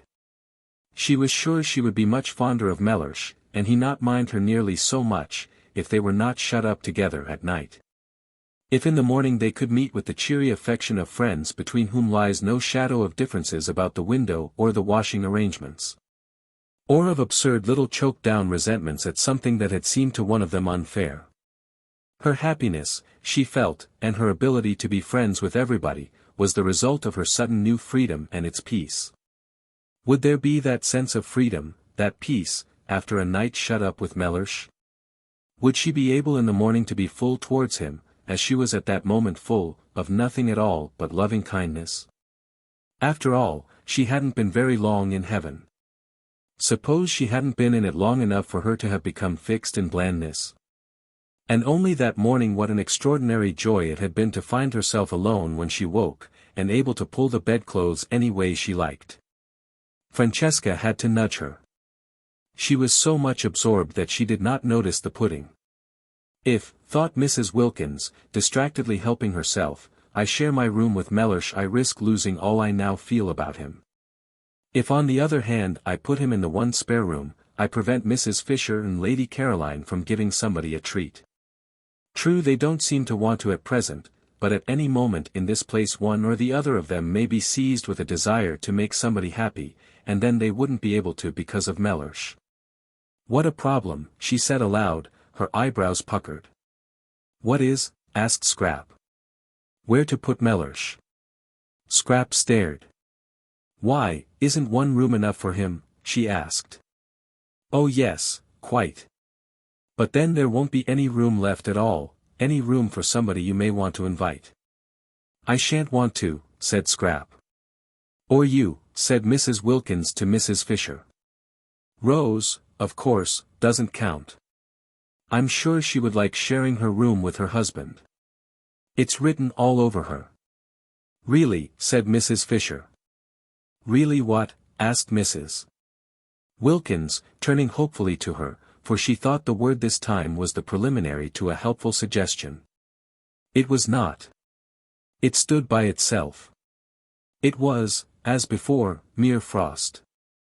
Challenged, however, Mrs. Fisher did fasten it on to a sentence. Really am I to understand, she asked, that you propose to reserve the 1 spare room for the exclusive use of your own family? He isn't my own family, said Mrs. Wilkins. He's my husband. You see. I see nothing, Mrs. Fisher could not this time refrain from interrupting, for what an intolerable trick. At the most I hear, and that reluctantly. But Mrs. Wilkins, as impervious to rebuke as Mrs. Fisher had feared, immediately repeated the tiresome formula and launched out into a long and excessively indelicate speech about the best place for the person she called Mellersh to sleep in. Mellersh, Mrs. Fisher, remembering the Thomases and Johns and Alfreds and Roberts of her day, plain names that yet had all become glorious, thought it sheer affectation to be christened Mellersh, was, it seemed, Mrs. Wilkins's husband, and therefore his place was clearly indicated. Why this talk? She herself, as if foreseeing his arrival, had had a second bed put in Mrs. Wilkins's room. There were certain things in life which were never talked about but only done. Most things connected with husbands were not talked about. And to have a whole dinner table taken up with a discussion as to where one of them should sleep was an affront to the decencies. How and where husbands slept should be known only to their wives. Sometimes it was not known to them, and then the marriage had less happy moments, but these moments were not talked about either, the decencies continued to be preserved. At least, it was so in her day. To have to hear whether Mr. Wilkins should or should not sleep with Mrs. Wilkins, and the reasons why he should and the reasons why he shouldn't, was both uninteresting and indelicate. She might have succeeded in imposing propriety and changing the conversation if it had not been for Lady Caroline. Lady Caroline encouraged Mrs. Wilkins, and threw herself into the discussion with every bit as much unreserve as Mrs. Wilkins herself. No doubt she was impelled on this occasion by Chianti, but whatever the reason there it was. And, characteristically, Lady Caroline was all for Mr. Wilkins being given the solitary spare room. She took that for granted. Any other arrangement would be impossible, she said, her expression was, barbarous. Had she never read her Bible, Mrs. Fisher was tempted to inquire, and they two shall be one flesh. Clearly also, then, one room. But Mrs. Fisher did not inquire. She did not care even to allude to such texts to someone unmarried. However, there was one way she could force Mr. Wilkins into his proper place and save the situation: she could say she herself intended to invite a friend. It was her right. They had all said so. Apart from propriety, it was monstrous that Mrs. Wilkins should want to monopolize the one spare room, when in her own room was everything necessary for her husband. Perhaps she really would invite somebody, not invite, but suggest coming. There was Kate Lumley, for instance. Kate could perfectly afford to come and pay her share. And she was of her own period and knew, and had known, most of the people she herself knew and had known. Kate, of course, had only been on the fringe. She used to be asked only to the big parties, not to the small ones, and she still was only on the fringe. There were some people who never got off the fringe, and Kate was one. Often, however, such people were more permanently agreeable to be with than the others, in that they remained grateful. Yes, she might really consider Kate. The poor soul had never married, but then everybody could not expect to marry, and she was quite comfortably off, not too comfortably, but just comfortably enough to pay her own expenses if she came and yet be grateful. Yes, Kate was the solution. If she came, at one stroke, Mrs. Fisher saw, would the Wilkinses be regularized and Mrs. Wilkins be prevented from having more than her share of the rooms. Also, Mrs. Fisher would save herself from isolation, spiritual isolation. She desired physical isolation between meals, but she disliked that isolation which is of the spirit. Such isolation would, she feared, certainly be hers with these three alien-minded young women. Even Mrs. Arbuthnot was, owing to her friendship with Mrs. Wilkins, necessarily alien-minded. In Kate she would have a support. Kate, without intruding on her sitting room, for Kate was tractable, would be there at meals to support her. Mrs. Fisher said nothing at the moment. But presently in the drawing-room, when they were gathered round the wood fire, she had discovered there was no fireplace in her own sitting-room, and therefore she would after all be forced, so long as the evenings remained cool, to spend them in the other room. Presently, while Francesca was handing coffee round and Lady Caroline was poisoning the air with smoke, Mrs. Wilkins, looking relieved and pleased, said, "Well, if nobody really wants that room, and wouldn't use it anyhow, I shall be very glad if Mellersh may have it." "Of course he must have it," said Lady Caroline. Then Mrs. Fisher spoke. "I have a friend," she said in her deep voice, and sudden silence fell upon the others. "Kate Lumley," said Mrs. Fisher. Nobody spoke. "Perhaps," continued Mrs. Fisher, addressing Lady Caroline, "you know her?"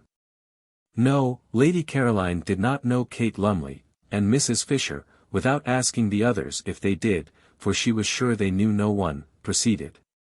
"I wish to invite her to join me," said Mrs. Fisher. Complete silence. Then Scrap said, turning to Mrs. Wilkins, "That settles Mellersh, then." "It settles the question of Mr. Wilkins," said Mrs. Fisher, "although I am unable to understand that there should ever have been a question, in the only way that is right." "I'm afraid you're in for it, then," said Lady Caroline, again to Mrs. Wilkins. "Unless," she added, "he can't come."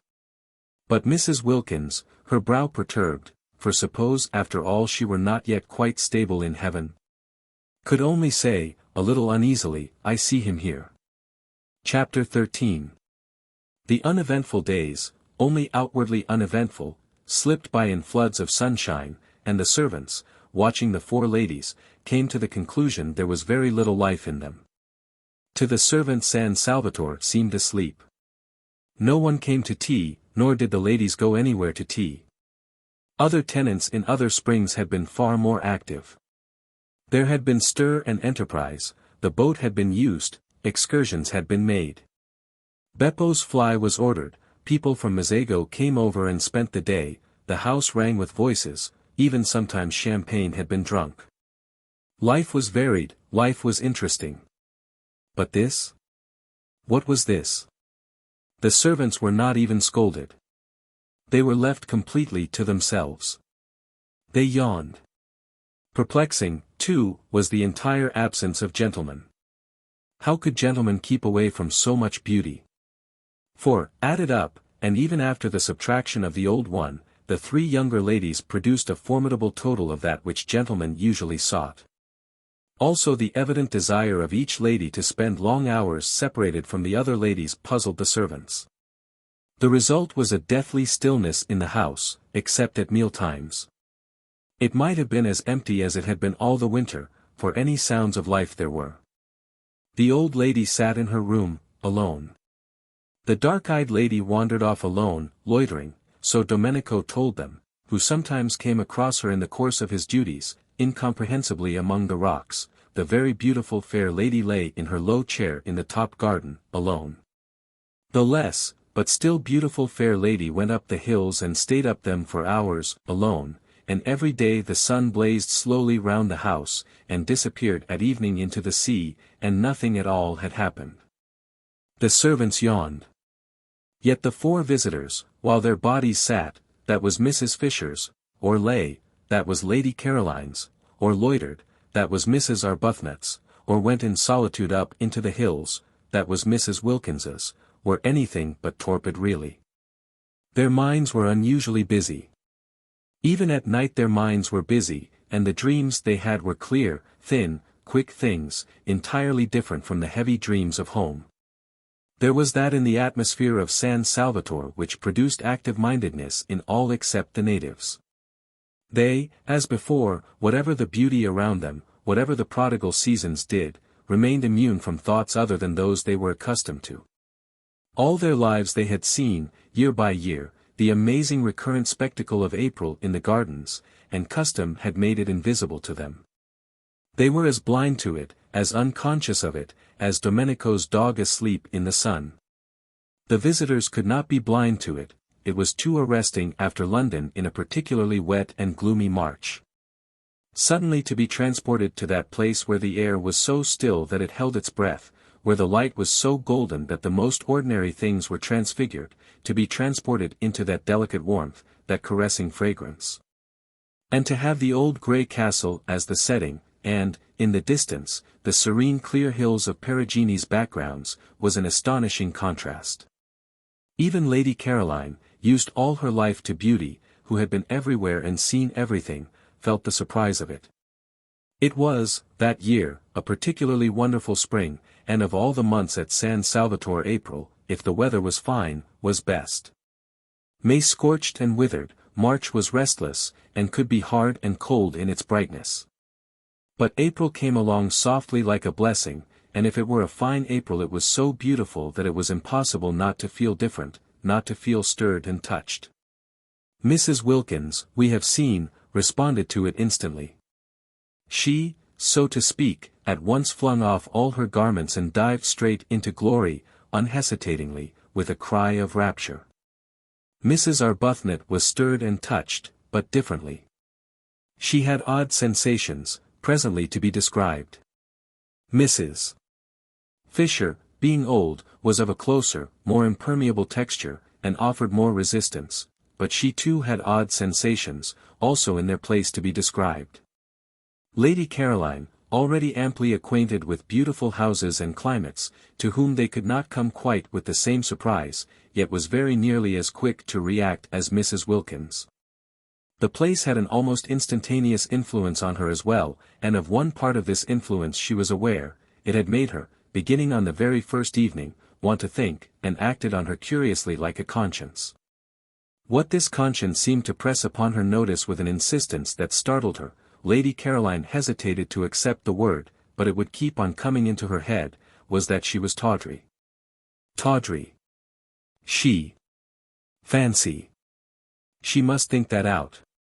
The morning after the first dinner together, she woke up in a condition of regret that she should have been so talkative to Mrs. Wilkins the night before.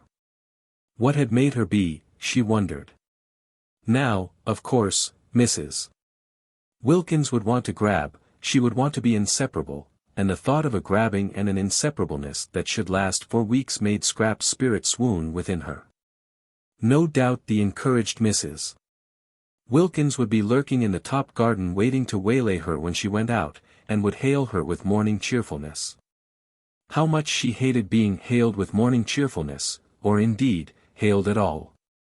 She oughtn't to have encouraged Mrs. Wilkins the night before. Fatal to encourage.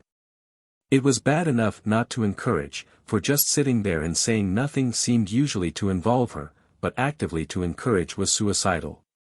What on earth had made her? Now she would have to waste all the precious time, the precious, lovely time for thinking for getting square with herself, in shaking Mrs. Wilkins off. With great caution and on the tips of her toes, balancing herself carefully lest the pebbles should scrunch, she stole out when she was dressed to her corner, but the garden was empty. No shaking off was necessary. Neither Mrs. Wilkins nor anybody else was to be seen. She had it entirely to herself. Except for Domenico, who presently came and hovered, watering his plants, again especially all the plants that were nearest her, no one came out at all. And when, after a long while of following up thoughts which seemed to escape her just as she had got them, and dropping off exhausted to sleep in the intervals of this chase, she felt hungry and looked at her watch and saw that it was past 3. She realized that nobody had even bothered to call her in to lunch. So that, Scrap could not but remark, if anyone was shaken off it was she herself. Well, but how delightful, and how very new. Now she would really be able to think, uninterruptedly. Delicious to be forgotten. Still, she was hungry, and Mrs. Wilkins, after that excessive friendliness the night before, might at least have told her lunch was ready. And she had really been excessively friendly, so nice about Mellersh's sleeping arrangements, wanting him to have the spare room and all. She wasn't usually interested in arrangements, in fact she wasn't ever interested in them, so that Scrap considered she might be said almost to have gone out of her way to be agreeable to Mrs. Wilkins. And, in return, Mrs. Wilkins didn't even bother whether or not she had any lunch. Fortunately, though she was hungry, she didn't mind missing a meal. Life was full of meals. They took up an enormous proportion of one's time, and Mrs. Fisher was, she was afraid, one of those persons who at meals linger. Twice now had she dined with Mrs. Fisher, and each time she had been difficult at the end to dislodge, lingering on slowly cracking innumerable nuts and slowly drinking a glass of wine that seemed as if it would never be finished. Probably it would be a good thing to make a habit of missing lunch, and as it was quite easy to have tea brought out to her, and as she breakfasted in her room, only once a day would she have to sit at the dining-room table and endure the nuts. Scrap burrowed her head comfortably in the cushions, and with her feet crossed on the low parapet gave herself up to more thought. She said to herself, as she had said at intervals throughout the morning, "Now I'm going to think." But, never having thought out anything in her life, it was difficult. Extraordinary how one's attention wouldn't stay fixed, extraordinary how one's mind slipped sideways.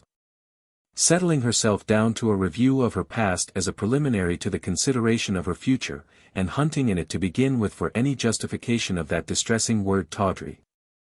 The next thing she knew was that she wasn't thinking about this at all, but had somehow switched on to Mr. Wilkins. Well, Mr. Wilkins was quite easy to think about, though not pleasant. She viewed his approach with misgivings. For not only was it a profound and unexpected bore to have a man added to the party, and a man, too, of the kind she was sure Mr. Wilkins must be, but she was afraid, and her fear was the result of a drearily unvarying experience, that he might wish to hang about her. This possibility had evidently not yet occurred to Mrs. Wilkins, and it was not one to which she could very well draw her attention, not, that is, without being too fatuous to live. She tried to hope that Mr. Wilkins would be a wonderful exception to the dreadful rule. If only he were, she would be so much obliged to him that she believed she might really quite like him. But, she had misgivings. Suppose he hung about her so that she was driven from her lovely top garden, suppose the light in Mrs. Wilkins's funny, flickering face was blown out. Scrap felt she would particularly dislike this to happen to Mrs. Wilkins's face, yet she had never in her life met any wives, not any at all, who had been able to understand that she didn't in the least want their husbands. Often she had met wives who didn't want their husbands either, but that made them none the less indignant if they thought somebody else did, and none the less sure, when they saw them hanging round Scrap, that she was trying to get them. Trying to get them. The bare thought, the bare recollection of these situations, filled her with a boredom so extreme that it instantly sent her to sleep again. When she woke up she went on with Mr. Wilkins. Now if, thought Scrap, Mr. Wilkins were not an exception and behaved in the usual way, would Mrs. Wilkins understand, or would it just simply spoil her holiday? She seemed quick, but would she be quick about just this? She seemed to understand and see inside one, but would she understand and see inside one when it came to Mr. Wilkins? The experienced Scrap was full of doubts. She shifted her feet on the parapet, she jerked a cushion straight. Perhaps she had better try and explain to Mrs. Wilkins, during the days still remaining before the arrival, explain in a general way, rather vague and talking at large, her attitude toward such things. She might also expound to her peculiar dislike of people's husbands, and her profound craving to be, at least for this 1 month, let alone. But Scrap had her doubts about this too. Such talk meant a certain familiarity, meant embarking on a friendship with Mrs. Wilkins, and if, after having embarked on it and faced the peril it contained of too much Mrs. Wilkins, Mr. Wilkins should turn out to be artful, and people did get very artful when they were set on anything, and manage after all to slip through into the top garden, Mrs. Wilkins might easily believe she had been taken in, and that she, Scrap, was deceitful. Deceitful. And about Mr. Wilkins. Wives were really pathetic. At 4:30 she heard sounds of saucers on the other side of the daphne bushes. Was tea being sent out to her? No, the sounds came no closer, they stopped near the house. Tea was to be in the garden, in her garden. Scrap considered she might at least have been asked if she minded being disturbed. They all knew she sat there. Perhaps someone would bring hers to her in her corner. No, nobody brought anything. Well, she was too hungry not to go and have it with the others today, but she would give Francesca strict orders for the future. She got up, and walked with that slow grace which was another of her outrageous number of attractions towards the sounds of tea. She was conscious not only of being very hungry but of wanting to talk to Mrs. Wilkins again. Mrs. Wilkins had not grabbed, she had left her quite free all day in spite of the rapprochement the night before. Of course she was an original, and put on a silk jumper for dinner, but she hadn't grabbed. This was a great thing. Scrap went towards the tea table quite looking forward to Mrs. Wilkins, and when she came in sight of it she saw only Mrs. Fisher and Mrs. Arbuthnot. Mrs. Fisher was pouring out the tea, and Mrs. Arbuthnot was offering Mrs. Fisher macaroons. Every time Mrs. Fisher offered Mrs. Arbuthnot anything, her cup, or milk, or sugar, Mrs. Arbuthnot offered her macaroons, pressed them on her with an odd assiduousness, almost with obstinacy. Was it a game? Scrap wondered, sitting down and seizing a macaroon. "Where is Mrs. Wilkins?" asked Scrap. They did not know. At least, Mrs. Arbuthnot, on Scrap's inquiry, did not know. Mrs. Fisher's face, at the name, became elaborately uninterested. It appeared that Mrs. Wilkins had not been seen since breakfast. Mrs. Arbuthnot thought she had probably gone for a picnic. Scrap missed her. She ate the enormous macaroons, the best and biggest she had ever come across, in silence. Tea without Mrs. Wilkins was dull, and Mrs. Arbuthnot had that fatal flavor of motherliness about her, of wanting to pet one, to make one very comfortable, coaxing one to eat, coaxing her, who was already so frankly, so even excessively eating, that seemed to have dogged Scrap's steps through life.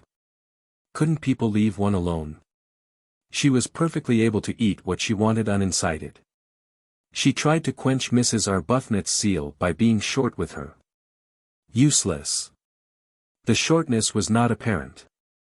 It remained, as all Scrap's evil feelings remained, covered up by the impenetrable veil of her loveliness. Mrs. Fisher sat monumentally, and took no notice of either of them. She had had a curious day, and was a little worried. She had been quite alone, for none of the three had come to lunch, and none of them had taken the trouble to let her know they were not coming, and Mrs. Arbuthnot, drifting casually into tea, had behaved oddly till Lady Caroline joined them and distracted her attention. Mrs. Fisher was prepared not to dislike Mrs. Arbuthnot, whose parted hair and mild expression seemed very decent and womanly, but she certainly had habits that were difficult to like. Her habit of instantly echoing any offer made her of food or drink, of throwing the offer back on one, as it were, was not somehow what one expected of her. "Will you have some more tea?" was surely a question to which the answer was simply yes or no. But Mrs. Arbuthnot persisted in the trick she had exhibited the day before at breakfast, of adding to her yes or no the words, "Will you?" She had done it again that morning at breakfast, and here she was doing it at tea, the two meals at which Mrs. Fisher presided and poured out. Why did she do it? Mrs. Fisher failed to understand. But this was not what was worrying her. This was merely by the way. What was worrying her was that she had been quite unable that day to settle to anything, and had done nothing but wander restlessly from her sitting room to her battlements and back again. It had been a wasted day, and how much she disliked waste.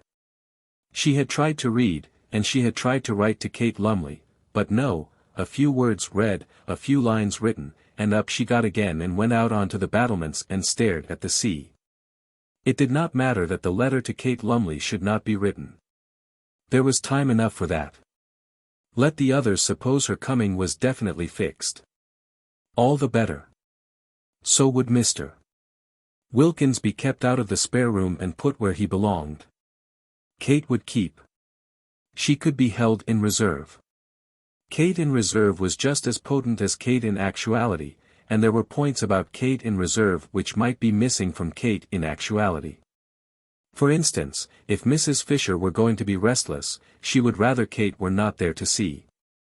There was a want of dignity about restlessness, about trotting backwards and forwards. But it did matter that she could not read a sentence of any of her great dead friends' writings. No, not even of Browning's, who had been so much in Italy, nor of Ruskin's, whose Stones of Venice she had brought with her to reread so nearly on the very spot. Nor even a sentence of a really interesting book like the one she had found in her sitting room about the home life of the German emperor, poor man, written in the 90s, when he had not yet begun to be more sinned against than sinning, which was. She was firmly convinced, what was the matter with him now, and full of exciting things about his birth and his right arm and a couture's, without having to put it down and go and stare at the sea. Reading was very important. The proper exercise and development of one's mind was a paramount duty. How could one read if one were constantly trotting in and out? Curious, this restlessness. Was she going to be ill? No, she felt well.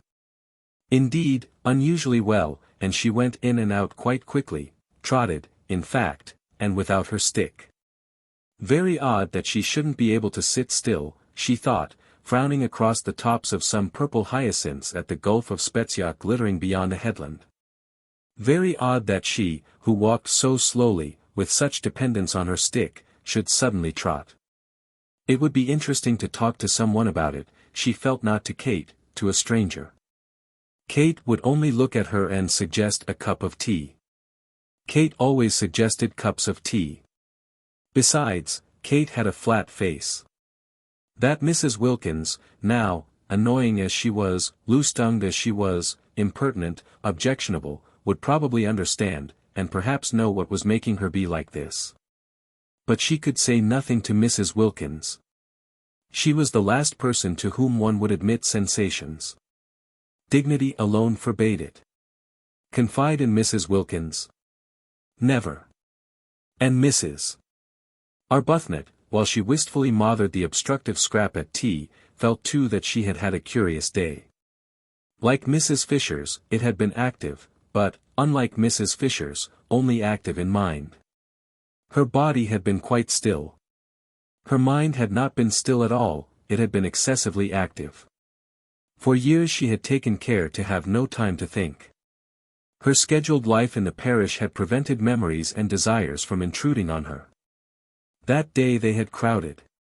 She went back to tea feeling dejected, and that she should feel dejected in such a place with everything about her to make her rejoice, only dejected her the more. But how could she rejoice alone?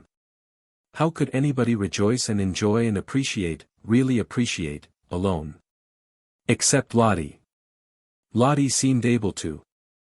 She had gone off down the hill directly after breakfast, alone yet obviously rejoicing, for she had not suggested that Rose should go too, and she was singing as she went. Rose had spent the day by herself, sitting with her hands clasping her knees, staring straight in front of her.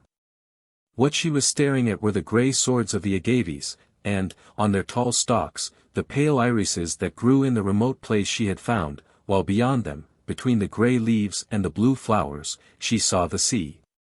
The place she had found was a hidden corner where the sun-baked stones were padded with time, and nobody was likely to come. It was out of sight and sound of the house, it was off any path, it was near the end of the promontory.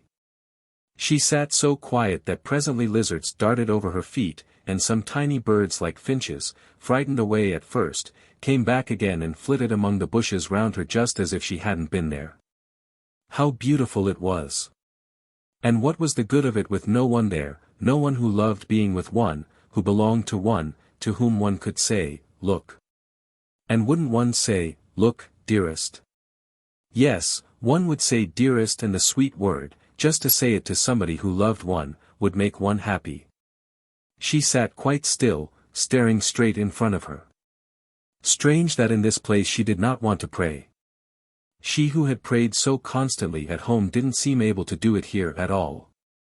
The first morning she had merely thrown up a brief thank you to heaven on getting out of bed, and had gone straight to the window to see what everything looked like, thrown up the thank you as carelessly as a ball, and thought no more about it.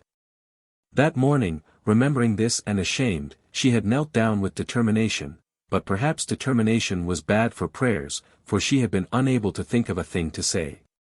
And as for her bedtime prayers, on neither of the nights had she said a single one. She had forgotten them. She had been so much absorbed in other thoughts that she had forgotten them. And, once in bed, she was asleep and whirling along among bright, thin swift dreams before she had so much time as to stretch herself out. What had come over her? Why had she let go the anchor of prayer? And she had difficulty, too, in remembering her poor, in remembering even that there were such things as poor. Holidays, of course, were good, and were recognized by everybody as good, but ought they so completely to blot out, to make such havoc of, the realities? Perhaps it was healthy to forget her poor. With all the greater gusto would she go back to them. But it couldn't be healthy to forget her prayers, and still less could it be healthy not to mind. Rose did not mind. She knew she did not mind. And, even worse, she knew she did not mind not minding. In this place she was indifferent to both the things that had filled her life and made it seem as if it were happy for years. Well, if only she could rejoice in her wonderful new surroundings, have that much at least to set against the indifference, the letting go, but she could not. She had no work, she did not pray, she was left empty. Lottie had spoilt her day that day, as she had spoilt her day the day before. Lottie, with her invitation to her husband, with her suggestion that she too should invite hers. Having flung Frederick into her mind again the day before, Lottie had left her. For the whole afternoon she had left her alone with her thoughts. Since then they had been all of Frederick.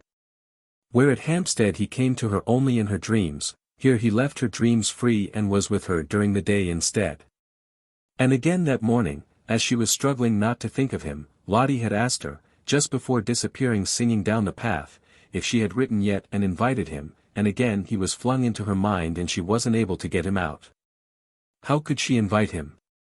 It had gone on so long, their estrangement, such years, she would hardly know what words to use, and besides, he would not come. Why should he come? He didn't care about being with her. What could they talk about? Between them was the barrier of his work and her religion. She could not, how could she, believing as she did in purity, in responsibility for the effect of one's actions on others, bear his work, bear living by it? And he, she knew, had at first resented and then been merely bored by her religion. He had let her slip away, he had given her up, he no longer minded, he accepted her religion indifferently, as a settled fact. Both it and she, Rose's mind, becoming more luminous in the clear light of April at San Salvatore, suddenly saw the truth, bored him. Naturally when she saw this, when that morning it flashed upon her for the first time, she did not like it.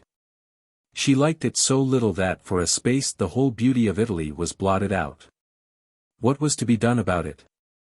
She could not give up believing in good and not liking evil, and it must be evil to live entirely on the proceeds of adulteries, however dead and distinguished they were. Besides, if she did, if she sacrificed her whole past, her bringing up, her work for the last 10 years, would she bore him less? Rose felt right down at her very roots that if you have once thoroughly bored somebody it is next to impossible to unbore him. Once a bore always a bore, certainly, she thought, to the person originally bored. Then, thought she, looking out to sea through eyes grown misty, better cling to her religion. It was better, she hardly noticed the reprehensibleness of her thought, than nothing. But oh, she wanted to cling to something tangible, to love something living, something that one could hold against one's heart, that one could see and touch and do things for. If her poor baby hadn't died. Babies didn't get bored with one, it took them a long while to grow up and find one out. And perhaps one's baby never did find one out. Perhaps one would always be to it, however old and bearded it grew, somebody special, somebody different from everyone else, and if for no other reason, precious in that one could never be repeated. Sitting with dim eyes looking out to sea she felt an extraordinary yearning to hold something of her very own tight to her bosom. Rose was slender, and as reserved in figure as in character, yet she felt a queer sensation of, how could she describe it, bosom. There was something about San Salvatore that made her feel all bosom. She wanted to gather to her bosom, to comfort and protect, soothing the dear head that should lie on it with softest strokings and murmurs of love. Frederick's child, come to her, pillowed on her, because they were unhappy, because they had been hurt. They would need her then, if they had been hurt, they would let themselves be loved then, if they were unhappy. Well, the child was gone, would never come now, but perhaps Frederick, some day, when he was old and tired. Such were Mrs. Arbuthnot's reflections and emotions that first day at San Salvatore by herself.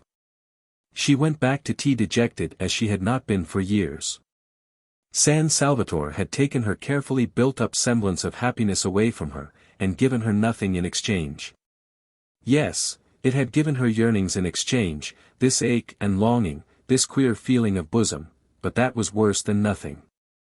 And she who had learned balance, who never at home was irritated but always able to be kind, could not, even in her dejection, that afternoon endure Mrs. Fisher's assumption of the position as hostess at tea. One would have supposed that such a little thing would not have touched her, but it did. Was her nature changing? Was she to be not only thrown back on long-stifled yearnings after Frederick, but also turned into somebody who wanted to fight over little things? After tea, when both Mrs. Fisher and Lady Caroline had disappeared again. It was quite evident that nobody wanted her. She was more dejected than ever, overwhelmed by the discrepancy between the splendor outside her, the warm, teeming beauty and self-sufficiency of nature, and the blank emptiness of her heart. Then came Lotty, back to dinner, incredibly more freckled, exuding the sunshine she had been collecting all day, talking, laughing, being tactless, being unwise, being without reticence. And Lady Caroline, so quiet at tea, woke up to animation, and Mrs. Fisher was not so noticeable, and Rose was beginning to revive a little, for Lotty's spirits were contagious as she described the delights of her day. A day which might easily to anyone else have had nothing in it but a very long and very hot walk and sandwiches, when she suddenly said, catching Rose's eye, "Let her gone." Rose flushed. This tactlessness. "What letter?" asked Scrap, interested. Both her elbows were on the table and her chin was supported in her hands, for the nut stage had been reached, and there was nothing for it but to wait in as comfortable a position as possible till Mrs. Fisher had finished cracking. "Asking her husband here," said Lotty. Mrs. Fisher looked up. Another husband? Was there to be no end to them? Nor was this one, then, a widow either, but her husband was no doubt a decent, respectable man, following a decent, respectable calling. She had little hope of Mr. Wilkins, so little, that she had refrained from inquiring what he did. "Has it?" persisted Lotty, as Rose said nothing. "No," said Rose. "Oh, well, tomorrow then," said Lotty. Rose wanted to say no again to this. Lotty would have in her place, and would, besides, have expounded all her reasons. But she could not turn herself inside out like that and invite any and everybody to come and look. How was it that Lotty, who saw so many things, didn't see stuck on her heart, and seeing keep quiet about it, the sore place that was Frederick? "Who is your husband?" asked Mrs. Fisher, carefully adjusting another nut between the crackers. "Who should he be?" said Rose quickly, roused at once by Mrs. Fisher to irritation, "except Mr. Arbuthnot. I mean, of course, what is Mr. Arbuthnot?" And Rose, gone painfully red at this, said after a tiny pause, "My husband." Naturally, Mrs. Fisher was incensed. She couldn't have believed it of this one, with her decent hair and gentle voice, that she too should be impertinent. Chapter 14. That first week the wisteria began to fade, and the flowers of the Judas tree and peach trees fell off and carpeted the ground with rose color. Then all the freesias disappeared, and the irises grew scarce. And then, while these were clearing themselves away, the double banksia roses came out, and the big summer roses suddenly flaunted gorgeously on the walls and trellises. Fortune's yellow was one of them, a very beautiful rose. Presently the tamarisk and the daphnes were at their best, and the lilies at their tallest. By the end of the week the fig trees were giving shade, the plum blossom was out among the olives, the modest weigelias appeared in their fresh pink clothes, and on the rocks sprawled masses of thick-leaved, star-shaped flowers. Some vivid purple and some a clear, pale lemon. By the end of the week, too, Mr. Wilkins arrived, even as his wife had foreseen he would, so he did. And there were signs almost of eagerness about his acceptance of her suggestion, for he had not waited to write a letter in answer to hers, but had telegraphed. That, surely, was eager. It showed, Scrap thought, a definite wish for reunion. And watching his wife's happy face, and aware of her desire that Mellors should enjoy his holiday, she told herself that he would be a very unusual fool should he waste his time bothering about anybody else. If he isn't nice to her, Scrap thought, he shall be taken to the battlements and tipped over. For, by the end of the week, she and Mrs. Wilkins had become Caroline and Lotty to each other, and were friends. Mrs. Wilkins had always been friends, but Scrap had struggled not to be. She had tried hard to be cautious, but how difficult was caution with Mrs. Wilkins. Free herself from every vestige of it, she was so entirely unreserved, so completely expansive, that soon Scrap, almost before she knew what she was doing, was being unreserved too. And nobody could be more unreserved than Scrap, once she let herself go. The only difficulty about Lottie was that she was nearly always somewhere else. You couldn't catch her, you couldn't pin her down to come and talk. Scrap's fears that she would grab seemed grotesque in retrospect. Why, there was no grab in her. At dinner and after dinner were the only times one really saw her. All day long she was invisible, and would come back in the late afternoon looking a perfect sight, her hair full of bits of moss, and her freckles worse than ever. Perhaps she was making the most of her time before Mellersh arrived to do all the things she wanted to do, and meant to devote herself afterwards to going about with him, tidy and in her best clothes. Scrap watched her, interested in spite of herself, because it seemed so extraordinary to be as happy as all that on so little. San Salvatore was beautiful, and the weather was divine. But scenery and weather had never been enough for Scrap, and how could they be enough for somebody who would have to leave them quite soon and go back to life in Hampstead?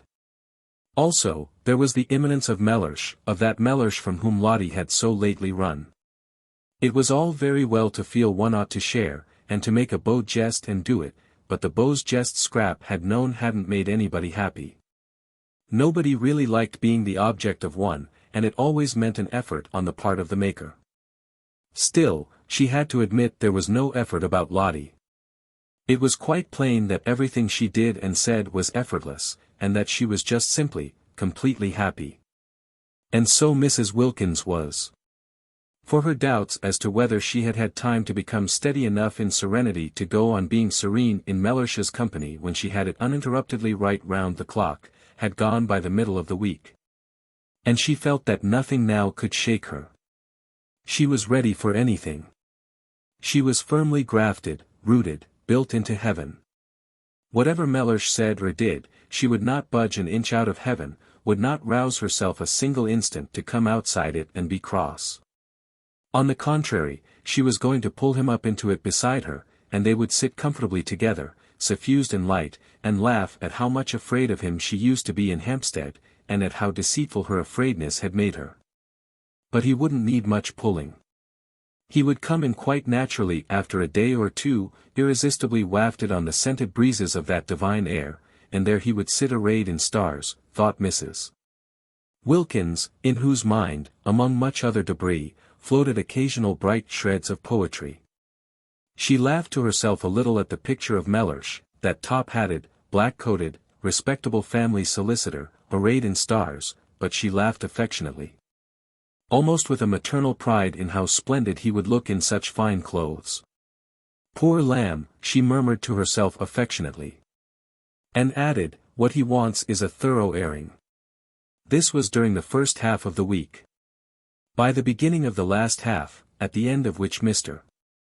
Wilkins arrived, she left off even assuring herself that she was unshakable, that she was permeated beyond altering by the atmosphere. She no longer thought of it or noticed it, she took it for granted. If one may say so, and she certainly said so, not only to herself but also to Lady Caroline, she had found her celestial legs. Contrary to Mrs. Fisher's idea of the seemly, but of course contrary, what else would one expect of Mrs. Wilkins? She did not go to meet her husband at Mezzago, but merely walked down to the point where Beppo's fly would leave him and his luggage in the street of Castagneto. Mrs. Fisher disliked the arrival of Mr.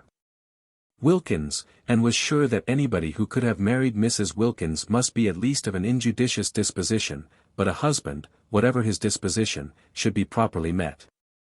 Mr. Fisher had always been properly met. Never once in his married life had he gone unmet at a station, nor had he ever not been seen off. These observances, these courtesies, strengthened the bonds of marriage, and made the husband feel he could rely on his wife's being always there. Always being there was the essential secret for a wife. What would have become of Mr. Fisher if she had neglected to act on this principle? She preferred not to think. Enough things became of him as it was. For whatever one's care in stopping up, married life yet seemed to contain chinks. But Mrs. Wilkins took no pains. She just walked down the hill singing, Mrs. Fisher could hear her, and picked up her husband in the street as casually as if he were a pin. The three others, still in bed, for it was not nearly time to get up, heard her as she passed beneath their windows down the zigzag path to meet Mr. Wilkins, who was coming by the morning train, and Scrap smiled, and Rose sighed, and Mrs. Fisher rang her bell and desired Francesca to bring her breakfast in her room. All three had breakfast that day in their rooms, moved by a common instinct to take cover. Scrap always breakfasted in bed, but she had the same instinct for cover, and during breakfast she made plans for spending the whole day where she was. Perhaps, though, it wouldn't be as necessary that day as the next. That day, Scrap calculated, Mellersh would be provided for. He would want to have a bath, and having a bath at San Salvatore was an elaborate business, a real adventure if one had a hot one in the bathroom, and it took a lot of time.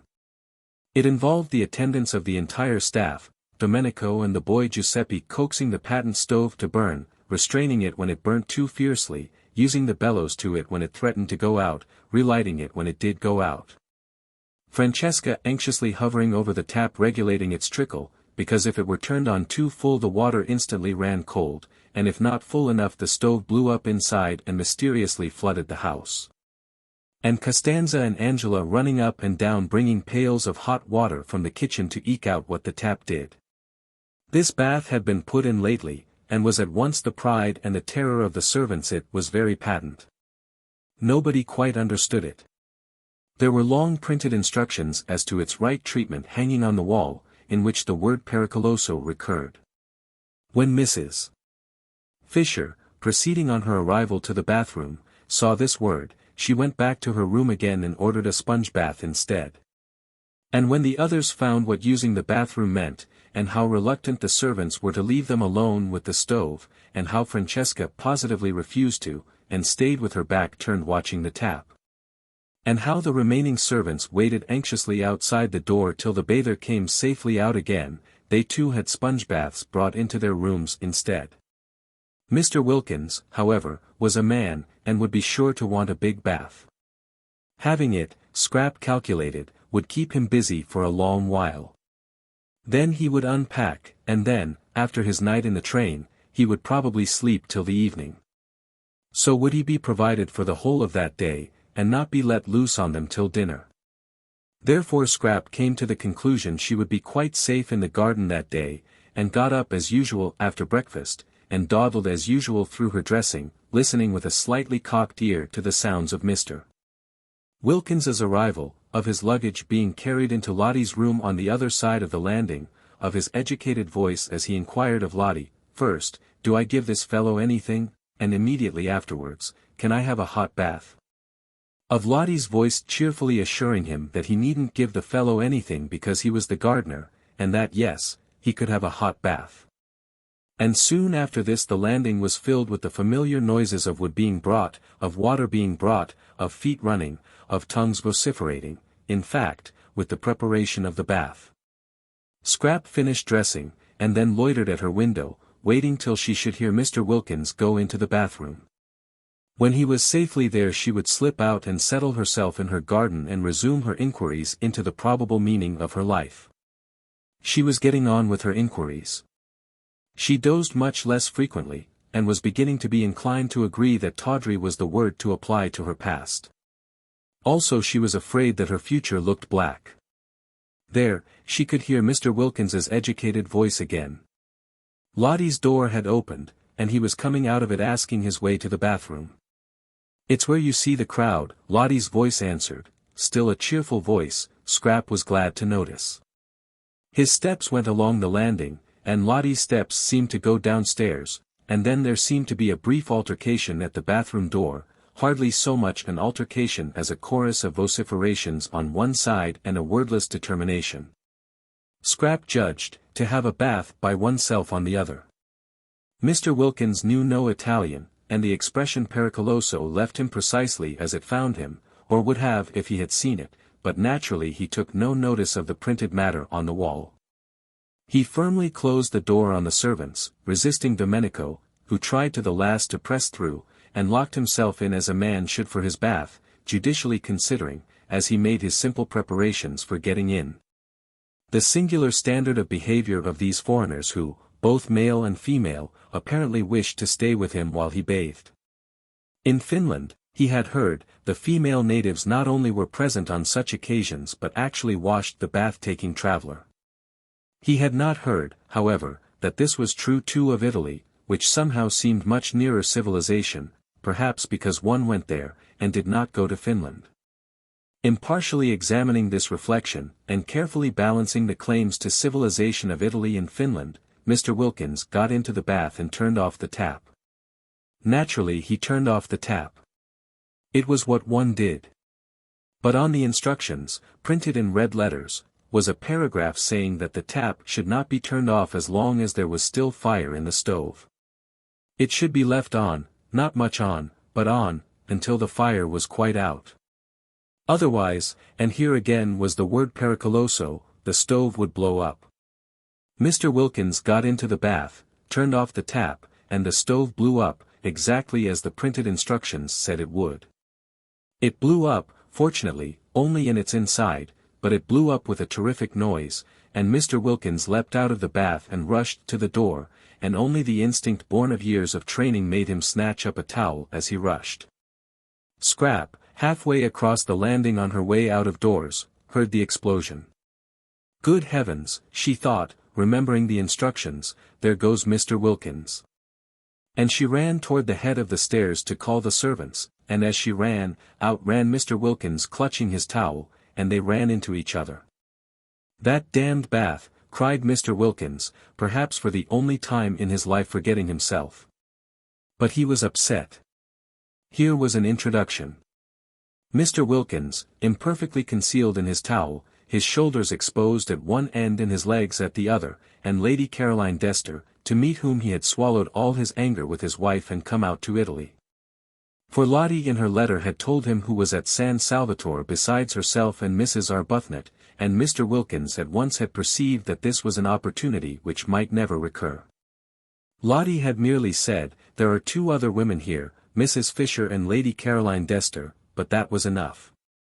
He knew all about the Droitwiches, their wealth, their connections, their place in history, and the power they had, should they choose to exert it, of making yet another solicitor happy by adding him to those they already employed.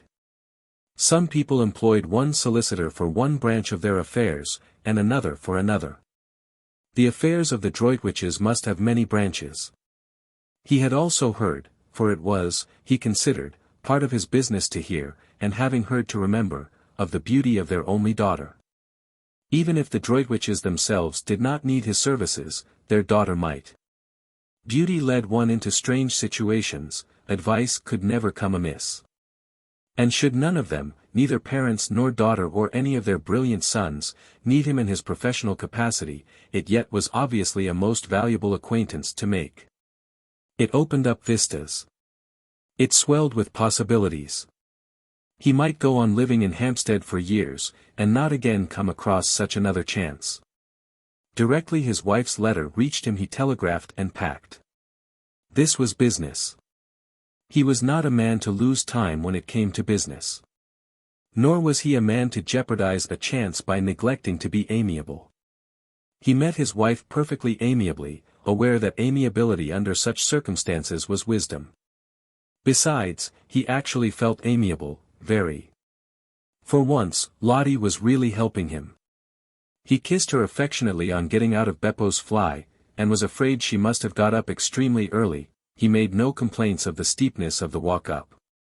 He told her pleasantly of his journey, and when called upon, obediently admired the views. It was all neatly mapped out in his mind, what he was going to do that first day: have a shave, have a bath, put on clean clothes, sleep a while, and then would come lunch and the introduction to Lady Caroline.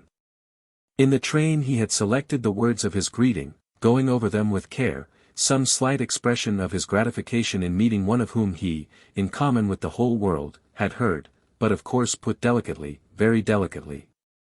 Some slight reference to her distinguished parents and the part her family had played in the history of England, made, of course, with proper tact, a sentence or two about her eldest brother Lord Winchcombe, who had won his V.C.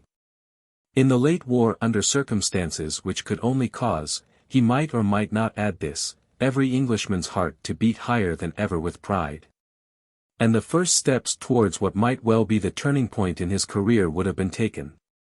And here he was. No, it was too terrible. What could be more terrible? Only a towel on, water running off his legs, and that exclamation.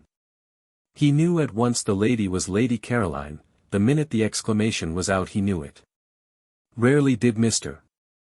Wilkins use that word, and never in the presence of a lady or a client. While as for the towel, why had he come? Why had he not stayed in Hampstead? It would be impossible to live this down. But Mr. Wilkins was reckoning without Scrap. She, indeed, screwed up her face at the first flash of him on her astonished sight in an enormous effort not to laugh, and having choked the laughter down and got her face serious again, she said as composedly as if he had had all his clothes on. "How do you do?" What perfect tact! Mr. Wilkins could have worshipped her. This exquisite ignoring. Blue blood, of course, coming out. Overwhelmed with gratitude he took her offered hand and said, "How do you do," in his turn, and merely to repeat the ordinary words seemed magically to restore the situation to the normal. Indeed, he was so much relieved, and it was so natural to be shaking hands, to be conventionally greeting, that he forgot he had only a towel on and his professional manner came back to him. He forgot what he was looking like, but he did not forget that this was Lady Caroline Dester, the lady he had come all the way to Italy to see, and he did not forget that it was in her face, her lovely and important face, that he had flung his terrible exclamation. He must at once entreat her forgiveness. To say such a word to a lady, to any lady, but of all ladies to just this one. "I'm afraid I used unpardonable language," began Mr. Wilkins very earnestly, as earnestly and ceremoniously as if he had had his clothes on. "I thought it most appropriate," said Scrap, who was used to dams. Mr. Wilkins was incredibly relieved and soothed by this answer. No offense, then, taken. Blue blood again. Only blue blood could afford such a liberal, such an understanding attitude. "It is Lady Caroline Dester, is it not, to whom I am speaking?" he asked, his voice sounding even more carefully cultivated than usual, for he had to restrain too much pleasure, too much relief, too much of the joy of the pardoned and the shriven from getting into it. "Yes," said Scrap. And for the life of her she couldn't help smiling. She couldn't help it. She hadn't meant to smile at Mr. Wilkins, not ever. But really he looked, and then his voice on the top of the rest of him, oblivious of the towel and his legs, and talking just like a church. "Allow me to introduce myself," said Mr. Wilkins, with the ceremony of the drawing-room. "My name is Mellersh Wilkins." And he instinctively held out his hand a second time at the words. "I thought perhaps it was," said Scrap, a second time having hers shaken and a second time unable not to smile.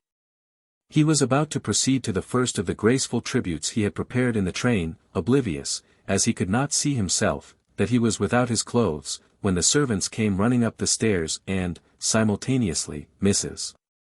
Fisher appeared in the doorway of her sitting-room.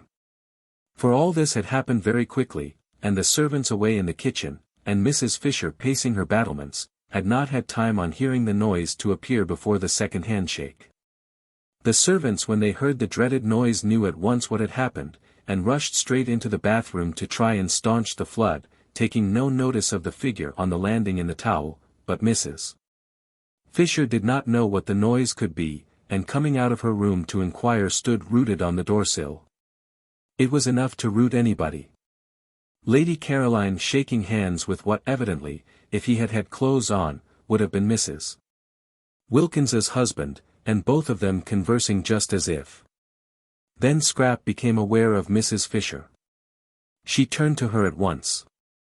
"Do let me," she said gracefully, "introduce Mr. Mellersh Wilkins. He has just come. This," she added, turning to Mr. Wilkins, "is Mrs. Fisher." And Mr. Wilkins, nothing if not courteous, reacted at once to the conventional formula. First he bowed to the elderly lady in the doorway, then he crossed over to her, his wet feet leaving footprints as he went, and having got to her he politely held out his hand. "It is a pleasure," said Mr. Wilkins in his carefully modulated voice, to meet a friend of my wife's. Scrap melted away down into the garden. Chapter 15. The strange effect of this incident was that when they met that evening at dinner both Mrs. Fisher and Lady Caroline had a singular feeling of secret understanding with Mr. Wilkins. He could not be to them as other men.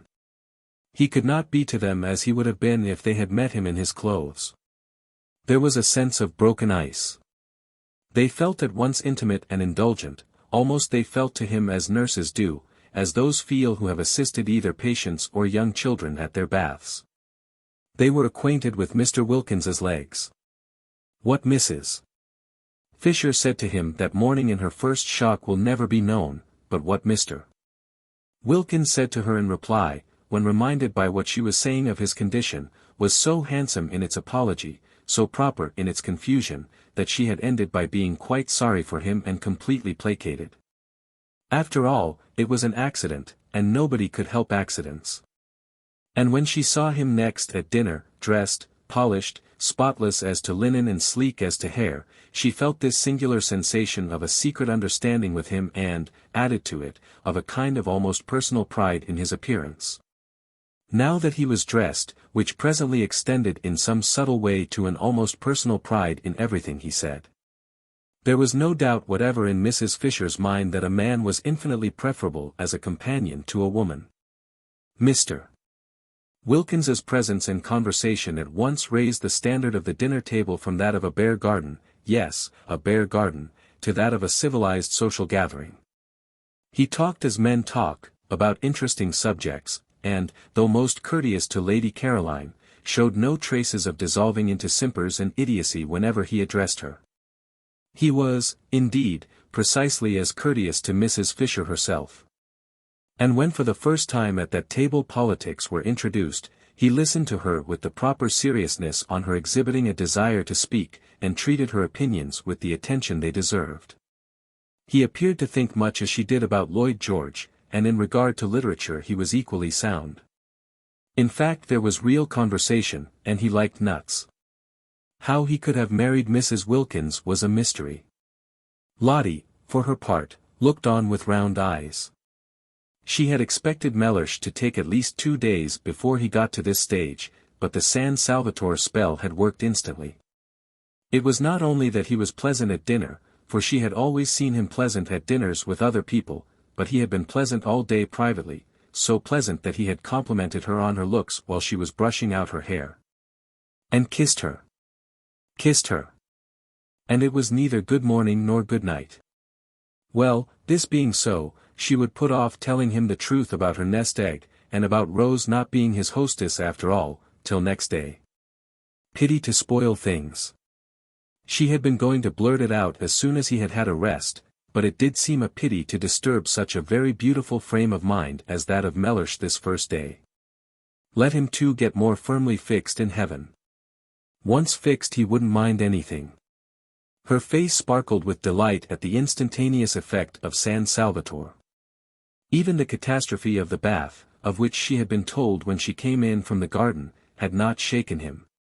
Of course all that he had needed was a holiday. What a brute she had been to him when he wanted to take her himself to Italy. But this arrangement, as it happened, was ever so much better, though not through any merit of hers.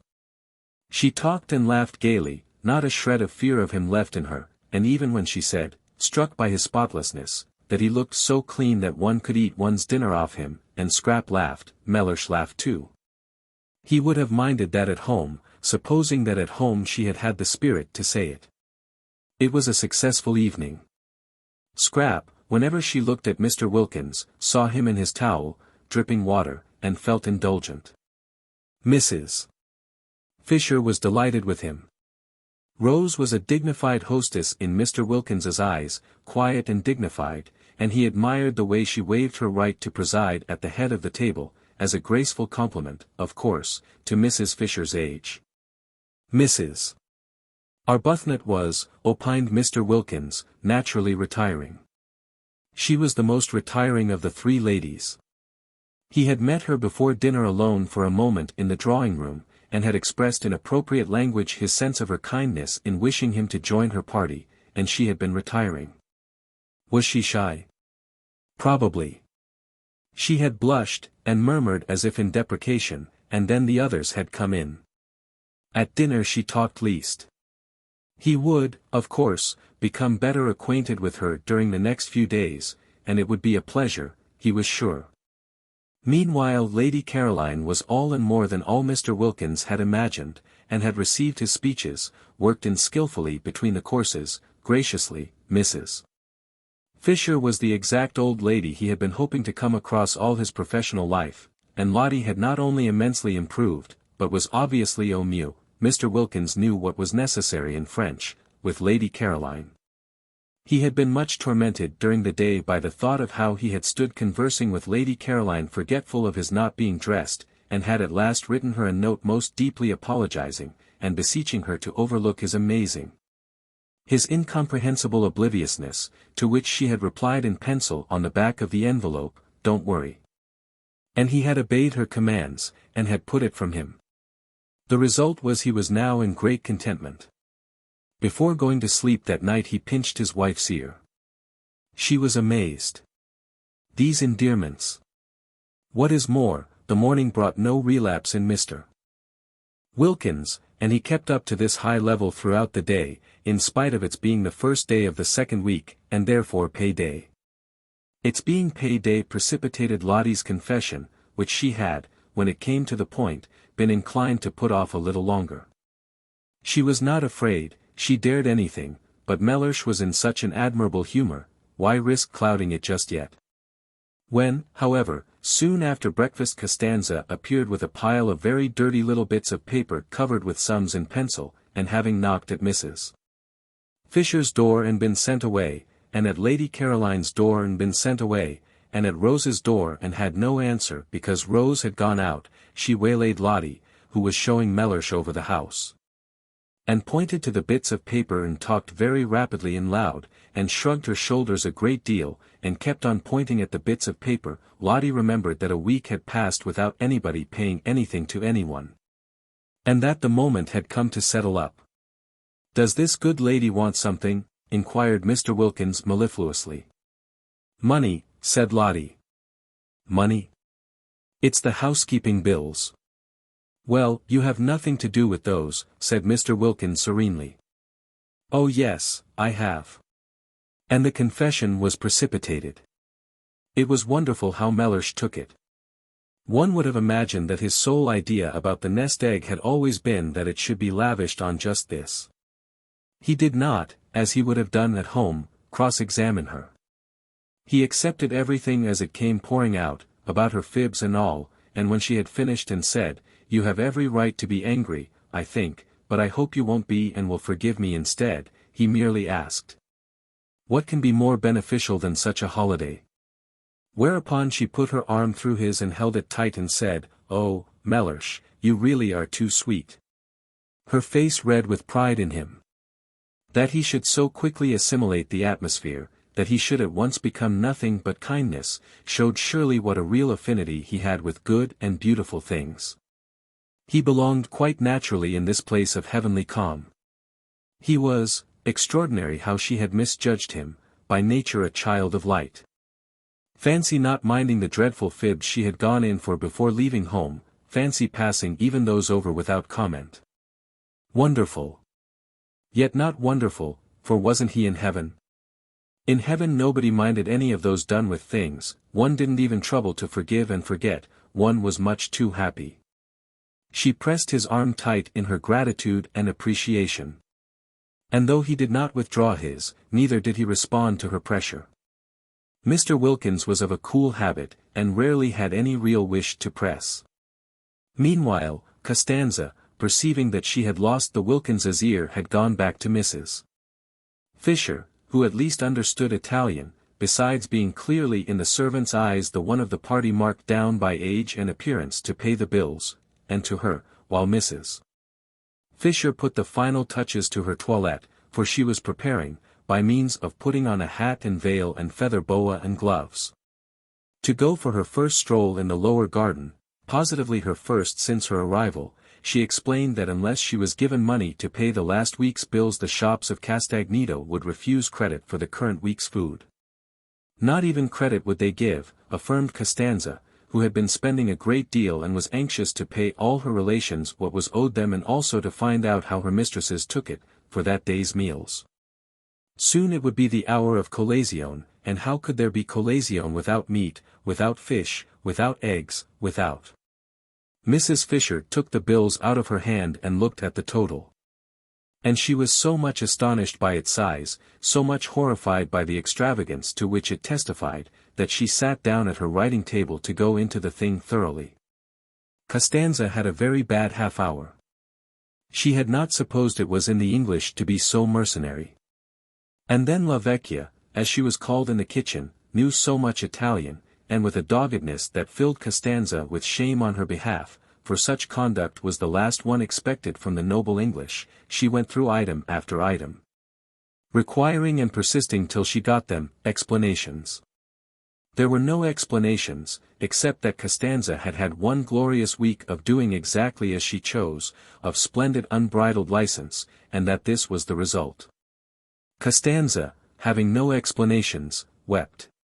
It was miserable to think she would have to cook from now on under watchfulness, under suspicion, and what would her relations say when they found the orders they received were whittled down? They would say she had no influence. They would despise her. Costanza wept, but Mrs. Fisher was unmoved. In slow and splendid Italian, with the roll of the cantos of the Inferno, she informed her that she would pay no bills till the following week, and that meanwhile the food was to be precisely as good as ever, and at a quarter the cost. Costanza threw up her hands.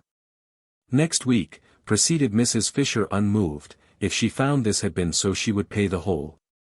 Otherwise, she paused, for what she would do otherwise she did not know herself.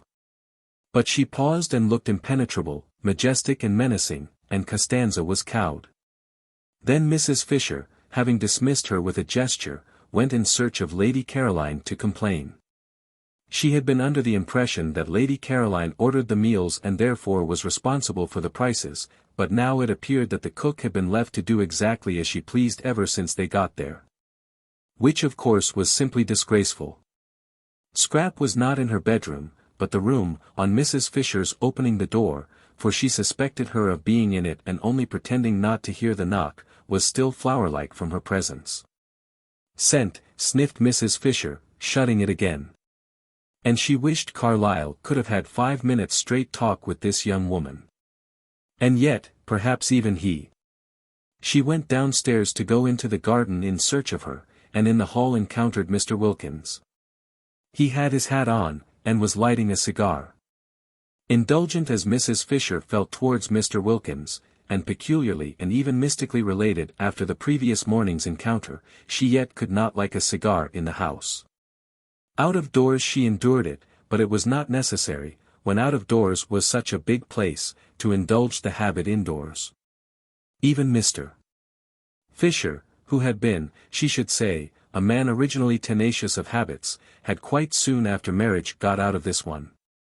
However, Mr. Wilkins, snatching off his hat on seeing her, instantly threw the cigar away. He threw it into the water a great jar of arum lilies presumably contained, and Mrs. Fisher, aware of the value men attached to their newly lit cigars, could not but be impressed by this immediate and magnificent amende honorable. But the cigar did not reach the water. It got caught in the lilies, and smoked on by itself among them, a strange and depraved-looking object. "Where are you going to, my pet?" began Mr. Wilkins, advancing towards Mrs. Fisher. But he broke off just in time. Was it morning spirits impelling him to address Mrs. Fisher in the terms of a nursery rhyme? He wasn't even aware that he knew the thing. Most strange. What could have put it, at such a moment, into his self-possessed head? He felt great respect for Mrs. Fisher, and would not for the world have insulted her by addressing her as a maid, pretty or otherwise. He wished to stand well with her. She was a woman of parts, and also, he suspected, of property. At breakfast they had been most pleasant together, and he had been struck by her apparent intimacy with well-known persons. Victorians, of course. But it was restful to talk about them after the strain of his brother-in-law's Georgian parties on Hampstead Heath. He and she were getting on famously, he felt. She already showed all the symptoms of presently wishing to become a client. Not for the world would he offend her. He turned a little cold at the narrowness of his escape. She had not, however, noticed. "You are going out," he said very politely, all readiness should she confirm his assumption to accompany her. "I want to find Lady Caroline," said Mrs. Fisher, going towards the glass door leading into the top garden. "An agreeable quest," remarked Mr. Wilkins. "May I assist in the search?" "Allow me," he added, opening the door for her. "She usually sits over in that corner behind the bushes," said Mrs. Fisher. "And I don't know about it being an agreeable quest. She has been letting the bills run up in the most terrible fashion, and needs a good scolding." "Lady Caroline?" said Mr. Wilkins, unable to follow such an attitude. "What has Lady Caroline, if I may inquire, to do with the bills here?" "The housekeeping was left to her, and as we all share alike it ought to have been a matter of honor with her." "But, Lady Caroline housekeeping for the party here?" "A party which includes my wife." "My dear lady, you render me speechless. Do you not know she is the daughter of the Droitwiches?"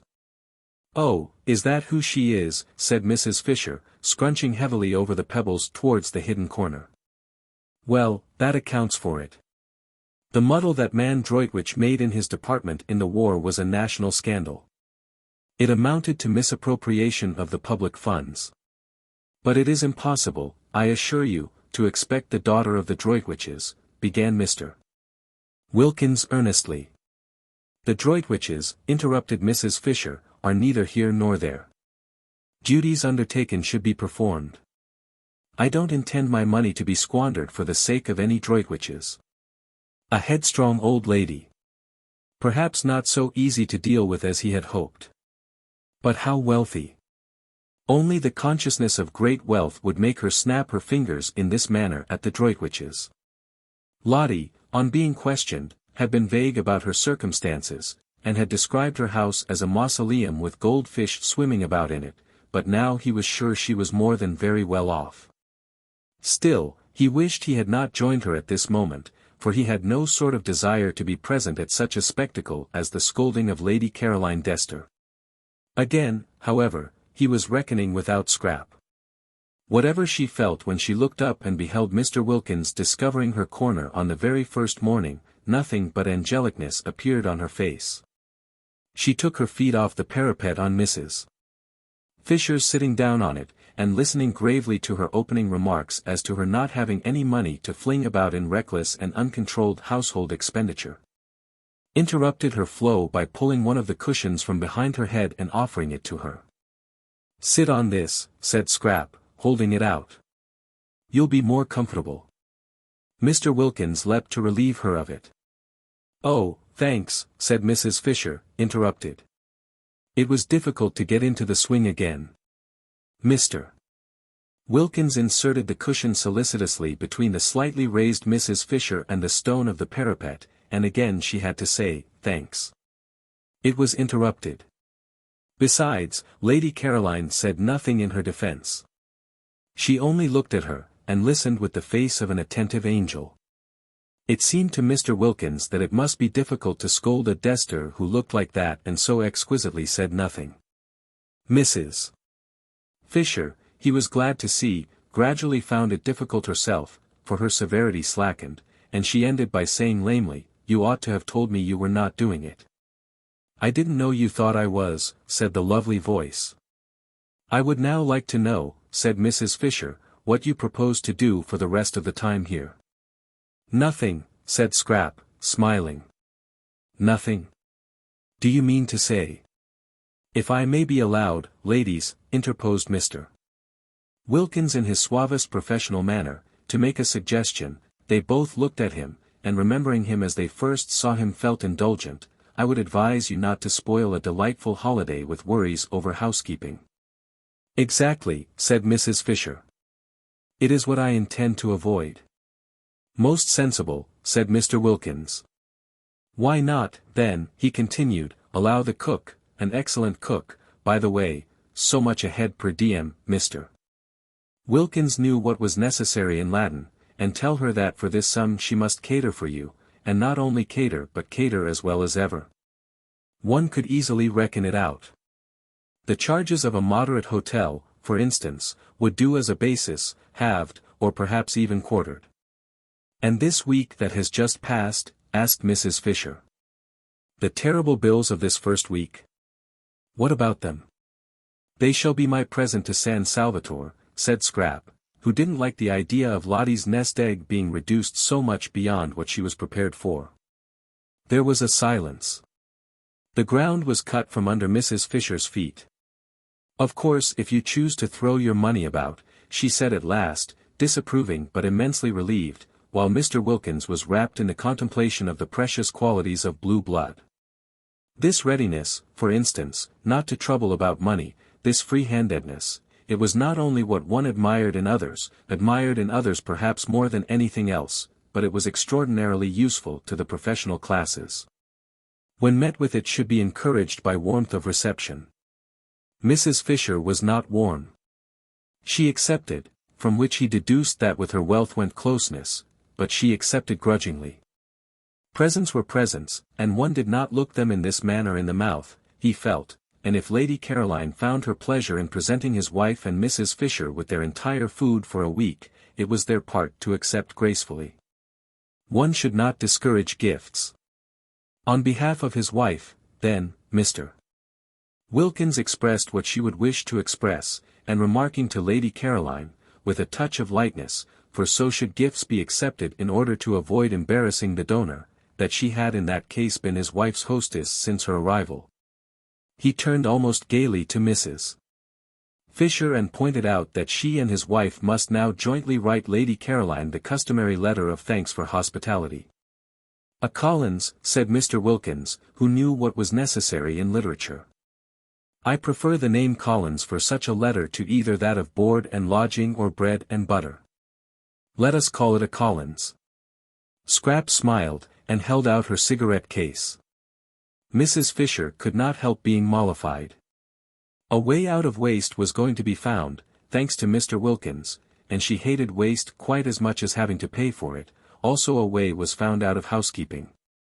For a moment she had thought that if everybody tried to force her into housekeeping on her brief holiday by their own indifference, Lady Caroline, or inability to speak Italian, the other two, she would have to send for Kate Lumley after all. Kate could do it. Kate and she had learnt Italian together. Kate would only be allowed to come on condition that she did do it. But this was much better, this way of Mr. Wilkins's. Really a most superior man. There was nothing like an intelligent, not too young man for profitable and pleasurable companionship. And when she got up, the business for which she had come being settled, and said she now intended to take a little stroll before lunch, Mr. Wilkins did not stay with Lady Caroline, as most of the men she had known would, she was afraid, have wanted to. He asked to be permitted to go and stroll with her, so that he evidently definitely preferred conversation to faces. A sensible, companionable man. A clever, well-read man. A man of the world. A man. She was very glad indeed she had not written to Kate the other day. What did she want with Kate? She had found a better companion. But Mr. Wilkins did not go with Mrs. Fisher because of her conversation, but because, when she got up and he got up because she got up, intending merely to bow her out of the recess, Lady Caroline had put her feet up on the parapet again. And arranging her head sideways in the cushions had shut her eyes. The daughter of the Droitwiches desired to go to sleep. It was not for him, by remaining, to prevent her. Chapter 16. And so the second week began, and all was harmony. The arrival of Mr. Wilkins, instead of, as three of the party had feared and the fourth had only been protected from fearing by her burning faith in the effect on him of San Salvatore, disturbing such harmony as there was, increased it. He fitted in. He was determined to please, and he did please. He was most amiable to his wife, not only in public, which she was used to, but in private, when he certainly wouldn't have been if he hadn't wanted to. He did want to. He was so much obliged to her, so much pleased with her, for making him acquainted with Lady Caroline, that he felt really fond of her. Also proud. For there must be, he reflected, a good deal more in her than he had supposed, for Lady Caroline to have become so intimate with her and so affectionate. And the more he treated her as though she were really very nice, the more Lottie expanded and became really very nice, and the more he, affected in his turn, became really very nice himself. So that they went round and round, not in a vicious but in a highly virtuous circle. Positively, for him, Mellersh petted her.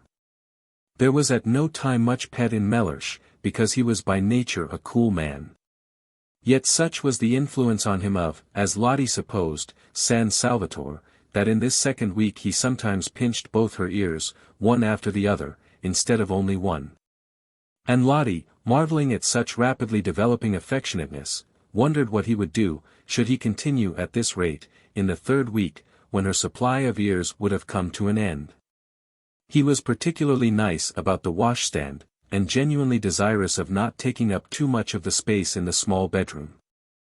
Quick to respond, Lottie was even more desirous not to be in his way. And the room became the scene of many an affectionate combat degenericide, each of which left them more pleased with each other than ever. He did not again have a bath in the bathroom, though it was mended and ready for him, but got up and went down every morning to the sea, and in spite of the cool nights making the water cold early had his dip as a man should. And came up to breakfast rubbing his hands and feeling, as he told Mrs. Fisher, prepared for anything. Lottie's belief in the irresistible influence of the heavenly atmosphere of San Salvatore being thus obviously justified, and Mr. Wilkins, whom Rose knew as alarming and Scrap had pictured as icily unkind, being so evidently a changed man, both Rose and Scrap began to think there might after all be something in what Lottie insisted on. And that San Salvatore did work purgingly on the character. They were the more inclined to think so in that they too felt a working going on inside themselves. They felt more cleared, both of them, that second week, Scrap in her thoughts, many of which were now quite nice thoughts. Real amiable ones about her parents and relations, with a glimmer in them of recognition of the extraordinary benefits she had received at the hands of, what? Fate? Providence, anyhow of something, and of how, having received them, she had misused them by failing to be happy. And Rose in her bosom, which though it still yearned to some purpose, for she was reaching the conclusion that merely inactively to yearn was no use at all. And that she must either by some means stop her yearning or give it at least a chance, remote, but still a chance, of being quieted by writing to Frederick and asking him to come out. If Mr. Wilkins could be changed, thought Rose, why not Frederick? How wonderful it would be, how too wonderful, if the place worked on him too and were able to make them even a little understand each other, even a little be friends. Rose, so far had loosening and disintegration gone on in her character, now was beginning to think her obstinate straight-lacedness about his books and her austere absorption in good works had been foolish and perhaps even wrong. He was her husband, and she had frightened him away. She had frightened love away, precious love, and that couldn't be good. Was not Lottie right when she said the other day that nothing at all except love mattered? Nothing certainly seemed much use unless it was built up on love. But once frightened away, could it ever come back? Yes, it might in that beauty, it might in the atmosphere of happiness Lottie and San Salvatore seemed between them to spread round like some divine infection. She had, however, to get him there first, and he certainly couldn't be got there if she didn't write and tell him where she was. She would write. She must write. For if she did there was at least a chance of his coming, and if she didn't there was manifestly none. And then, once here in this loveliness, with everything so soft and kind and sweet all round, it would be easier to tell him, to try and explain, to ask for something different. For at least an attempt at something different in their lives in the future, instead of the blankness of separation, the cold, oh, the cold, of nothing at all but the great windiness of faith, the great bleakness of works. Why, one person in the world, one single person belonging to one, of one's very own, to talk to take care of, to love, to be interested in, was worth more than all the speeches on platforms and the compliments of chairmen in the world. It was also worth more, Rose couldn't help it, the thought would come, than all the prayers. These thoughts were not head thoughts, like Scraps, who was altogether free from yearnings, but bosom thoughts. They lodged in the bosom. It was in the bosom that Rose ached, and felt so dreadfully lonely. And when her courage failed her, as it did on most days, and it seemed impossible to write to Frederick, she would look at Mr. Wilkins and revive. There he was, a changed man. There he was, going into that small, uncomfortable room every night, that room whose proximities had been Lotty's only misgiving, and coming out of it in the morning, and Lotty coming out of it too. Both of them as unclouded and as nice to each other as when they went in. And hadn't he, so critical at home, Lotty had told her, of the least thing going wrong, emerged from the bath catastrophe as untouched in spirit as Shadrach, Meshach and Abednego were untouched in body when they emerged from the fire? Miracles were happening in this place. If they could happen to Mr. Wilkins, why not to Frederick? She got up quickly. Yes, she would write. She would go and write to him at once. But suppose. She paused. Suppose he didn't answer. Suppose he didn't even answer. And she sat down again to think a little longer. In these hesitations did Rose spend most of the second week. Then there was Mrs. Fisher. Her restlessness increased that second week. It increased to such an extent that she might just as well not have had her private sitting room at all, for she could no longer sit. Not for 10 minutes together could Mrs. Fisher sit. And added to the restlessness, as the days of the second week proceeded on their way, she had a curious sensation, which worried her, of rising sap. She knew the feeling, because she had sometimes had it in childhood in specially swift springs, when the lilacs and the syringas seemed to rush out into blossom in a single night, but it was strange to have it again after over 50 years. She would have liked to remark on the sensation to someone, but she was ashamed. It was such an absurd sensation at her age. Yet oftener and oftener, and every day more and more, did Mrs. Fisher have a ridiculous feeling as if she were presently going to burgeon. Sternly she tried to frown the unseemly sensation down. Burgeon, indeed. She had heard of dried staffs, pieces of mere dead wood, suddenly putting forth fresh leaves, but only in legend. She was not in legend. She knew perfectly what was due to herself. Dignity demanded that she should have nothing to do with fresh leaves at her age, and yet there it was, the feeling that presently, that at any moment now, she might crop out all green. Mrs. Fisher was upset. There were many things she disliked more than anything else, and one was when the elderly imagined they felt young and behaved accordingly. Of course they only imagined it, they were only deceiving themselves, but how deplorable were the results. She herself had grown old as people should grow old, steadily and firmly. No interruptions, no belated afterglows and spasmodic returns. If, after all these years, she were now going to be deluded into some sort of unsuitable breaking out, how humiliating. Indeed she was thankful, that second week, that Kate Lumley was not there. It would be most unpleasant, should anything different occur in her behavior, to have Kate looking on. Kate had known her all her life. She felt she could let herself go. Here Mrs.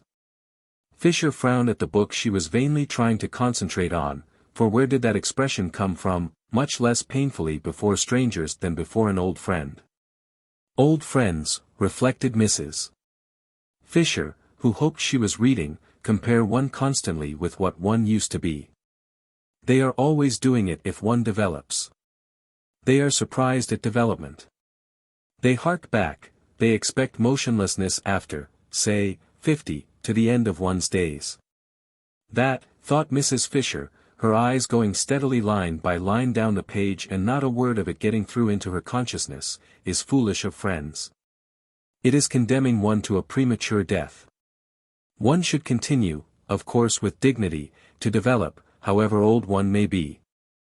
She had nothing against developing, against further ripeness, because as long as one was alive one was not dead, obviously, decided Mrs. Fisher, and development, change, ripening, were life. What she would dislike would be unripening, going back to something green. She would dislike it intensely, and this is what she felt she was on the brink of doing. Naturally it made her very uneasy, and only in constant movement could she find distraction. Increasingly restless and no longer able to confine herself to her battlements, she wandered more and more frequently, and also aimlessly, in and out of the top garden, to the growing surprise of Scrap, especially when she found that all Mrs. Fisher did was to stare for a few minutes at the view, pick a few dead leaves off the rose bushes, and go away again. In Mr. Wilkins's conversation she found temporary relief, but though he joined her whenever he could he was not always there, for he spread his attentions judiciously among the three ladies. And when he was somewhere else she had to face and manage her thoughts as best she could by herself. Perhaps it was the excess of light and color at San Salvatore which made every other place seem dark and black. And Prince of Wales Terrace did seem a very dark black spot to have to go back to, a dark, narrow street, and her house dark and narrow as the street, with nothing really living or young in it. The goldfish could hardly be called living, or at most not more than half living, and were certainly not young, and except for them there were only the maids, and they were dusty old things. Dusty old things. Mrs. Fisher paused in her thoughts, arrested by the strange expression. Where had it come from? How was it possible for it to come at all? It might have been one of Mrs. Wilkins's, in its levity, its almost slang. Perhaps it was one of hers, and she had heard her say it and unconsciously caught it from her. If so, this was both serious and disgusting. That the foolish creature should penetrate into Mrs. Fisher's very mind and establish her personality there, the personality which was still, in spite of the harmony apparently existing between her and her intelligent husband, so alien to Mrs. Fisher's own, so far removed from what she understood and liked, and infect her with her undesirable phrases, was most disturbing. Never in her life before had such a sentence come into Mrs. Fisher's head. Never in her life before had she thought of her maids, or of anybody else, as dusty old things. Her maids were not dusty old things, they were most respectable, neat women, who were allowed the use of the bathroom every Saturday night. Elderly, certainly, but then so was she, so was her house, so was her furniture, so were her goldfish. They were all elderly, as they should be, together. But there was a great difference between being elderly and being a dusty old thing. How true it was what Ruskin said, that evil communications corrupt good manners. But did Ruskin say it? On second thoughts she was not sure, but it was just the sort of thing he would have said if he had said it, and in any case it was true. Merely hearing Mrs. Wilkins's evil communications at meals, she did not listen, she avoided listening, yet it was evident she had heard, those communications which, in that they so often were at once vulgar, indelicate and profane, and always, she was sorry to say, laughed at by Lady Caroline, must be classed as evil, was spoiling her own mental manners. Soon she might not only think but say. How terrible that would be! If that were the form her breaking out was going to take, the form of unseemly speech, Mrs. Fisher was afraid she would hardly with any degree of composure be able to bear it. At this stage Mrs. Fisher wished more than ever that she were able to talk over her strange feelings with someone who would understand. There was, however, no one who would understand except Mrs. Wilkins herself. She would know at once, Mrs. Fisher was sure, what she felt like. But this was impossible. It would be as abject as begging the very microbe that was infecting one for protection against its disease. She continued, accordingly, to bear her sensations in silence, and was driven by them into that frequent aimless appearing in the top garden which presently roused even Scrap's attention. Scrap had noticed it, and vaguely wondered at it, for some time before Mr.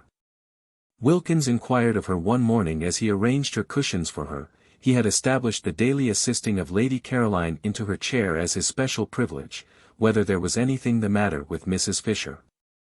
At that moment Mrs. Fisher was standing by the eastern parapet, shading her eyes and carefully scrutinizing the distant white houses of Mazago. They could see her through the branches of the daphnes.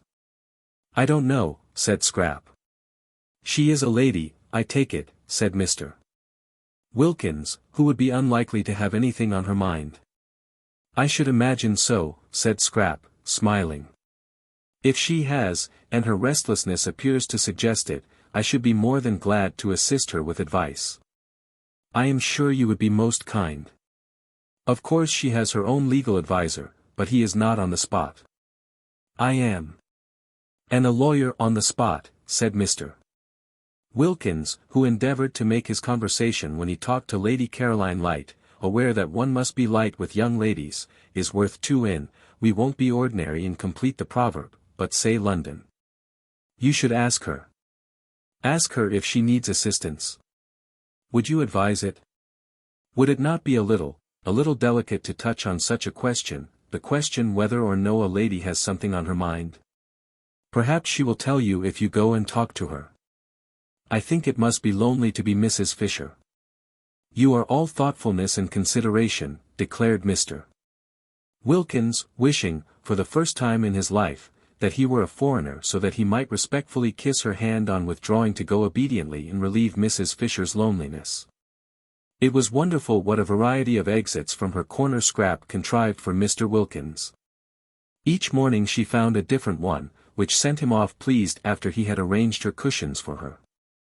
She allowed him to arrange the cushions because she instantly had discovered, the very first 5 minutes of the very first evening, that her fears lest he should cling to her and stare in dreadful admiration were baseless.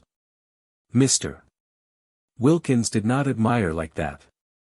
It was not only, she instinctively felt, not in him, but if it had been he would not have dared to in her case. He was all respectfulness. She could direct his movements in regard to herself with the raising of an eyelash. His one concern was to obey. She had been prepared to like him if he would only be so obliging as not to admire her, and she did like him. She did not forget his moving defenselessness the first morning in his towel, and he amused her, and he was kind to Lotty. It is true she liked him most when he wasn't there, but then she usually liked everybody most when they weren't there. Certainly he did seem to be one of those men, rare in her experience, who never looked at a woman from the predatory angle. The comfort of this, the simplification it brought into the relations of the party, was immense. From this point of view Mr. Wilkins was simply ideal, he was unique and precious. Whenever she thought of him, and was perhaps inclined to dwell on the aspects of him that were a little boring, she remembered this and murmured, "But what a treasure." Indeed it was Mr. Wilkins's one aim during his stay at San Salvatore to be a treasure. At all costs the three ladies who were not his wife must like him and trust him.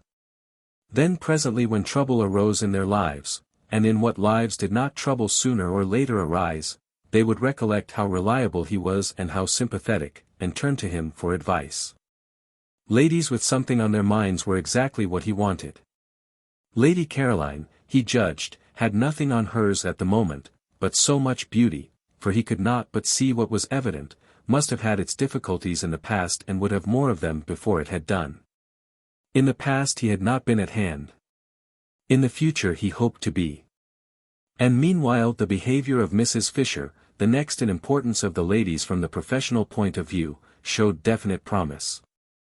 It was almost certain that Mrs. Fisher had something on her mind. He had been observing her attentively, and it was almost certain. With the third, with Mrs. Arbuthnot, he had up to this made least headway, for she was so very retiring and quiet. But might not this very retiringness, this tendency to avoid the others and spend her time alone, indicate that she too was troubled? If so, he was her man. He would cultivate her. He would follow her and sit with her, and encourage her to tell him about herself. Arbuthnot, he understood from Lotty, was a British Museum official, nothing specially important at present, but Mr. Wilkins regarded it as his business to know all sorts and kinds. Besides, there was promotion. Arbuthnot, promoted, might become very much worth while. As for Lotty, she was charming. She really had all the qualities he had credited her with during his courtship, and they had been, it appeared, merely in abeyance since. His early impressions of her were now being endorsed by the affection and even admiration Lady Caroline showed for her. Lady Caroline Dester was the last person, he was sure, to be mistaken on such a subject. Her knowledge of the world, her constant association with only the best, must make her quite unerring. Lotty was evidently, then, that which before marriage he had believed her to be. She was valuable. She certainly had been most valuable in introducing him to Lady Caroline and Mrs. Fisher. A man in his profession could be immensely helped by a clever and attractive wife. Why had she not been attractive sooner? Why this sudden flowering? Mr. Wilkins began too to believe there was something peculiar, as Lotty had almost at once informed him, in the atmosphere of San Salvatore. It promoted expansion. It brought out dormant qualities. And feeling more and more pleased, and even charmed, by his wife, and very content with the progress he was making with the two others, and hopeful of progress to be made with the retiring third, Mr. Wilkins could not remember ever having had such an agreeable holiday. The only thing that might perhaps be bettered was the way they would call him Mr. Wilkins. Nobody said Mr. Mellersh Wilkins. Yet he had introduced himself to Lady Caroline. He flinched a little on remembering the circumstances, as Mellersh Wilkins. Still, this was a small matter, not enough to worry about. He would be foolish if in such a place and such society he worried about anything. He was not even worrying about what the holiday was costing, and had made up his mind to pay not only his own expenses but his wife's as well, and surprise her at the end by presenting her with her nest egg as intact as when she started. And just the knowledge that he was preparing a happy surprise for her made him feel warmer than ever towards her. In fact, Mr. Wilkins, who had begun by being consciously and according to plan on his best behavior, remained on it unconsciously, and with no effort at all. And meanwhile the beautiful golden days were dropping gently from the second week one by one, equal in beauty with those of the first. And the scent of beanfields in flower on the hillside behind the village came across to San Salvatore whenever the air moved. In the garden that second week the poet's eyed narcissus disappeared out the long grass at the edge of the zigzag path, and wild gladiolus, slender and rose-colored, came in their stead. White pinks bloomed in the borders, filling the whole place with their smoky sweet smell, and a bush nobody had noticed burst into glory and fragrance, and it was a purple lilac bush.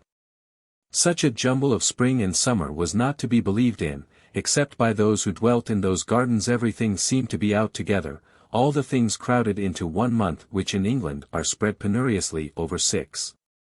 Even primroses were found one day by Mrs. Wilkins in a cold corner up in the hills, and when she brought them down to the geraniums and heliotrope of San Salvatore they looked quite shy.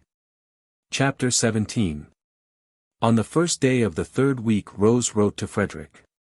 In case she should again hesitate and not post the letter, she gave it to Domenico to post, for if she did not write now there would be no time left at all. Half the month at San Salvatore was over. Even if Frederick started directly he got the letter, which of course he wouldn't be able to do, what with packing and passport, besides not being in a hurry to come, he couldn't arrive for 5 days. Having done it, Rose wished she hadn't. He wouldn't come. He wouldn't bother to answer.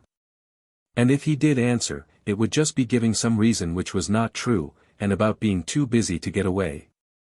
And all that had been got by writing to him would be that she would be more unhappy than before. What things one did when one was idle. This resurrection of Frederick, or rather this attempt to resurrect him, what was it but the result of having nothing whatever to do? She wished she had never come away on a holiday. What did she want with holidays? Work was her salvation. Work was the only thing that protected one, that kept one steady and one's values true. At home in Hampstead, absorbed and busy, she had managed to get over Frederick, thinking of him latterly only with the gentle melancholy with which one thinks of someone once loved but long since dead. And now this place, idleness in this soft place, had thrown her back to the wretched state she had climbed so carefully out of years ago. Why, If Frederick did come she would only bore him. Hadn't she seen in a flash quite soon after getting to San Salvatore that that was really what kept him away from her? And why should she suppose that now, after such a long estrangement, she would be able not to bore him, be able to do anything but stand before him like a tongue-tied idiot, with all the fingers of her spirit turned into thumbs? Besides, what a hopeless position, to have as it were to beseech, please wait a little, please don't be impatient, I think perhaps I shan't be a bore presently. 1,000 times a day Rose wished she had let Frederick alone. Lotty, who asked her every evening whether she had sent her letter yet, exclaimed with delight when the answer at last was yes, and threw her arms round her. "Now we shall be completely happy," cried the enthusiastic Lotty. But nothing seemed less certain to Rose, and her expression became more and more the expression of one who has something on her mind. Mr. Wilkins, wanting to find out what it was, strolled in the sun in his Panama hat, and began to meet her accidentally. "I did not know," said Mr. Wilkins the first time, courteously raising his hat, "that you two liked this particular spot." And he sat down beside her. In the afternoon she chose another spot, and she had not been in it half an hour before Mr. Wilkins, lightly swinging his cane, came round the corner. "We are destined to meet in our rambles," said Mr. Wilkins pleasantly. And he sat down beside her. Mr. Wilkins was very kind, and she had, she saw, misjudged him in Hampstead, and this was the real man, ripened like fruit by the beneficent sun of San Salvatore, but Rose did want to be alone.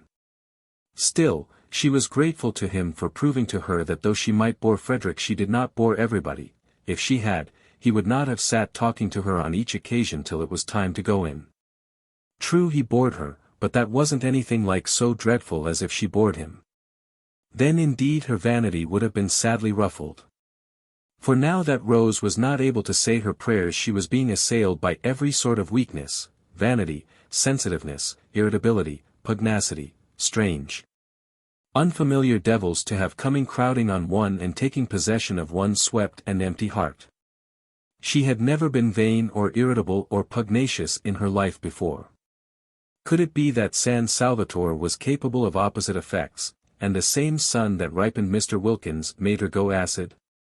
The next morning, so as to be sure of being alone, she went down, while Mr. Wilkins was still lingering pleasantly with Mrs. Fisher over breakfast, to the rocks by the water's edge where she and Lotty had sat the first day. Frederick by now had got her letter. Today, if he were like Mr. Wilkins, she might get a telegram from him. She tried to silence the absurd hope by jeering at it. Yet, if Mr. Wilkins had telegraphed, why not Frederick? The spell of San Salvatore lurked even, it seemed, in notepaper. Lotty had not dreamed of getting a telegram, and when she came in at lunchtime there it was. It would be too wonderful if when she went back at lunchtime she found one there for her too. Rose clasped her hands tight round her knees. How passionately she longed to be important to somebody again, not important on platforms, not important as an asset in an organization, but privately important, just to one other person, quite privately, nobody else to know or notice. It didn't seem much to ask in a world so crowded with people, just to have one of them, only one out of all the millions, to oneself. Somebody who needed one, who thought of one, who was eager to come to one. Oh, how dreadfully one wanted to be precious. All the morning she sat beneath the pine tree by the sea. Nobody came near her. The great hours passed slowly. They seemed enormous. But she wouldn't go up before lunch, she would give the telegram time to arrive. That day Scrap, egged on by Lotty's persuasions and also thinking that perhaps she had sat long enough, had arisen from her chair and cushions and gone off with Lotty and sandwiches up into the hills till evening. Mr. Wilkins, who wished to go with them, stayed on Lady Caroline's advice with Mrs. Fisher in order to cheer her solitude, and though he left off cheering her about 11 to go and look for Mrs.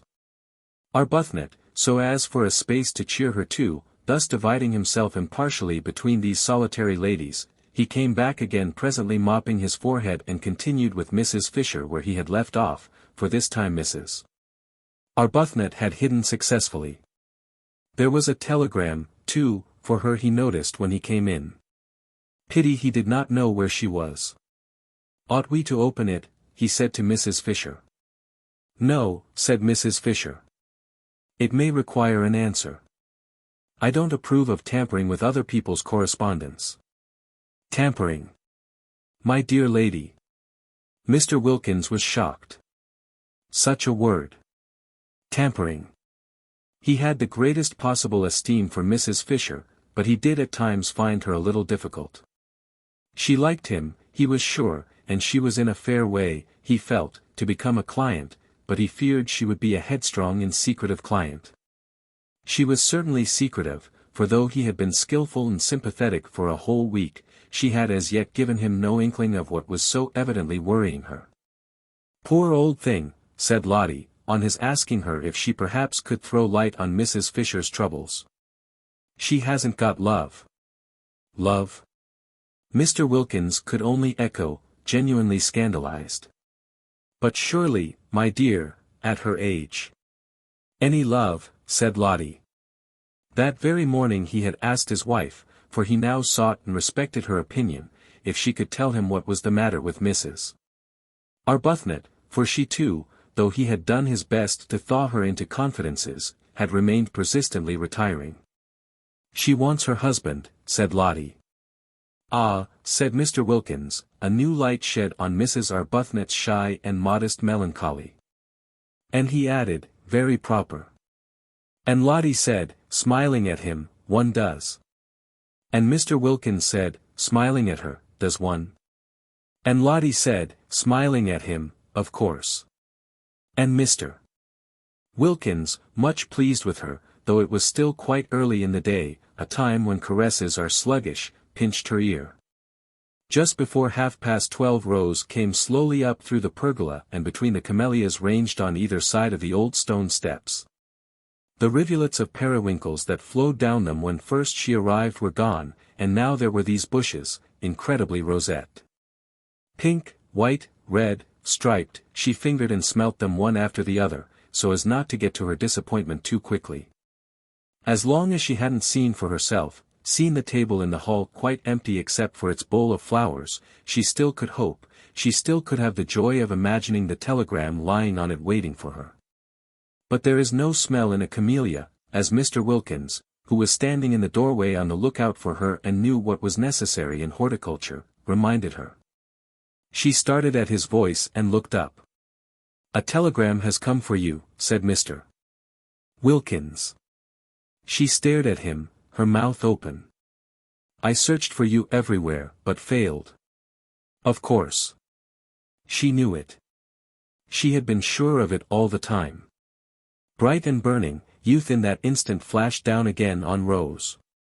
She flew up the steps, red as the camellia she had just been fingering, and was in the hall and tearing open the telegram before Mr. Wilkins had finished his sentence. Why, but if things could happen like this, why, but there was no end to, why, she and Frederick, they were going to be, again, at last. "No bad news, I trust," said Mr. Wilkins, who had followed her, for when she had read the telegram she stood staring at it and her face went slowly white. Curious to watch how her face went slowly white. She turned and looked at Mr. Wilkins as if trying to remember him. Oh no. On the contrary. She managed to smile. "I'm going to have a visitor," she said, holding out the telegram, and when he had taken it she walked away towards the dining room, murmuring something about lunch being ready. Mr. Wilkins read the telegram. It had been sent that morning from Mazago, and was. "A.M. passing through on way to Rome. May I pay my respects this afternoon? Thomas Briggs." Why should such a telegram make the interesting lady turn pale? For her pallor on reading it had been so striking as to convince Mr. Wilkins she was receiving a blow. "Who is Thomas Briggs?" he asked, following her into the dining room. She looked at him vaguely. "Who is?" she repeated, getting her thoughts together again. "Thomas Briggs. Oh. Yes. He is the owner. This is his house. He is very nice. He is coming this afternoon." Thomas Briggs was at that very moment coming. He was jogging along the road between Mazego and Castagneto in a fly, sincerely hoping that the dark-eyed lady would grasp that all he wanted was to see her, and not at all to see if his house were still there. He felt that an owner of delicacy did not intrude on a tenant. But, he had been thinking so much of her since that day. Rose Arbuthnot. Such a pretty name. And such a pretty creature, mild, milky, mothery in the best sense. The best sense being that she wasn't his mother and couldn't have been if she had tried, for parents were the only things impossible to have younger than oneself. Also, he was passing so near. It seemed absurd not just to look in and see if she were comfortable. He longed to see her in his house. He longed to see it as her background, to see her sitting in his chairs, drinking out of his cups, using all his things. Did she put the big crimson brocade cushion in the drawing room behind her little dark head? Her hair and the whiteness of her skin would look lovely against it. Had she seen the portrait of herself on the stairs? He wondered if she liked it. He would explain it to her. If she didn't paint, and she had said nothing to suggest it, she wouldn't perhaps notice how exactly the molding of the eyebrows and the slight hollow of the cheek. He told the fly to wait in Castagneto, and crossed the piazza. Hailed by children and dogs, who all knew him and sprang up suddenly from nowhere, and walking quickly up the zigzag path, for he was an active young man not much more than 30, he pulled the ancient chain that rang the bell. And waited decorously on the proper side of the open door to be allowed to come in. At the sight of him Francesca flung up every bit of her that would fling up, eyebrows, eyelids, and hands, and volubly assured him that all was in perfect order and that she was doing her duty. Of course, said Briggs, cutting her short. No one doubts it.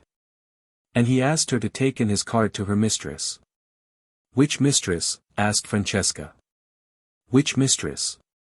There are 4, said Francesca, scenting an irregularity on the part of the tenants, for her master looked surprised. And she felt pleased, for life was dull and irregularities helped it along at least a little. 4, he repeated surprised. Well, take it to the lot then, he said, recovering himself, for he noticed her expression. Coffee was being drunk in the top garden in the shade of the umbrella pine. Only Mrs. Fisher and Mr. Wilkins were drinking it, for Mrs. Arbuthnot, after eating nothing and being completely silent during lunch, had disappeared immediately afterwards. While Francesca went away into the garden with his card, her master stood examining the picture on the staircase of that Madonna by an early Italian painter, name unknown, picked up by him at Orvieto, who was so much like his tenant. It really was remarkable, the likeness. Of course his tenant that day in London had had her hat on, but he was pretty sure her hair grew just like that off her forehead. The expression of the eyes, grave and sweet, was exactly the same. He rejoiced to think that he would always have her portrait. He looked up at the sound of footsteps, and there she was, coming down the stairs just as he had imagined her in that place, dressed in white. She was astonished to see him so soon. She had supposed he would come about tea time, until then she had meant to sit somewhere out of doors where she could be by herself. He watched her coming down the stairs with the utmost eager interest. In a moment she would be level with her portrait. It really is extraordinary, said Briggs. How do you do, said Rose, intent only on a decent show of welcome. She did not welcome him. He was here, she felt, the telegram bitter in her heart, instead of Frederick, doing what she had longed Frederick would do, taking his place. Just stand still a moment. She obeyed automatically. Yes, quite astonishing. Do you mind taking off your hat? Rose, surprised, took it off obediently. Yes, I thought so, I just wanted to make sure. And look, have you noticed? He began to make odd swift passes with his hand over the face in the picture, measuring it, looking from it to her. Rose's surprise became amusement, and she could not help smiling. Have you come to compare me with my original? She asked. You do see how extraordinarily alike. I didn't know I looked so solemn. You don't. Not now. You did a minute ago, quite as solemn. Oh yes, how do you do? he finished suddenly, noticing her outstretched hand. And he laughed and shook it, flushing, a trick of his, to the roots of his fair hair. Francesca came back. "The Signora Fisher," she said, "will be pleased to see him." "Who is the Signora Fisher?" he asked Rose. "One of the 4 who are sharing your house." "Then there are 4 of you?" "Yes. My friend and I found we couldn't afford it by ourselves." "Oh, I say," began Briggs in confusion, for he would best have liked Rose Arbuthnot, pretty name, not to have to afford anything, but to stay at San Salvatore as long as she liked as his guest. "Mrs. Fisher is having coffee in the top garden," said Rose. "I'll take you to her and introduce you." "I don't want to go." "You've got your hat on, so you were going for a walk, mayn't I come too? I'd immensely like being shown round by you." "But Mrs. Fisher is waiting for you. Won't she keep?" "Yes," said Rose, with the smile that had so much attracted him the first day. "I think she will keep quite well till tea. Do you speak Italian?" "No," said Rose. "Why?" On that he turned to Francesca, and told her at a great rate, for in Italian he was glib, to go back to the Signora in the top garden and tell her he had encountered his old friend the Signora Arbuthnot, and was going for a walk with her and would present himself to her later. "Do you invite me to tea?" he asked Rose, when Francesca had gone. "Of course. It's your house." "It isn't. It's yours. Till Monday week," she smiled. "Come and show me all the views," he said eagerly. And it was plain, even to the self-depreciatory Rose, that she did not bore Mr. Briggs. Chapter 18. They had a very pleasant walk, with a great deal of sitting down in warm, time-fragrant corners. And if anything could have helped Rose to recover from the bitter disappointment of the morning, it would have been the company and conversation of Mr. Briggs. He did help her to recover, and the same process took place as that which Lotty had undergone with her husband, and the more Mr. Briggs thought Rose charming, the more charming she became. Briggs was a man incapable of concealments, who never lost time if he could help it. They had not got to the end of the headland where the lighthouse is. Briggs asked her to show him the lighthouse, because the path to it, he knew, was wide enough for 2 to walk abreast and fairly level, before he had told her of the impression she had made on him in London. Since even the most religious, sober women like to know they have made an impression, particularly the kind that has nothing to do with character or merits, Rose was pleased. Being pleased, she smiled. Smiling, she was more attractive than ever. Color came into her cheeks, and brightness into her eyes. She heard herself saying things that really sounded quite interesting and even amusing. If Frederick were listening now, she thought, perhaps he would see that she couldn't after all be such a hopeless bore. For here was a man, nice-looking, young, and surely clever. He seemed clever, and she hoped he was, for then the compliment would be still greater, who was evidently quite happy to spend the afternoon just talking to her. And indeed Mr. Briggs seemed very much interested. He wanted to hear all about everything she had been doing from the moment she got there. He asked her if she had seen this, that, and the other in the house, what she liked best, which rooms she had, if she were comfortable, if Francesca was behaving, if Domenico took care of her. And whether she didn't enjoy using the yellow sitting room, the one that got all the sun and looked out towards Genoa. Rose was ashamed how little she had noticed in the house, and how few of the things he spoke of as curious or beautiful in it she had even seen. Swamped in thoughts of Frederick, she appeared to have lived in San Salvatore blindly, and more than half the time had gone, and what had been the good of it? She might just as well have been sitting hankering on Hampstead Heath. No, she mightn't.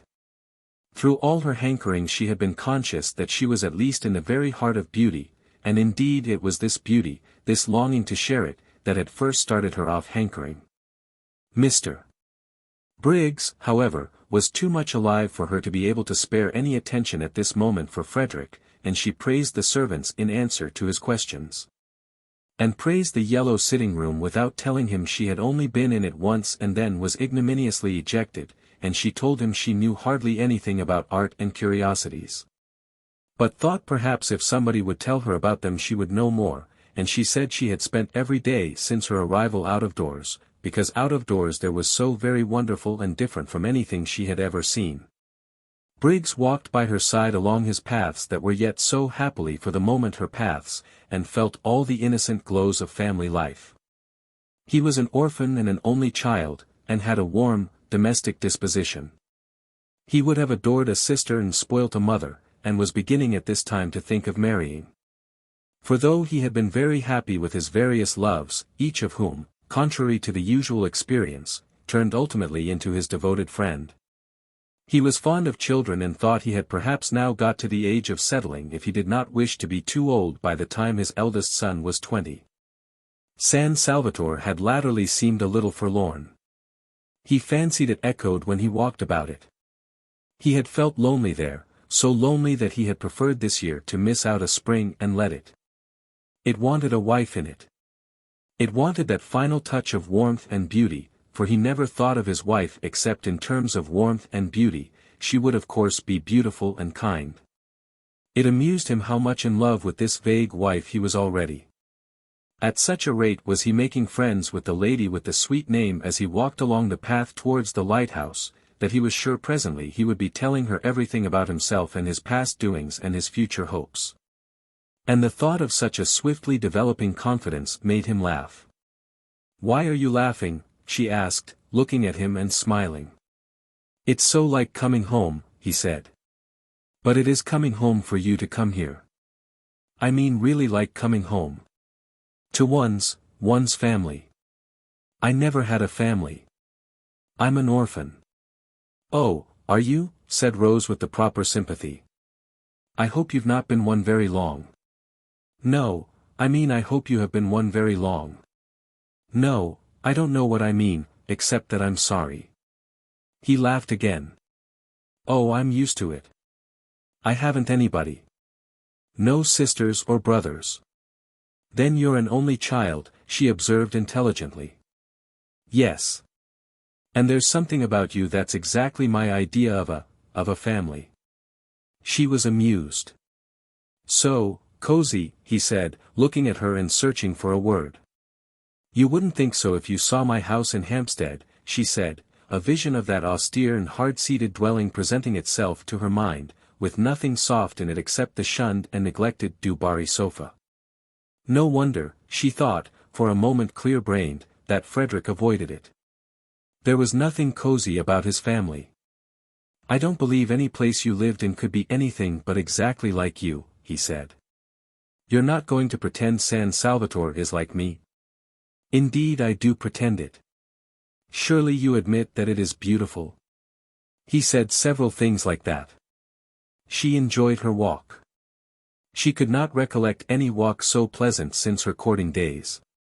She came back to tea, bringing Mr. Briggs, and looking quite different, Mr. Wilkins noticed, from what she had looked till then. Trouble here," thought Mr. Wilkins, mentally rubbing his professional hands. He could see himself being called in presently to advise. On the one hand there was Arbuthnot, on the other hand here was Briggs. Trouble brewing, trouble sooner or later. But why had Briggs's telegram acted on the lady like a blow? If she had turned pale from excess of joy, then trouble was nearer than he had supposed. She was not pale now, she was more like her name than he had yet seen her. Well, he was the man for trouble. He regretted, of course, that people should get into it, but being in he was their man.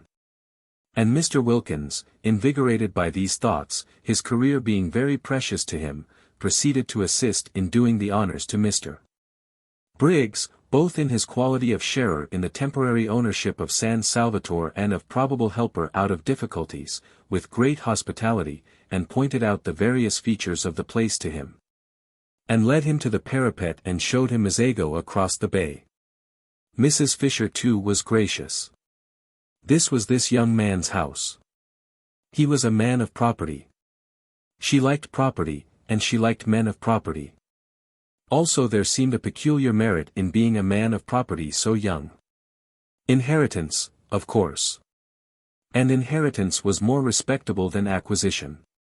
It did indicate fathers, and in an age where most people appeared neither to have them nor to want them she liked this too. Accordingly it was a pleasant meal, with everybody amiable and pleased. Briggs thought Mrs. Fisher a dear old lady, and showed he thought so, and again the magic worked, and she became a dear old lady. She developed benignity with him, and a kind of benignity which was almost playful, actually before tea was over, including in some observation she made him the words, "my dear boy." Strange words in Mrs. Fisher's mouth. It is doubtful whether in her life she had used them before. Rose was astonished. How nice people really were. When would she leave off making mistakes about them? She hadn't suspected this side of Mrs. Fisher, and she began to wonder whether those other sides of her with which alone she was acquainted had not perhaps after all been the effect of her own militant and irritating behavior. Probably they were. How horrid, then, she must have been. She felt very penitent when she saw Mrs. Fisher beneath her eyes blossoming out into real amiability the moment someone came along who was charming to her, and she could have sunk into the ground with shame when Mrs. Fisher presently laughed, and she realized by the shock it gave her that the sound was entirely new. Not once before had she or anyone else there heard Mrs. Fisher laugh. What an indictment of the lot of them! For they had all laughed, the others, some more and some less, at one time or another since their arrival, and only Mrs. Fisher had not. Clearly, since she could enjoy herself as she was now enjoying herself, she had not enjoyed herself before. Nobody had cared whether she did or not, except perhaps Lotty. Yes, Lotty had cared, and had wanted her to be happy, but Lotty seemed to produce a bad effect on Mrs. Fisher, while as for Rose herself she had never been with her for 5 minutes without wanting, really wanting, to provoke and oppose her. How very horrid she had been. She had behaved unpardonably. Her penitence showed itself in a shy and deferential solicitude towards Mrs. Fisher which made the observant Briggs think her still more angelic, and wish for a moment that he were an old lady himself in order to be behaved to by Rose Arbuthnot just like that. There was evidently no end, he thought, to the things she could do sweetly. He would even not mind taking medicine, really nasty medicine, if it were Rose Arbuthnot bending over him with the dose. She felt his bright blue eyes, the brighter because he was so sunburnt, fixed on her with a twinkle in them, and smiling asked him what he was thinking about. But he couldn't very well tell her that, he said, and added, "some day."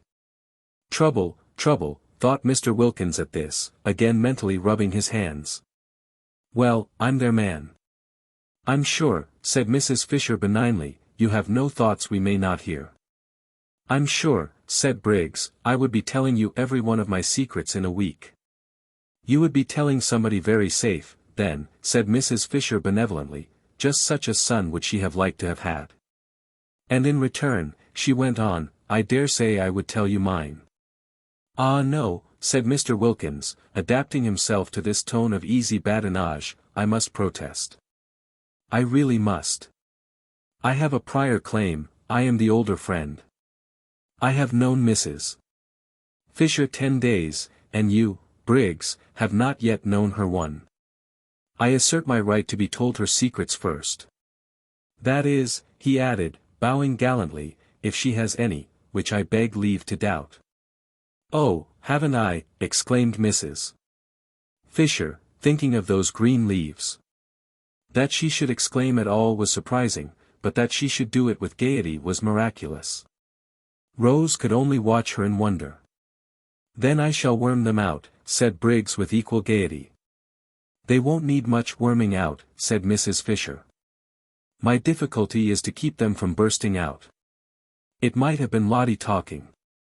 Mr. Wilkins adjusted the single eyeglass he carried with him for occasions like this, and examined Mrs. Fisher carefully. Rose looked on, unable not to smile too since Mrs. Fisher seemed so much amused, though Rose did not quite know why, and her smile was a little uncertain, for Mrs. Fisher amused was a new sight, not without its awe-inspiring aspects, and had to be got accustomed to. What Mrs. Fisher was thinking was how much surprised they would be if she told them of her very odd and exciting sensation of going to come out all over buds. They would think she was an extremely silly old woman, and so would she have thought as lately as 2 days ago. But the bud idea was becoming familiar to her, she was more apprivoisée now, as dear Matthew Arnold used to say, and though it would undoubtedly be best if one's appearance and sensations matched. Yet supposing they did not, and one couldn't have everything, was it not better to feel young somewhere rather than old everywhere? Time enough to be old everywhere again, inside as well as out, when she got back to her sarcophagus in Prince of Wales Terrace. Yet it is probable that without the arrival of Briggs Mrs. Fisher would have gone on secretly fermenting in her shell. The others only knew her as severe. It would have been more than her dignity could bear suddenly to relax, especially towards the 3 young women. But now came the stranger Briggs, a stranger who at once took to her as no young man had taken to her in her life, and it was the coming of Briggs in his real and manifest appreciation, for just such a grandmother, thought Briggs. Hungry for home life and its concomitants, would he have liked to have, that released Mrs. Fisher from her shell, and here she was at last, as Lotty had predicted, pleased, good-humored and benevolent. Lotty, coming back half an hour later from her picnic, and following the sound of voices into the top garden in the hope of still finding tea, saw at once what had happened, for Mrs. Fisher at that very moment was laughing. She's burst her cocoon, thought Lotty, and swift as she was in all her movements, and impulsive, and also without any sense of propriety to worry and delay her, she bent over the back of Mrs. Fisher's chair and kissed her. "Good gracious!" cried Mrs. Fisher, starting violently, for such a thing had not happened to her since Mr. Fisher's earlier days, and then only gingerly. This kiss was a real kiss, and rested on Mrs. Fisher's cheek a moment with a strange, soft sweetness. When she saw whose it was, a deep flush spread over her face.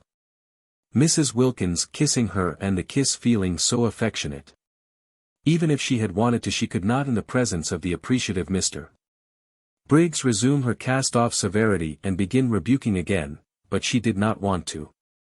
Was it possible Mrs. Wilkins liked her, had liked her all this time, while she had been so much disliking her herself?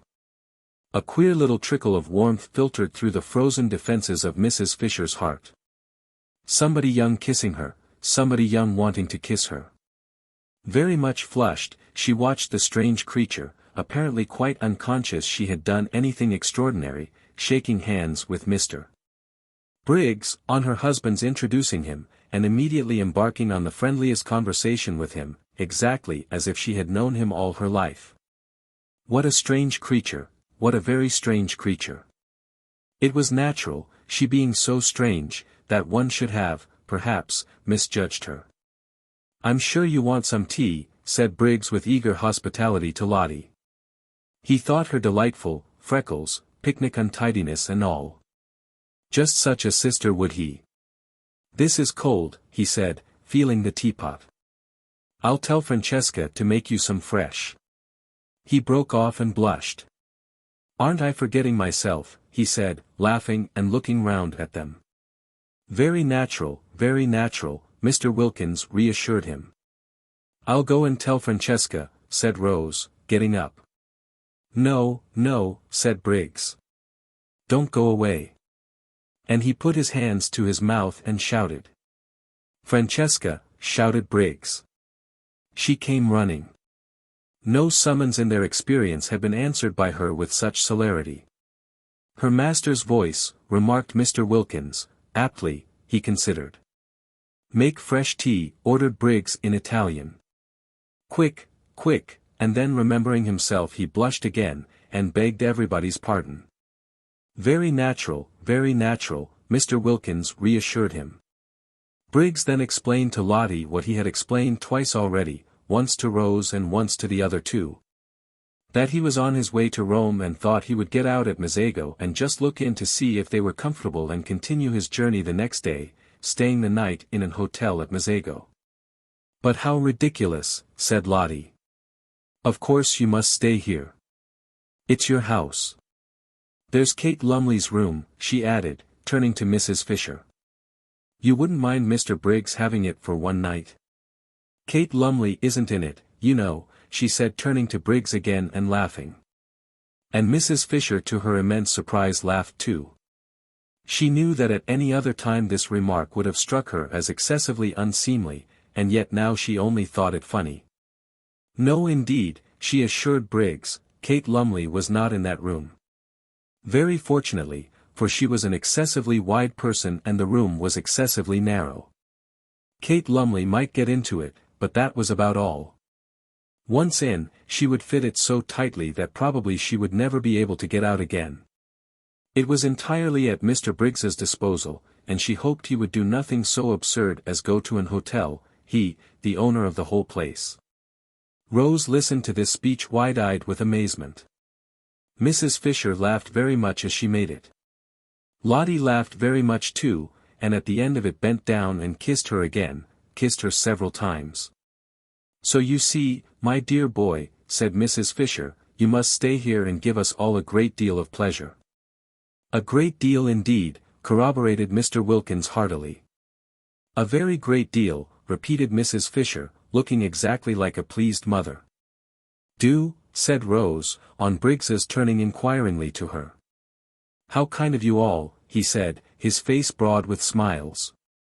I'd love to be a guest here. What a new sensation. And with 3 such. He broke off and looked round. I say, he asked, oughtn't I to have a 4th hostess? Francesca said she had 4 mistresses. Yes. There's Lady Caroline, said Lottie.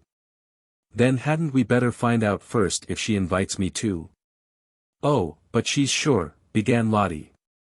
The daughter of the Droitwiches, Briggs, said Mr. Wilkins, is not likely to be wanting in the proper hospitable impulses. The daughter of the, repeated Briggs, but he stopped dead, for there in the doorway was the daughter of the Droitwiches herself. Or rather, coming towards him out of the dark doorway into the brightness of the sunset, was that which he had not in his life yet seen but only dreamed of, his ideal of absolute loveliness. Chapter 19. And then when she spoke. What chance was there for poor Briggs? He was undone. All Scrap said was, "How do you do?" on Mr. Wilkins presenting him, but it was enough, it undid Briggs.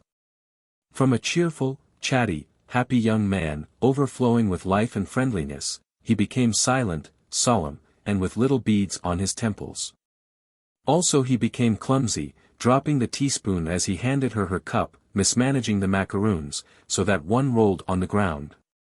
His eyes could not keep off the enchanting face for a moment, and when Mr. Wilkins, elucidating him, for he failed to elucidate himself, informed Lady Caroline that in Mr. Briggs she beheld the owner of San Salvatore, who was on his way to Rome, but had got out at Mezzago, etc., etc. And that the other 3 ladies had invited him to spend the night in what was to all intents and purposes his own house rather than an hotel, and Mr. Briggs was only waiting for the seal of her approval to this invitation, she being the 4th hostess, when Mr. Wilkins, balancing his sentences and being admirably clear and enjoying the sound of his own cultured voice, explained the position in this manner to Lady Caroline. Briggs sat and said never a word. A deep melancholy invaded Scrap. The symptoms of the incipient grabber were all there and only too familiar, and she knew that if Briggs stayed her rest cure might be regarded as over. Then Kate Lumley occurred to her. She caught at Kate as at a straw.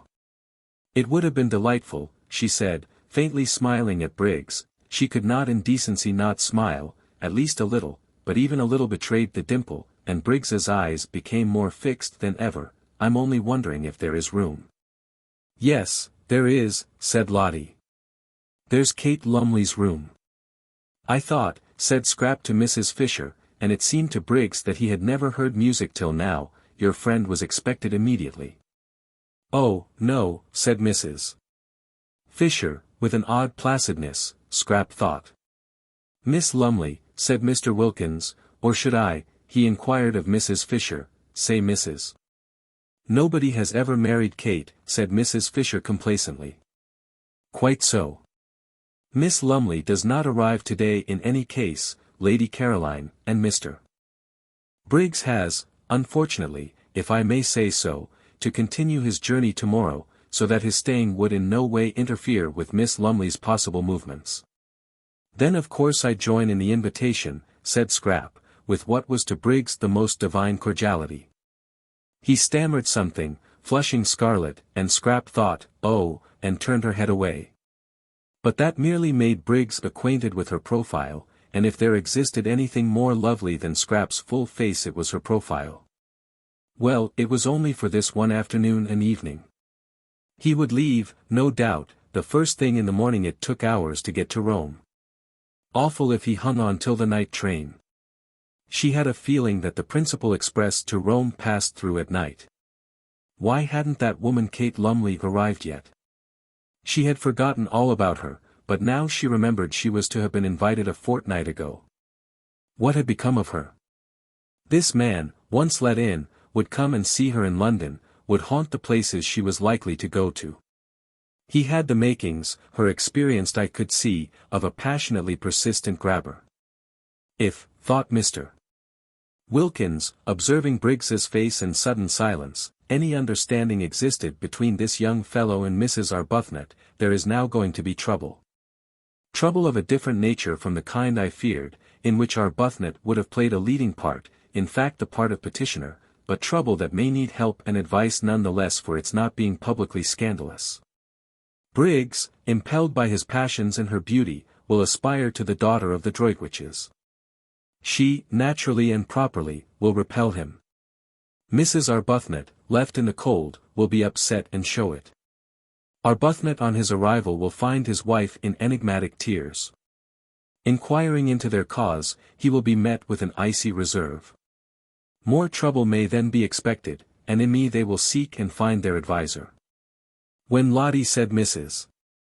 Arbuthnot wanted her husband, she was wrong. What Mrs. Arbuthnot wants is Briggs, and it looks uncommonly as if she were not going to get him. Well, I'm their man.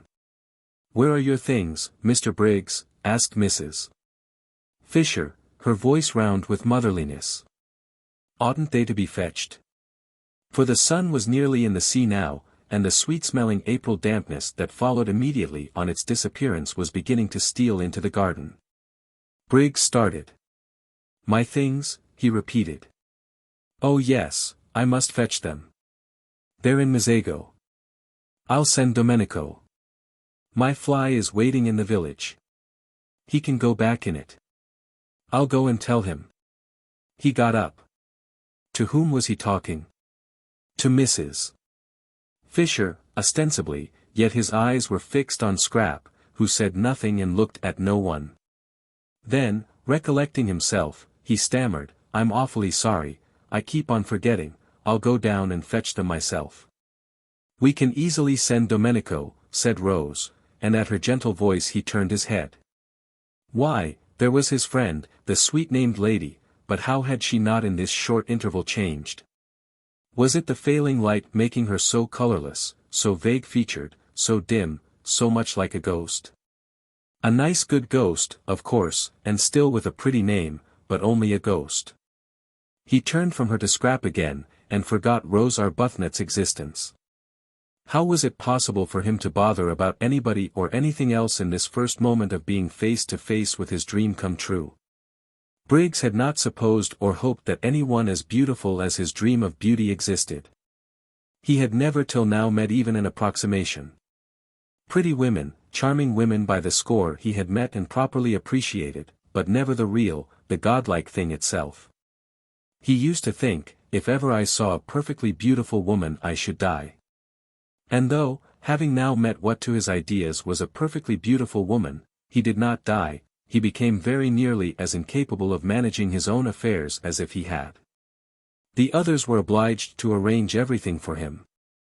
By questions they extracted from him that his luggage was in the station cloakroom at Mezzago, and they sent for Domenico, and, urged and prompted by everybody except Scrap, who sat in silence and looked at no one, Briggs was induced to give him the necessary instructions for going back in the fly and bringing out his things. It was a sad sight to see the collapse of Briggs. Everybody noticed it, even Rose. Upon my word, thought Mrs. Fisher, the way one pretty face can turn a delightful man into an idiot is past all patience. And feeling the air getting chilly, and the sight of the enthralled Briggs painful, she went in to order his room to be got ready, regretting now that she had pressed the poor boy to stay. She had forgotten Lady Caroline's killjoy face for the moment, and the more completely owing to the absence of any ill effects produced by it on Mr. Wilkins. Poor boy! Such a charming boy too, left to himself. It was true she could not accuse Lady Caroline of not leaving him to himself, for she was taking no notice of him at all, but that did not help. Exactly like foolish moths did men, in other respects intelligent, flutter round the impassive lighted candle of a pretty face. She had seen them doing it. She had looked on only too often. Almost she laid a motherly hand on Briggs's fair head as she passed him. Poor boy! Then Scrap, having finished her cigarette, got up and went indoors too. She saw no reason why she should sit there in order to gratify Mr. Briggs's desire to stare. She would have liked to stay out longer, to go to her corner behind the daphne bushes and look at the sunset sky and watch the lights coming out one by one in the village below and smell the sweet moistness of the evening, but if she did Mr. Briggs would certainly follow her. The old familiar tyranny had begun again. Her holiday of peace and liberation was interrupted, perhaps over, for who knew if he would go away, after all, tomorrow? He might leave the house, driven out of it by Kate Lumley, but there was nothing to prevent his taking rooms in the village and coming up every day. This tyranny of one person over another. And she was so miserably constructed that she wouldn't even be able to frown him down without being misunderstood. Scrap, who loved this time of the evening in her corner, felt indignant with Mr. Briggs who was doing her out of it, and she turned her back on the garden and him and went towards the house without a look or a word. But Briggs, when he realized her intention, leapt to his feet, snatched chairs which were not in her way out of it, kicked a footstool which was not in her path on one side, hurried to the door, which stood wide open, in order to hold it open, and followed her through it, walking by her side along the hall. What was to be done with Mr. Briggs? Well, it was his hall, she couldn't prevent his walking along it. I hope, he said, not able while walking to take his eyes off her, so that he knocked against several things he would otherwise have avoided, the corner of a bookcase, an ancient carved cupboard, the table with the flowers on it. Shaking the water over, that you are quite comfortable here. If you're not I'll flay them alive. His voice vibrated. What was to be done with Mr. Briggs? She could of course stay in her room the whole time, say she was ill, not appear at dinner, but again, the tyranny of this. I'm very comfortable indeed, said Scrap. If I had dreamed you were coming, he began. It's a wonderful old place, said Scrap, doing her utmost to sound detached and forbidding, but with little hope of success. The kitchen was on this floor, and passing its door, which was open a crack, they were observed by the servants, whose thoughts, communicated to each other by looks, may be roughly reproduced by such rude symbols as aha and oho, symbols which represented and included their appreciation of the inevitable, their foreknowledge of the inevitable, and their complete understanding and approval. Are you going upstairs? Asked Briggs, as she paused at the foot of them. Yes. Which room do you sit in? The drawing room, or the small yellow room? In my own room. So then he couldn't go up with her. So then all he could do was to wait till she came out again. He longed to ask her which was her own room, it thrilled him to hear her call any room in his house her own room, that he might picture her in it. He longed to know if by any happy chance it was his room, for ever after to be filled with her wonder, but he didn't dare. He would find that out later from someone else, Francesca, anybody.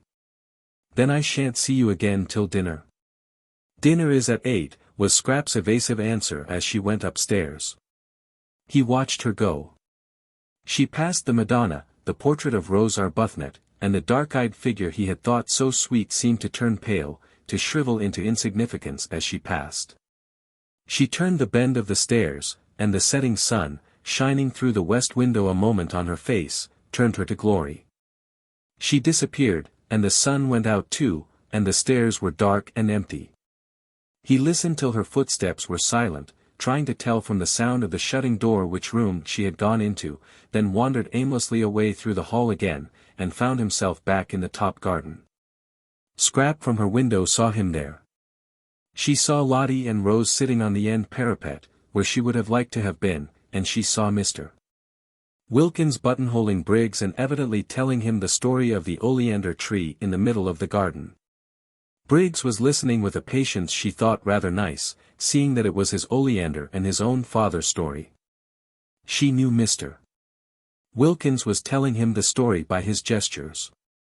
Domenico had told it her soon after her arrival, and he had also told Mrs. Fisher, who had told Mr. Wilkins. Mrs. Fisher thought highly of this story, and often spoke of it. It was about a cherrywood walking stick. Briggs's father had thrust this stick into the ground at that spot, and said to Domenico's father, who was then the gardener, "Here we will have an oleander." And Briggs's father left the stick in the ground as a reminder to Domenico's father, and presently, how long afterwards nobody remembered, the stick began to sprout, and it was an oleander. There stood poor Mr. Briggs being told all about it, and listening to the story he must have known from infancy with patience. Probably he was thinking of something else. She was afraid he was. How unfortunate, how extremely unfortunate, the determination that seized people to get hold of and engulf other people. If only they could be induced to stand more on their own feet. Why couldn't Mr. Briggs be more like Lotty, who never wanted anything of anybody, but was complete in herself and respected other people's completeness? One loved being with Lotty. With her one was free, and yet befriended. Mr. Briggs looked so really nice, too. She thought she might like him if only he wouldn't so excessively like her. Scrap felt melancholy. Here she was shut up in her bedroom, which was stuffy from the afternoon sun that had been pouring into it, instead of out in the cool garden, and all because of Mr. Briggs. Intolerable tyranny, she thought, flaring up. She wouldn't endure it. She would go out all the same, she would run downstairs while Mr. Wilkins, really that man was a treasure, held Mr. Briggs down telling him about the oleander, and get out of the house by the front door, and take cover in the shadows of the zigzag path. Nobody could see her there, nobody would think of looking for her there. She snatched up a wrap, for she did not mean to come back for a long while, perhaps not even to dinner, it would be all Mr. Briggs's fault if she went dinnerless and hungry, and with another glance out of the window to see if she were still safe, she stole out and got away to the sheltering trees of the zigzag path. And there sat down on one of the seats placed at each bend to assist the upward journey of those who were breathless. Ah, this was lovely, thought Scrap with a sigh of relief. How cool. How good it smelt. She could see the quiet water of the little harbor through the pine trunks, and the lights coming out in the houses on the other side. And all round her the green dusk was splashed by the rose pink of the gladioluses in the grass and the white of the crowding daisies. Ah, this was lovely. So still. Nothing moving, not a leaf, not a stalk. The only sound was a dog barking, far away somewhere up on the hills, or when the door of the little restaurant in the piazza below was opened and there was a burst of voices, silenced again immediately by the swinging to of the door. She drew in a deep breath of pleasure. Ah, this was. Her deep breath was arrested in the middle. What was that? She leaned forward listening, her body tense. Footsteps. On the zigzag path. Briggs. Finding her out. Should she run? No, the footsteps were coming up, not down. Someone from the village. Perhaps Angelo, with provisions. She relaxed again. But the steps were not the steps of Angelo, that swift and springy youth. They were slow and considered, and they kept on pausing. Someone who isn't used to hills, thought Scrap. The idea of going back to the house did not occur to her. She was afraid of nothing in life except love. Brigands or murderers as such held no terrors for the daughter of the Droitwiches, she only would have been afraid of them if they left off being brigands and murderers and began instead to try and make love. The next moment the footsteps turned the corner of her bit of path, and stood still. Getting his wind, thought Scrap, not looking round. Then as he, from the sounds of the steps she took them to belong to a man, did not move, she turned her head, and beheld with astonishment a person she had seen a good deal of lately in London, the well-known writer of amusing memoirs, Mr. Ferdinand Arundel. She stared. Nothing in the way of being followed surprised her any more, but that he should have discovered where she was surprised her. Her mother had promised faithfully to tell no one. "You?" she said, feeling betrayed. "Here." He came up to her and took off his hat. His forehead beneath the hat was wet with the beads of unaccustomed climbing. He looked ashamed and entreating, like a guilty but devoted dog. "You must forgive me," he said. "Lady Droitwich told me where you were, and as I happened to be passing through on my way to Rome I thought I would get out at Mazago and just look in and see how you were." "But, didn't my mother tell you I was doing a rest cure?" "Yes. She did. And that's why I haven't intruded on you earlier in the day. I thought you would probably sleep all day, and wake up about now so as to be fed. But I know. I've got nothing to say in excuse. I couldn't help myself. This," thought Scrap, "comes of mother insisting on having authors to lunch, and me being so much more amiable in appearance than I really am." She had been amiable to Ferdinand Arundel, she liked him, or rather she did not dislike him. He seemed a jovial, simple man, and had the eyes of a nice dog. Also, though it was evident that he admired her, he had not in London grabbed. There he had merely been a good-natured, harmless person of entertaining conversation, who helped to make luncheons agreeable. Now it appeared that he too was a grabber. Fancy following her out there, daring to. Nobody else had. Perhaps her mother had given him the address because she considered him so absolutely harmless, and thought he might be useful and see her home. Well, whatever he was he couldn't possibly give her the trouble an active young man like Mr. Briggs might give her. Mr. Briggs, infatuated, would be reckless, she felt, would stick at nothing, would lose his head publicly. She could imagine Mr. Briggs doing things with rope ladders, and singing all night under her window, being really difficult and uncomfortable.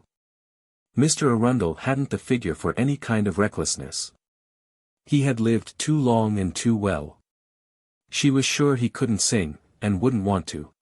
He must be at least 40.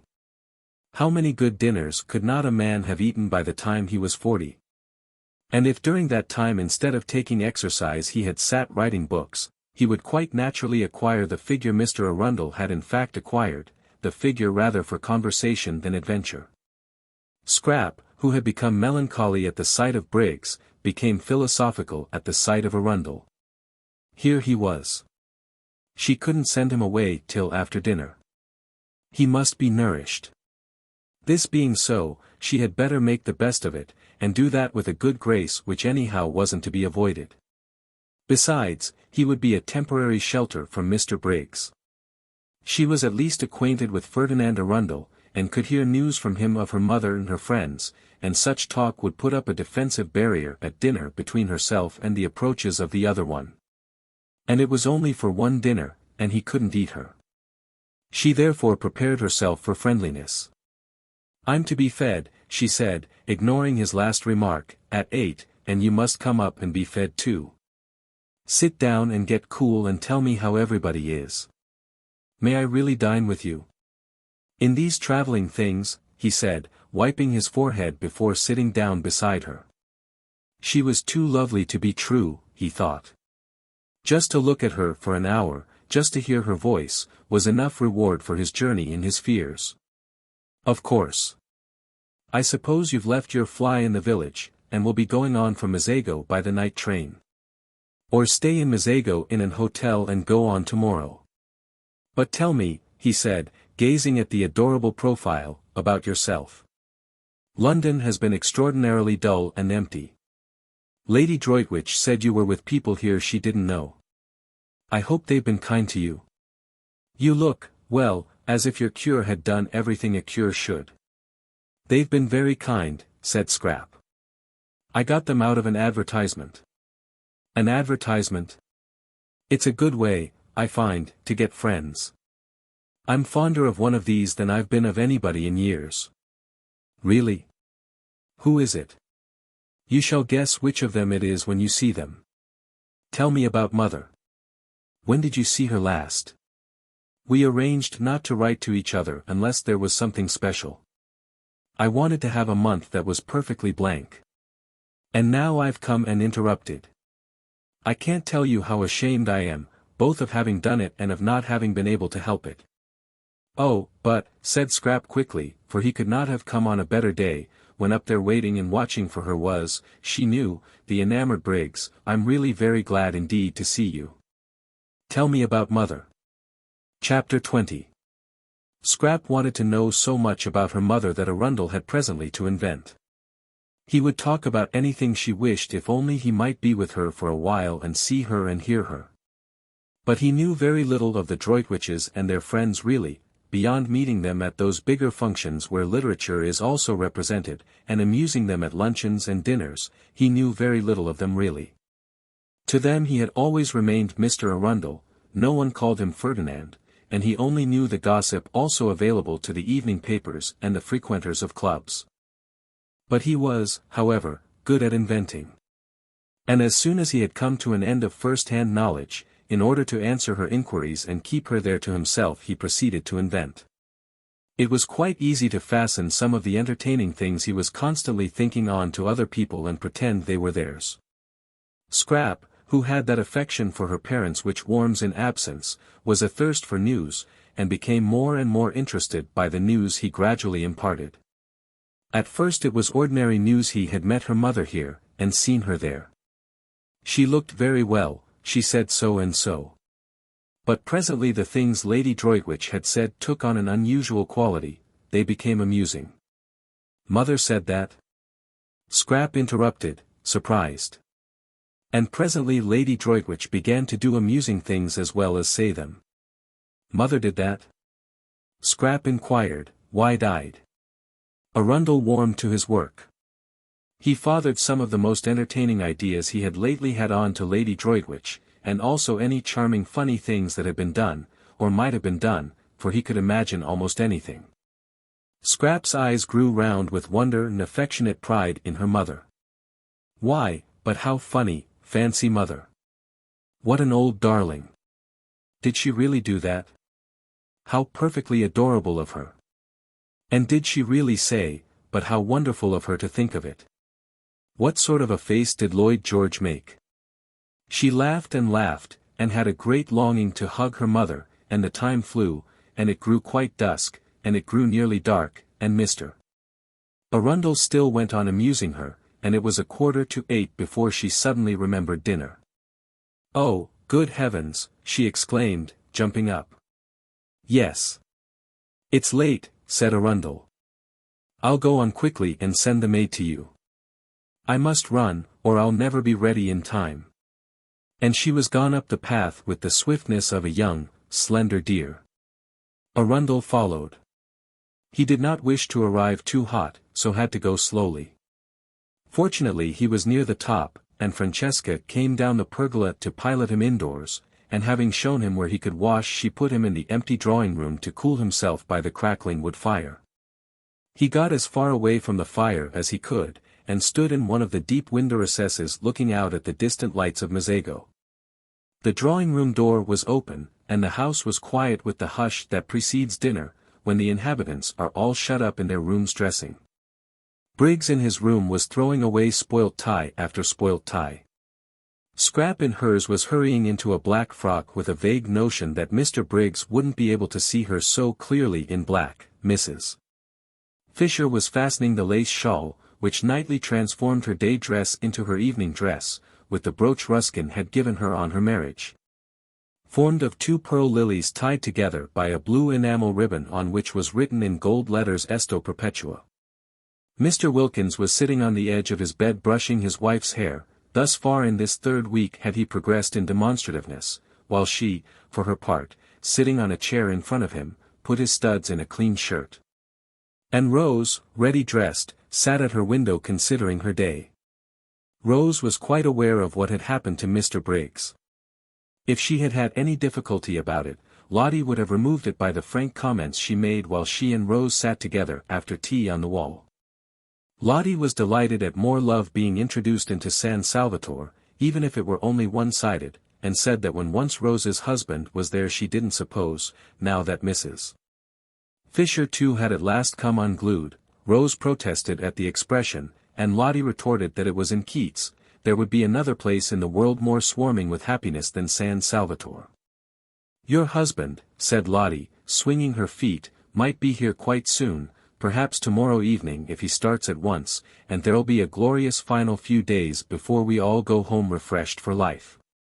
I don't believe any of us will ever be the same again, and I wouldn't be a bit surprised if Caroline doesn't end by getting fond of the young man Briggs. It's in the air. You have to get fond of people here. Rose sat at her window thinking of these things. Lottie's optimism, yet it had been justified by Mr. Wilkins, and look, too, at Mrs. Fisher. If only it would come true as well about Frederick. For Rose, who between lunch and tea had left off thinking about Frederick, was now, between tea and dinner, thinking of him harder than ever. It had been funny and delightful, that little interlude of admiration, but of course it couldn't go on once Caroline appeared. Rose knew her place. She could see as well as anyone the unusual, the unique loveliness of Lady Caroline. How warm, though, things like admiration and appreciation made one feel, how capable of really deserving them, how different, how glowing. They seemed to quicken unsuspected faculties into life. She was sure she had been a thoroughly amusing woman between lunch and tea, and a pretty one too. She was quite certain she had been pretty, she saw it in Mr. Briggs's eyes as clearly as in a looking-glass. For a brief space, she thought, she had been like a torpid fly brought back to gay buzzing by the lighting of a fire in a wintry room. She still buzzed, she still tingled, just at the remembrance. What fun it had been, having an admirer even for that little while. No wonder people liked admirers. They seemed, in some strange way, to make one come alive. Although it was all over she still glowed with it and felt more exhilarated, more optimistic, more as Lottie probably constantly felt, than she had done since she was a girl. She dressed with care, though she knew Mr. Briggs would no longer see her, but it gave her pleasure to see how pretty, while she was about it, she could make herself look, and very nearly she stuck a crimson camellia in her hair down by her ear. She did hold it there for a minute, and it looked almost sinfully attractive and was exactly the color of her mouth, but she took it out again with a smile and a sigh and put it in the proper place for flowers, which is water. She mustn't be silly, she thought. Think of the poor. Soon she would be back with them again, and what would a camellia behind her ear seem like then? Simply fantastic. But on one thing she was determined, the first thing she would do when she got home would be to have it out with Frederick.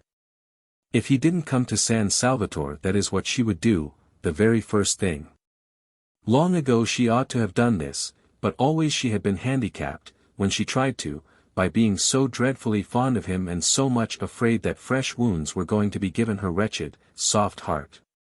But now let him wound her as much as he chose, as much as he possibly could, she would still have it out with him. Not that he ever intentionally wounded her, she knew he never meant to, she knew he often had no idea of having done it.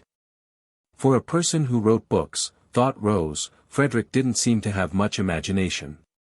Anyhow, she said to herself, getting up from the dressing table, things couldn't go on like this. She would have it out with him. This separate life, this freezing loneliness, she had had enough of it. Why shouldn't she too be happy? Why on earth, the energetic expression matched her mood of rebelliousness, shouldn't she too be loved and allowed to love? She looked at her little clock. Still 10 minutes before dinner. Tired of staying in her bedroom, she thought she would go on to Mrs. Fisher's battlements, which would be empty at this hour, and watch the moon rise out of the sea.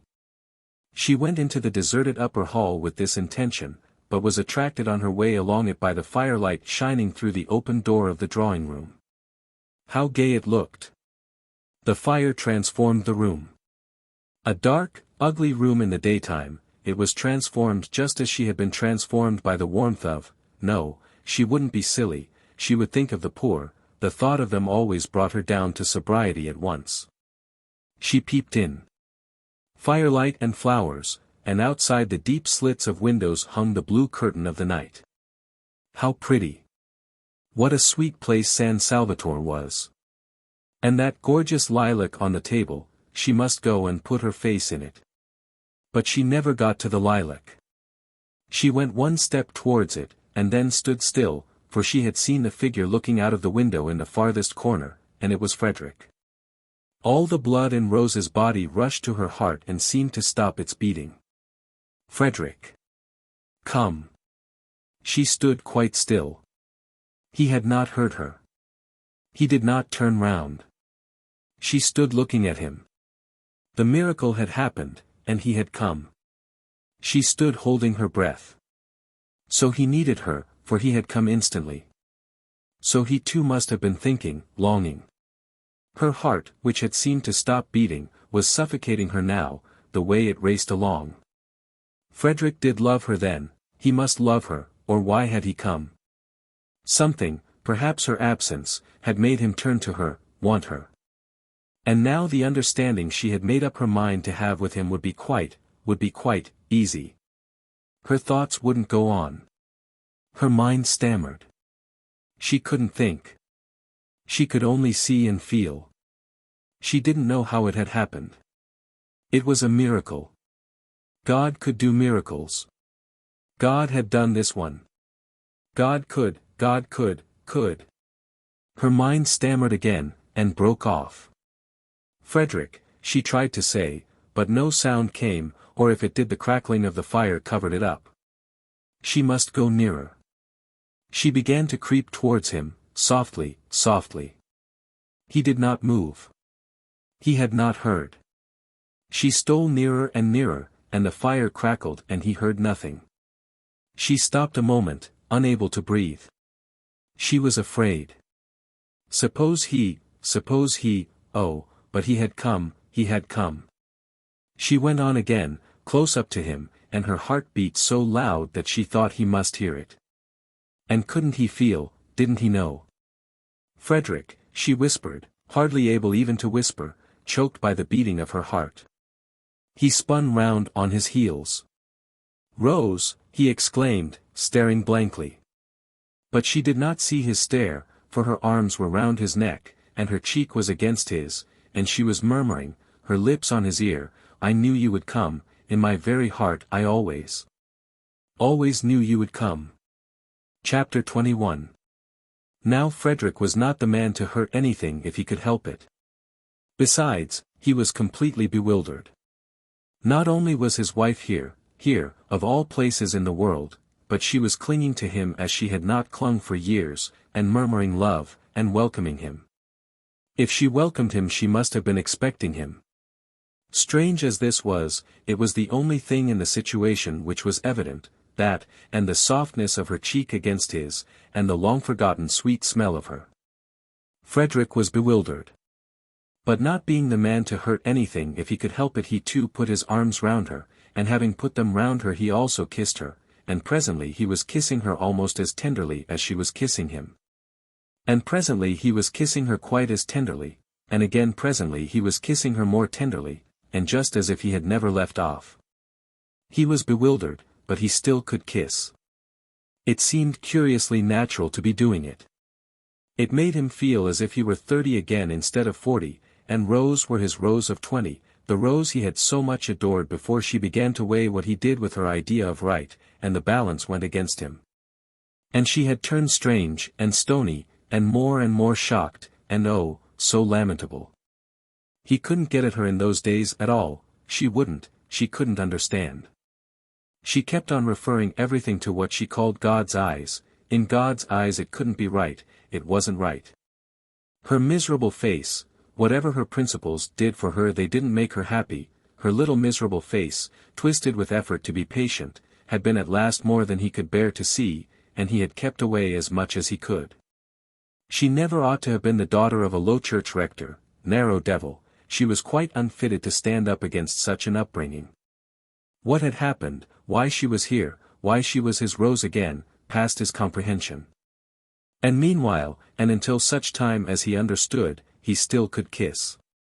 In fact, he could not stop kissing. And it was he now who began to murmur, to say love things in her ear under the hair that smelt so sweet and tickled him just as he remembered it used to tickle him. And as he held her close to his heart and her arms were soft round his neck, he felt stealing over him a delicious sense of, at first he didn't know what it was, this delicate, pervading warmth, and then he recognized it as security. Yes, security. No need now to be ashamed of his figure, and to make jokes about it so as to forestall other people's and show he didn't mind it. No need now to be ashamed of getting hot going up hills, or to torment himself with pictures of how he probably appeared to beautiful young women, how middle-aged, how absurd in his inability to keep away from them. Rose cared nothing for such things. With her he was safe. To her he was her lover, as he used to be, and she would never notice or mind any of the ignoble changes that getting older had made in him and would go on making more and more.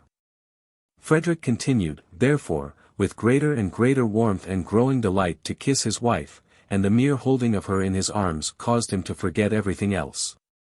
How could he, for instance, remember or think of Lady Caroline, to mention only one of the complications with which his situation bristled, when here was his sweet wife, miraculously restored to him, whispering with her cheek against his in the dearest, most romantic words how much she loved him, how terribly she had missed him.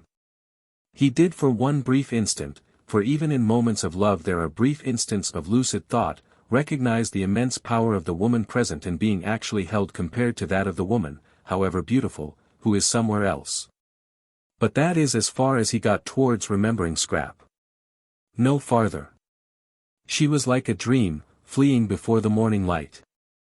When did you start? Murmured Rose, her mouth on his ear. She couldn't let him go, not even to talk she couldn't let him go. Yesterday morning, murmured Frederick, holding her close. He couldn't let her go either.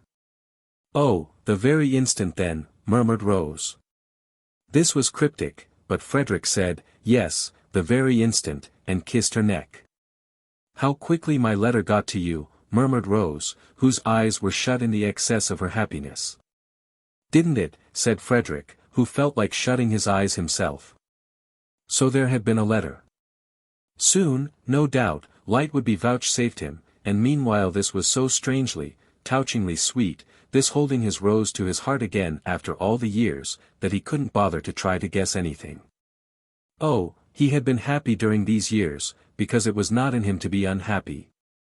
Besides, how many interests life had had to offer him, how many friends, how much success, how many women only too willing to help him to blot out the thought of the altered, petrified, pitiful little wife at home who wouldn't spend his money, who was appalled by his books, who drifted away and away from him, and always if he tried to have it out with her asked him with patient obstinacy what he thought the things he wrote and lived by looked in the eyes of God.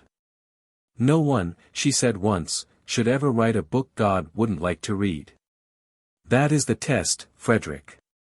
And he had laughed hysterically, burst into a great shriek of laughter, and rushed out of the house, away from her solemn little face, away from her pathetic, solemn little face. But this Rose was his youth again, the best part of his life, the part of it that had had all the visions in it and all the hopes. How they had dreamed together, he and she, before he struck that vein of memoirs. How they had planned, and laughed, and loved. They had lived for a while in the very heart of poetry. After the happy days came the happy nights, the happy, happy nights, with her asleep close against his heart, with her when he woke in the morning still close against his heart, for they hardly moved in their deep, happy sleep. It was wonderful to have it all come back to him at the touch of her, at the feel of her face against his, wonderful that she should be able to give him back his youth. Sweetheart, sweetheart, he murmured, overcome by remembrance, clinging to her now in his turn. Beloved husband, she breathed, the bliss of it, the sheer bliss. Briggs, coming in a few minutes before the gong went on the chance that Lady Caroline might be there, was much astonished. He had supposed Rose Arbuthnot was a widow, and he still supposed it, so that he was much astonished. Well, I'm damned, thought Briggs, quite clearly and distinctly, for the shock of what he saw in the window startled him so much that for a moment he was shaken free of his own confused absorption. Aloud he said, very red, "Oh, I say, I beg your pardon," and then stood hesitating, and wondering whether he oughtn't to go back to his bedroom again. If he had said nothing they would not have noticed he was there, but when he begged their pardon Rose turned and looked at him as one looks who is trying to remember, and Frederick looked at him too without at first quite seeing him. They didn't seem, thought Briggs, to mind or to be at all embarrassed. He couldn't be her brother, no brother ever brought that look into a woman's face. It was very awkward. If they didn't mind, he did. It upset him to come across his Madonna forgetting herself. "Is this one of your friends?" Frederick was able after an instant to ask Rose, who made no attempt to introduce the young man standing awkwardly in front of them but continued to gaze at him with a kind of abstracted, radiant goodwill. "It's Mr. Briggs," said Rose, recognizing him. "This is my husband," she added. And Briggs, shaking hands, just had time to think how surprising it was to have a husband when you were a widow before the gong sounded, and Lady Caroline would be there in a minute, and he ceased to be able to think at all. And merely became a thing with its eyes fixed on the door. Through the door immediately entered, in what seemed to him an endless procession, first Mrs.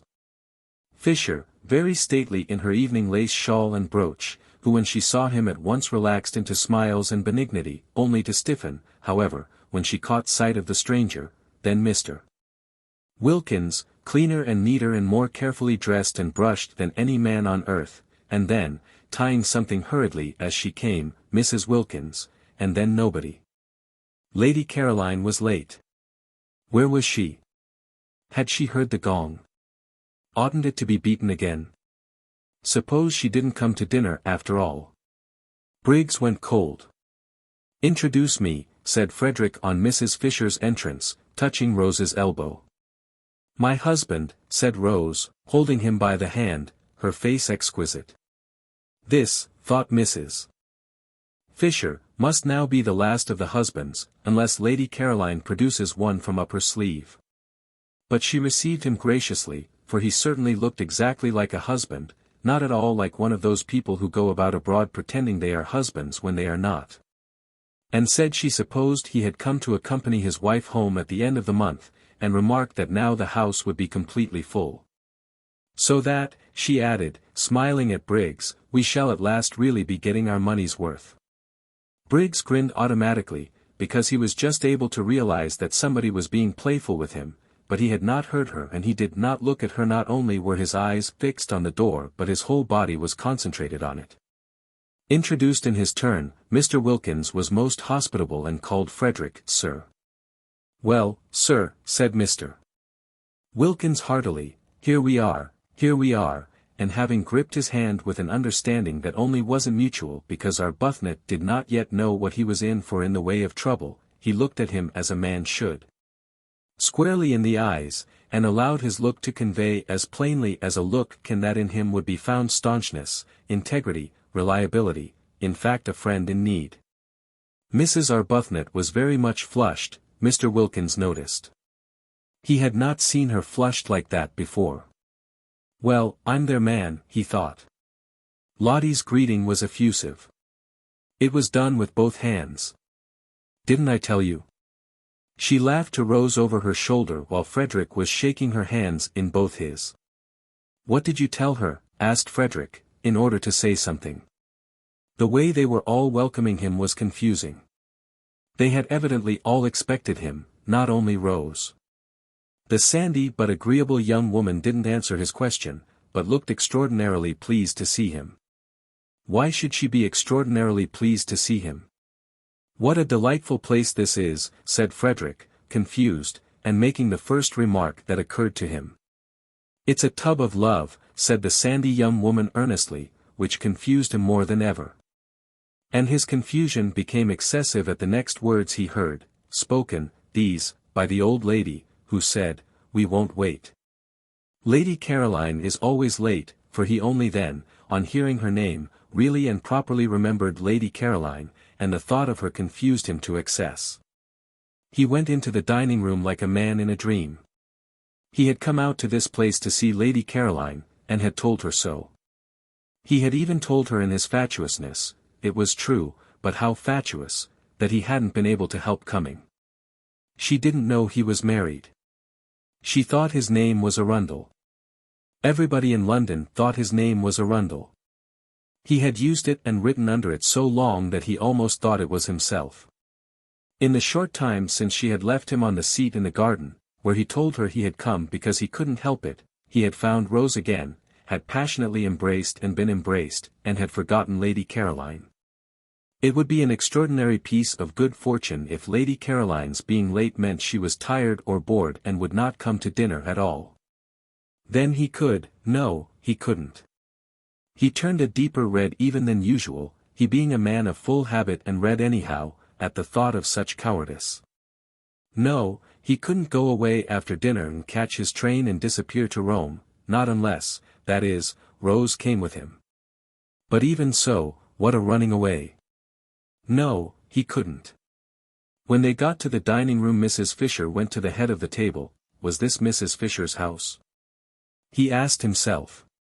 He didn't know. He didn't know anything, and Rose, who in her earlier days of defying Mrs. Fisher had taken the other end as her place, for after all no one could say by looking at a table which was its top and which its bottom, led Frederick to the seat next to her. If only, he thought, he could have been alone with Rose. Just 5 minutes more alone with Rose, so that he could have asked her. But probably he wouldn't have asked her anything, and only gone on kissing her. He looked round. The sandy young woman was telling the man they called Briggs to go and sit beside Mrs. Fisher. Was the house, then, the sandy young woman's and not Mrs. Fisher's? He didn't know. He didn't know anything, and she herself sat down on Rose's other side, so that she was opposite him, Frederick, and next to the genial man who had said, "Here we are," when it was only too evident that there they were indeed. Next to Frederick, and between him and Briggs, was an empty chair, Lady Caroline's. No more than Lady Caroline knew of the presence in Frederick's life of Rose was Rose aware of the presence in Frederick's life of Lady Caroline. What would each think? He didn't know anything. Yes, he did know something, and that was that his wife had made it up with him, suddenly, miraculously, unaccountably, and divinely. Beyond that he knew nothing. The situation was one with which he felt he could not cope. It must lead him whither it would. He could only drift. In silence Frederick ate his soup, and the eyes, the large expressive eyes of the young woman opposite, were on him, he could feel, with a growing look in them of inquiry. They were, he could see, very intelligent and attractive eyes, and full, apart from the inquiry of goodwill. Probably she thought he ought to talk, but if she knew everything she wouldn't think so. Briggs didn't talk either.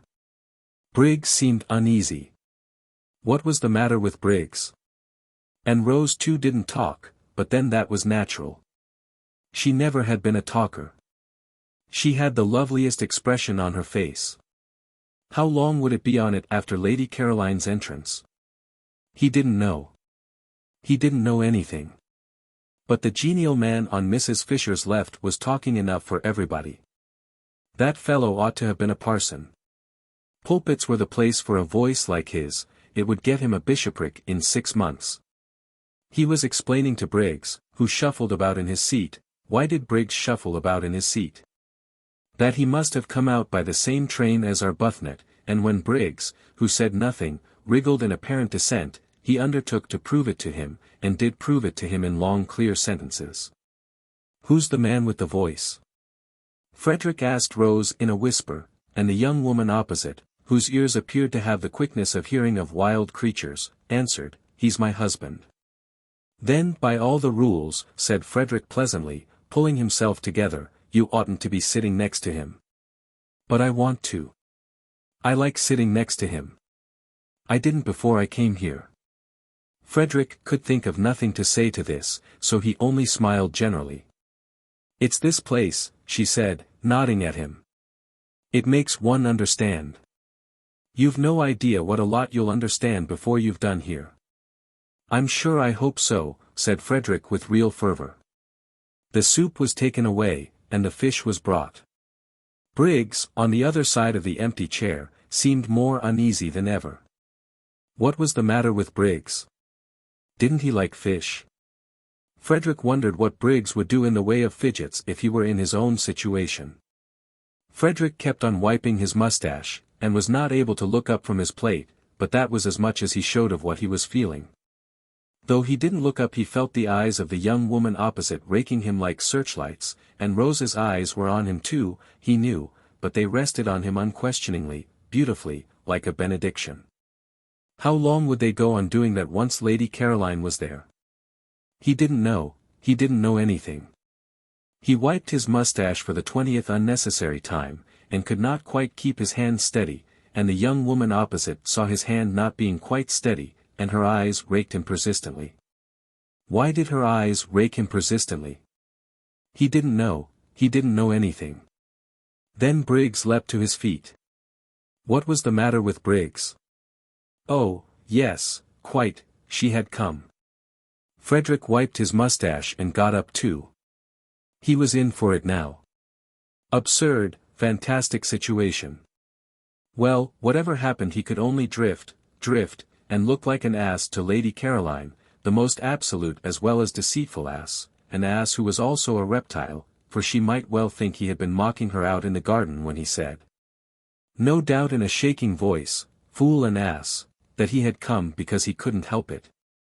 While as for what he would look like to his Rose, when Lady Caroline introduced him to her, when Lady Caroline introduced him as her friend whom she had invited in to dinner, well, God alone knew that. He, therefore, as he got up, wiped his mustache for the last time before the catastrophe. But he was reckoning without Scrap.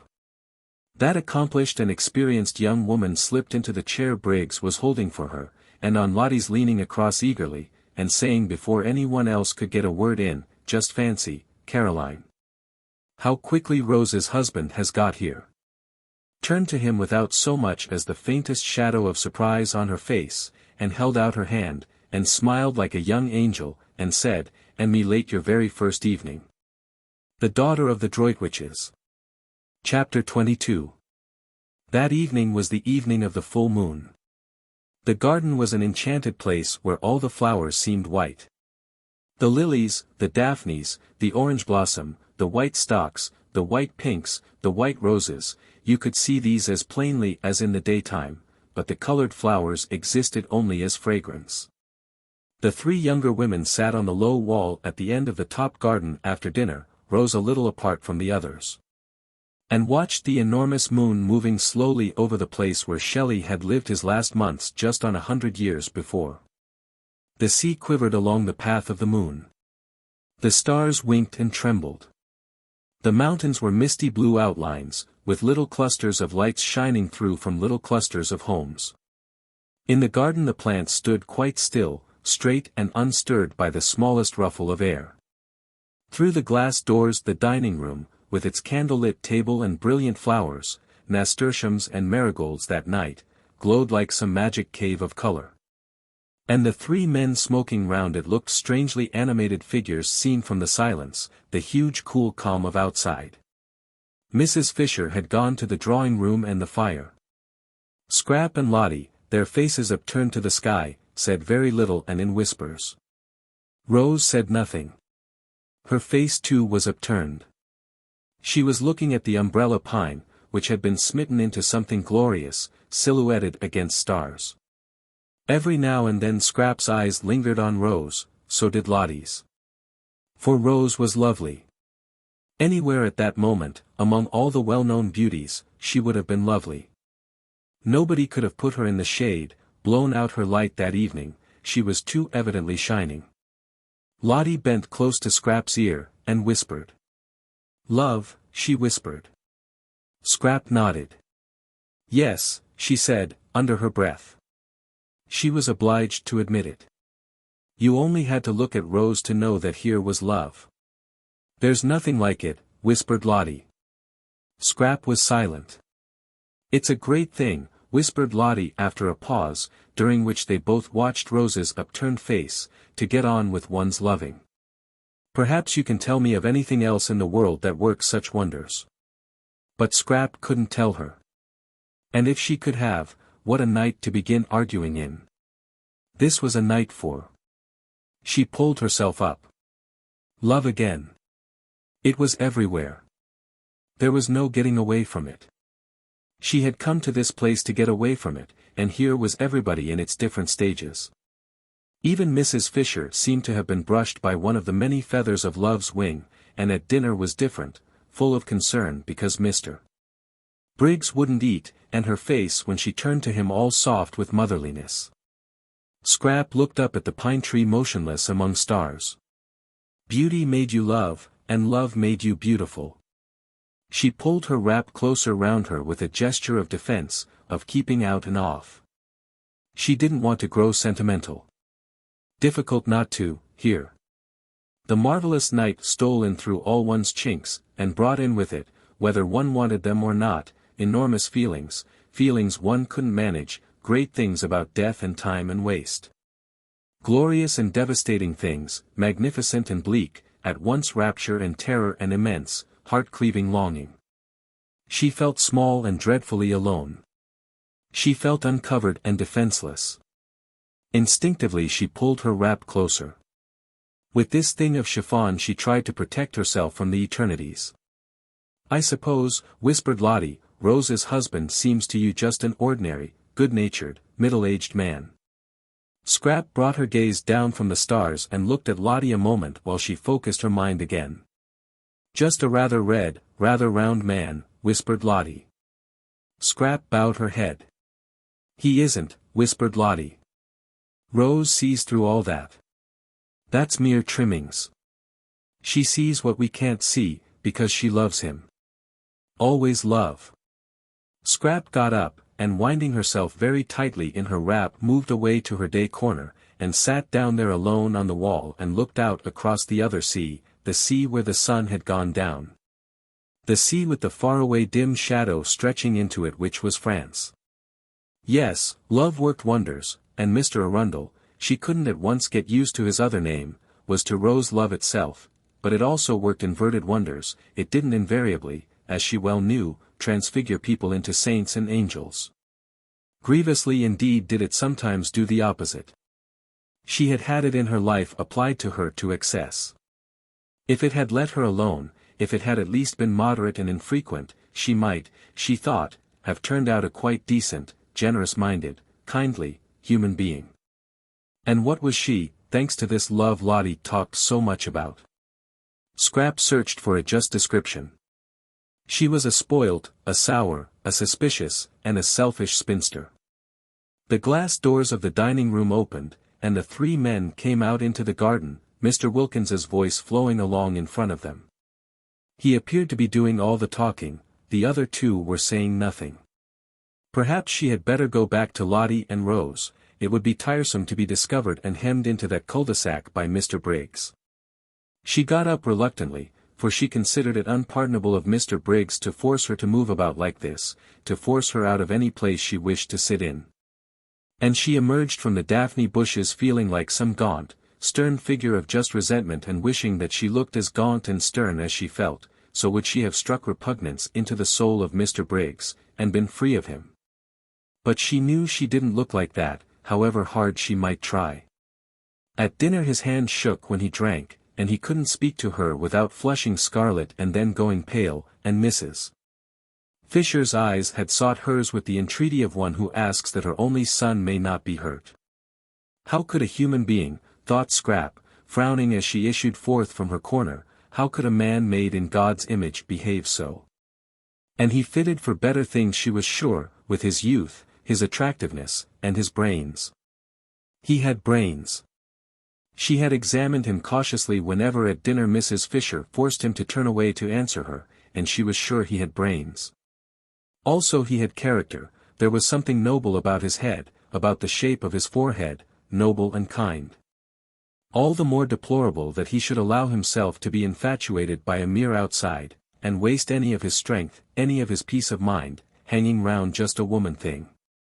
If only he could see right through her, see through all her skin and stuff, he would be cured, and she might go on sitting undisturbed on this wonderful night by herself. Just beyond the daphne bushes she met Frederick, hurrying. "I was determined to find you first," he said, "before I go to Rose." And he added quickly, "I want to kiss your shoes." "Do you?" said Scrap, smiling. "Then I must go and put on my new ones. These aren't nearly good enough." She felt immensely well disposed towards Frederick. He, at least, would grab no more. His grabbing days, so sudden and so brief, were done. Nice man, agreeable man. She now definitely liked him. Clearly he had been getting into some sort of a tangle, and she was grateful to Lotty for stopping her in time at dinner from saying something hopelessly complicating. But whatever he had been getting into, he was out of it now. His face and Rose's face had the same light in them. "I shall adore you forever now," said Frederick. Scrap smiled. "Shall you?" she said. "I adored you before because of your beauty. Now I adore you because you're not only as beautiful as a dream but as decent as a man." Scrap laughed. "Am I?" she said, amused. "When the impetuous young woman," Frederick went on, "the blessedly impetuous young woman, blurted out in the nick of time that I am Rose's husband, you behaved exactly as a man would have behaved to his friend." "Did I?" said Scrap, her enchanting dimple very evident. "It's the rarest, most precious of combinations," said Frederick, "to be a woman and have the loyalty of a man." "Is it?" smiled Scrap, a little wistfully. These were indeed handsome compliments. If only she were really like that. "And I want to kiss your shoes." "Won't this save trouble?" she asked, holding out her hand. He took it and swiftly kissed it, and was hurrying away again. "Bless you," he said as he went. "Where is your luggage?" Scrap called after him. "Oh, Lord, yes," said Frederick, pausing. "It's at the station. I'll send for it." He disappeared through the bushes. She went indoors to give the order. And this is how it happened that Domenico, for the second time that evening, found himself journeying into Mazagon wondering as he went. Then, having made the necessary arrangements for the perfect happiness of these two people, she came slowly out into the garden again, very much absorbed in thought. Love seemed to bring happiness to everybody but herself. It had certainly got hold of everybody there, in its different varieties, except herself. Poor Mr. Briggs had been got hold of by its least dignified variety.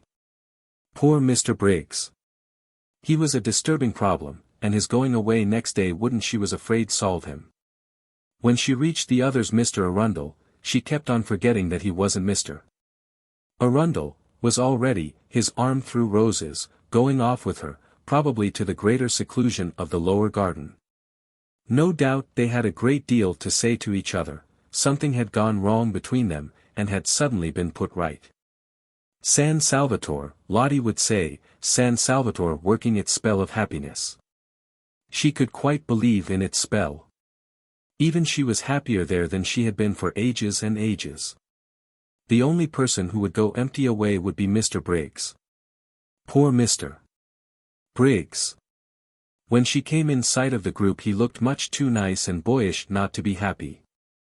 It seemed out of the picture that the owner of the place, the person to whom they owed all this, should be the only one to go away from it unblessed. Compunction seized Scrap. What very pleasant days she had spent in his house, lying in his garden, enjoying his flowers, loving his views, using his things, being comfortable, being rested, recovering, in fact. She had had the most leisured, peaceful, and thoughtful time of her life, and all really thanks to him. Oh, she knew she paid him some ridiculous small sum a week, out of all proportion to the benefits she got in exchange, but what was that in the balance? And wasn't it entirely thanks to him that she had come across Lotty? Never else would she and Lotty have met, never else would she have known her. Compunction laid its quick, warm hand on Scrap. Impulsive gratitude flooded her. She went straight up to Briggs. "I owe you so much," she said, overcome by the sudden realization of all she did owe him, and ashamed of her churlishness in the afternoon and at dinner. Of course he hadn't known she was being churlish. Of course her disagreeable inside was camouflaged as usual by the chance arrangement of her outside, but she knew it. She was churlish. She had been churlish to everybody for years. Any penetrating eye, thought Scrap, any really penetrating eye, would see her for what she was, a spoilt, a sour, a suspicious and a selfish spinster. "I owe you so much," therefore said Scrap earnestly, walking straight up to Briggs, humbled by these thoughts. He looked at her in wonder. "You owe me," he said. "But it's I who," he stammered. To see her there in his garden. Nothing in it, no white flower, was whiter, more exquisite. "Please," said Scrap, still more earnestly, "won't you clear your mind of everything except just truth? You don't owe me anything." "How should you?" "I don't owe you anything," echoed Briggs. "Why, I owe you my first sight of. Oh, for goodness sake," said Scrap entreatingly, "do, please, be ordinary. Don't be humble." "Why should you be humble?" "It's ridiculous of you to be humble. You're worth 50 of me." Unwise, thought Mr. Wilkins, who was standing there too, while Lotty sat on the wall. He was surprised, he was concerned, he was shocked that Lady Caroline should thus encourage Briggs. Unwise, very, thought Mr. Wilkins, shaking his head. Briggs's condition was so bad already that the only course to take with him was to repel him utterly, Mr. Wilkins considered. No half-measures were the least used with Briggs, and kindliness and familiar talk would only be misunderstood by the unhappy youth. The daughter of the Droitwiches could not really, it was impossible to suppose it, desire to encourage him.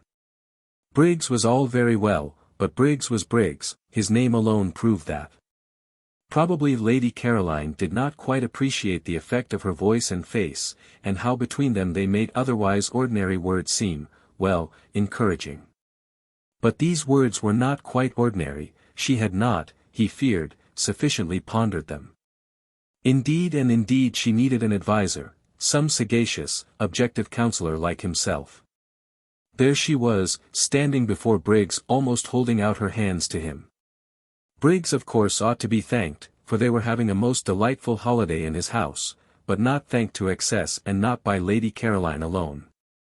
That very evening he had been considering the presentation to him next day of a round robin of collective gratitude on his departure.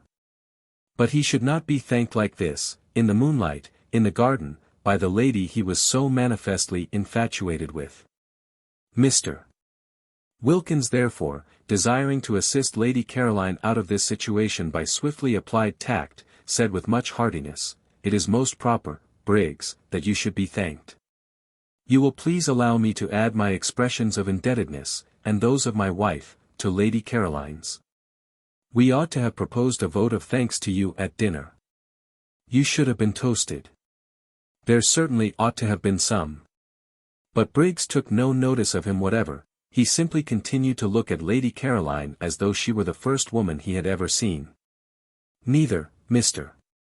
Wilkins observed, did Lady Caroline take any notice of him. She too continued to look at Briggs, and with that odd air of almost appeal. Most unwise. Most. Lotty, on the other hand, took too much notice of him, choosing this moment when Lady Caroline needed special support and protection to get up off the wall and put her arm through his and draw him away.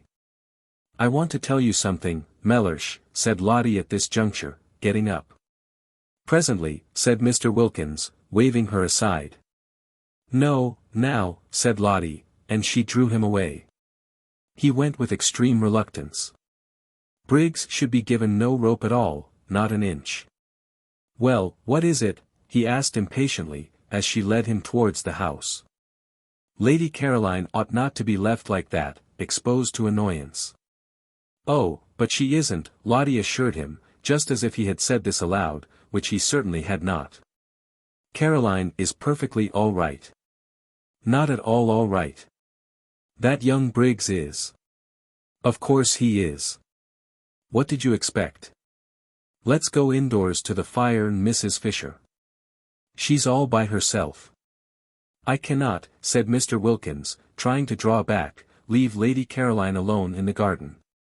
Don't be silly, Mellersh, she isn't alone. Besides, I want to tell you something. Well, tell me, then.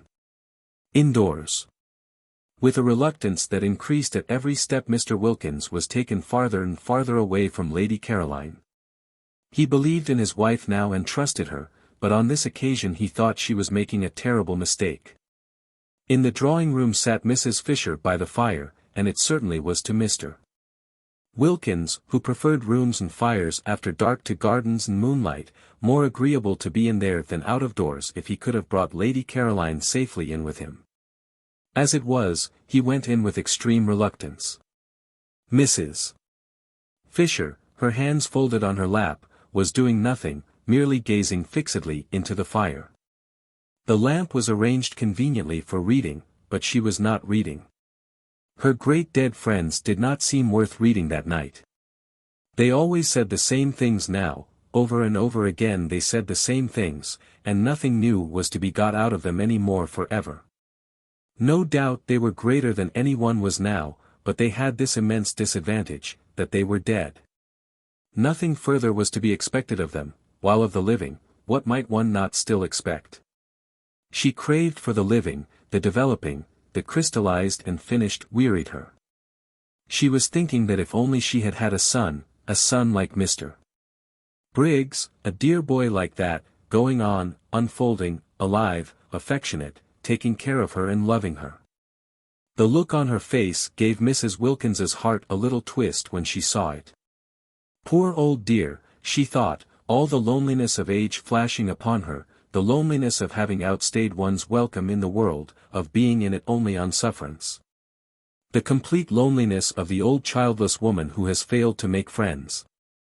It did seem that people could only be really happy in pairs, any sorts of pairs, not in the least necessarily lovers, but pairs of friends, pairs of mothers and children, of brothers and sisters, and where was the other half of Mrs. Fisher's pair going to be found? Mrs. Wilkins thought she had perhaps better kiss her again. The kissing this afternoon had been a great success, she knew it, she had instantly felt Mrs. Fisher's reaction to it. So she crossed over and bent down and kissed her and said cheerfully, "We've come in," which indeed was evident. This time Mrs. Fisher actually put up her hand and held Mrs. Wilkins's cheek against her own, this living thing, full of affection, of warm, racing blood. And as she did this she felt safe with the strange creature, sure that she who herself did unusual things so naturally would take the action quite as a matter of course, and not embarrass her by being surprised. Mrs. Wilkins was not at all surprised, she was delighted. "I believe I'm the other half of her pair," flashed into her mind. "I believe it's me, positively me, going to be fast friends with Mrs. Fisher." Her face when she lifted her head was full of laughter. Too extraordinary, the developments produced by San Salvatore. She and Mrs. Fisher, but she saw them being fast friends. "Where are the others?" asked Mrs. Fisher. "Thank you, dear," she added, as Mrs. Wilkins put a footstool under her feet, a footstool obviously needed, Mrs. Fisher's legs being short. "I see myself throughout the years," thought Mrs. Wilkins, her eyes dancing, bringing footstools to Mrs. Fisher. "The roses," she said, straightening herself, "have gone into the lower garden, I think love-making." "The roses?" "The Fredericks, then, if you like. They're completely merged and indistinguishable." "Why not say the Arbuthnets, my dear," said Mr. Wilkins. "Very well, Mellersh, the Arbuthnets." "And the Carolines." Both Mr. Wilkins and Mrs. Fisher started. Mr. Wilkins, usually in such complete control of himself, started even more than Mrs. Fisher, and for the first time since his arrival felt angry with his wife. "Really," he began indignantly. "Very well, Mellersh, the Briggses, then." "The Briggses," cried Mr. Wilkins, now very angry indeed.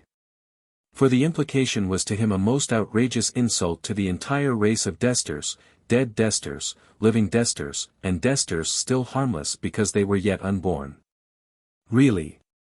I'm sorry, Mellersh," said Mrs. Wilkins, pretending meekness, "if you don't like it." "Like it? You've taken leave of your senses. Why, they've never set eyes on each other before today." "That's true.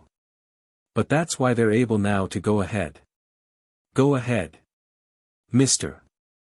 Wilkins could only echo the outrageous words.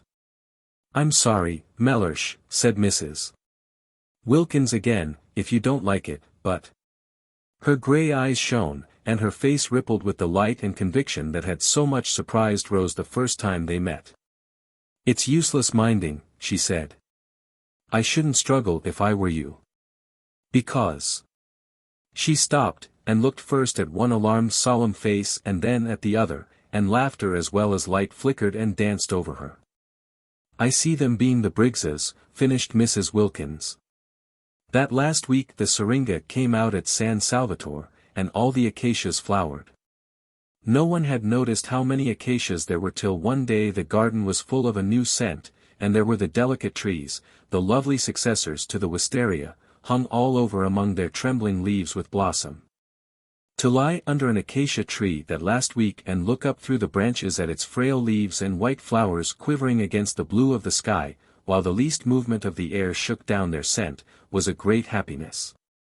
Indeed, the whole garden dressed itself gradually towards the end in white, and grew more and more scented.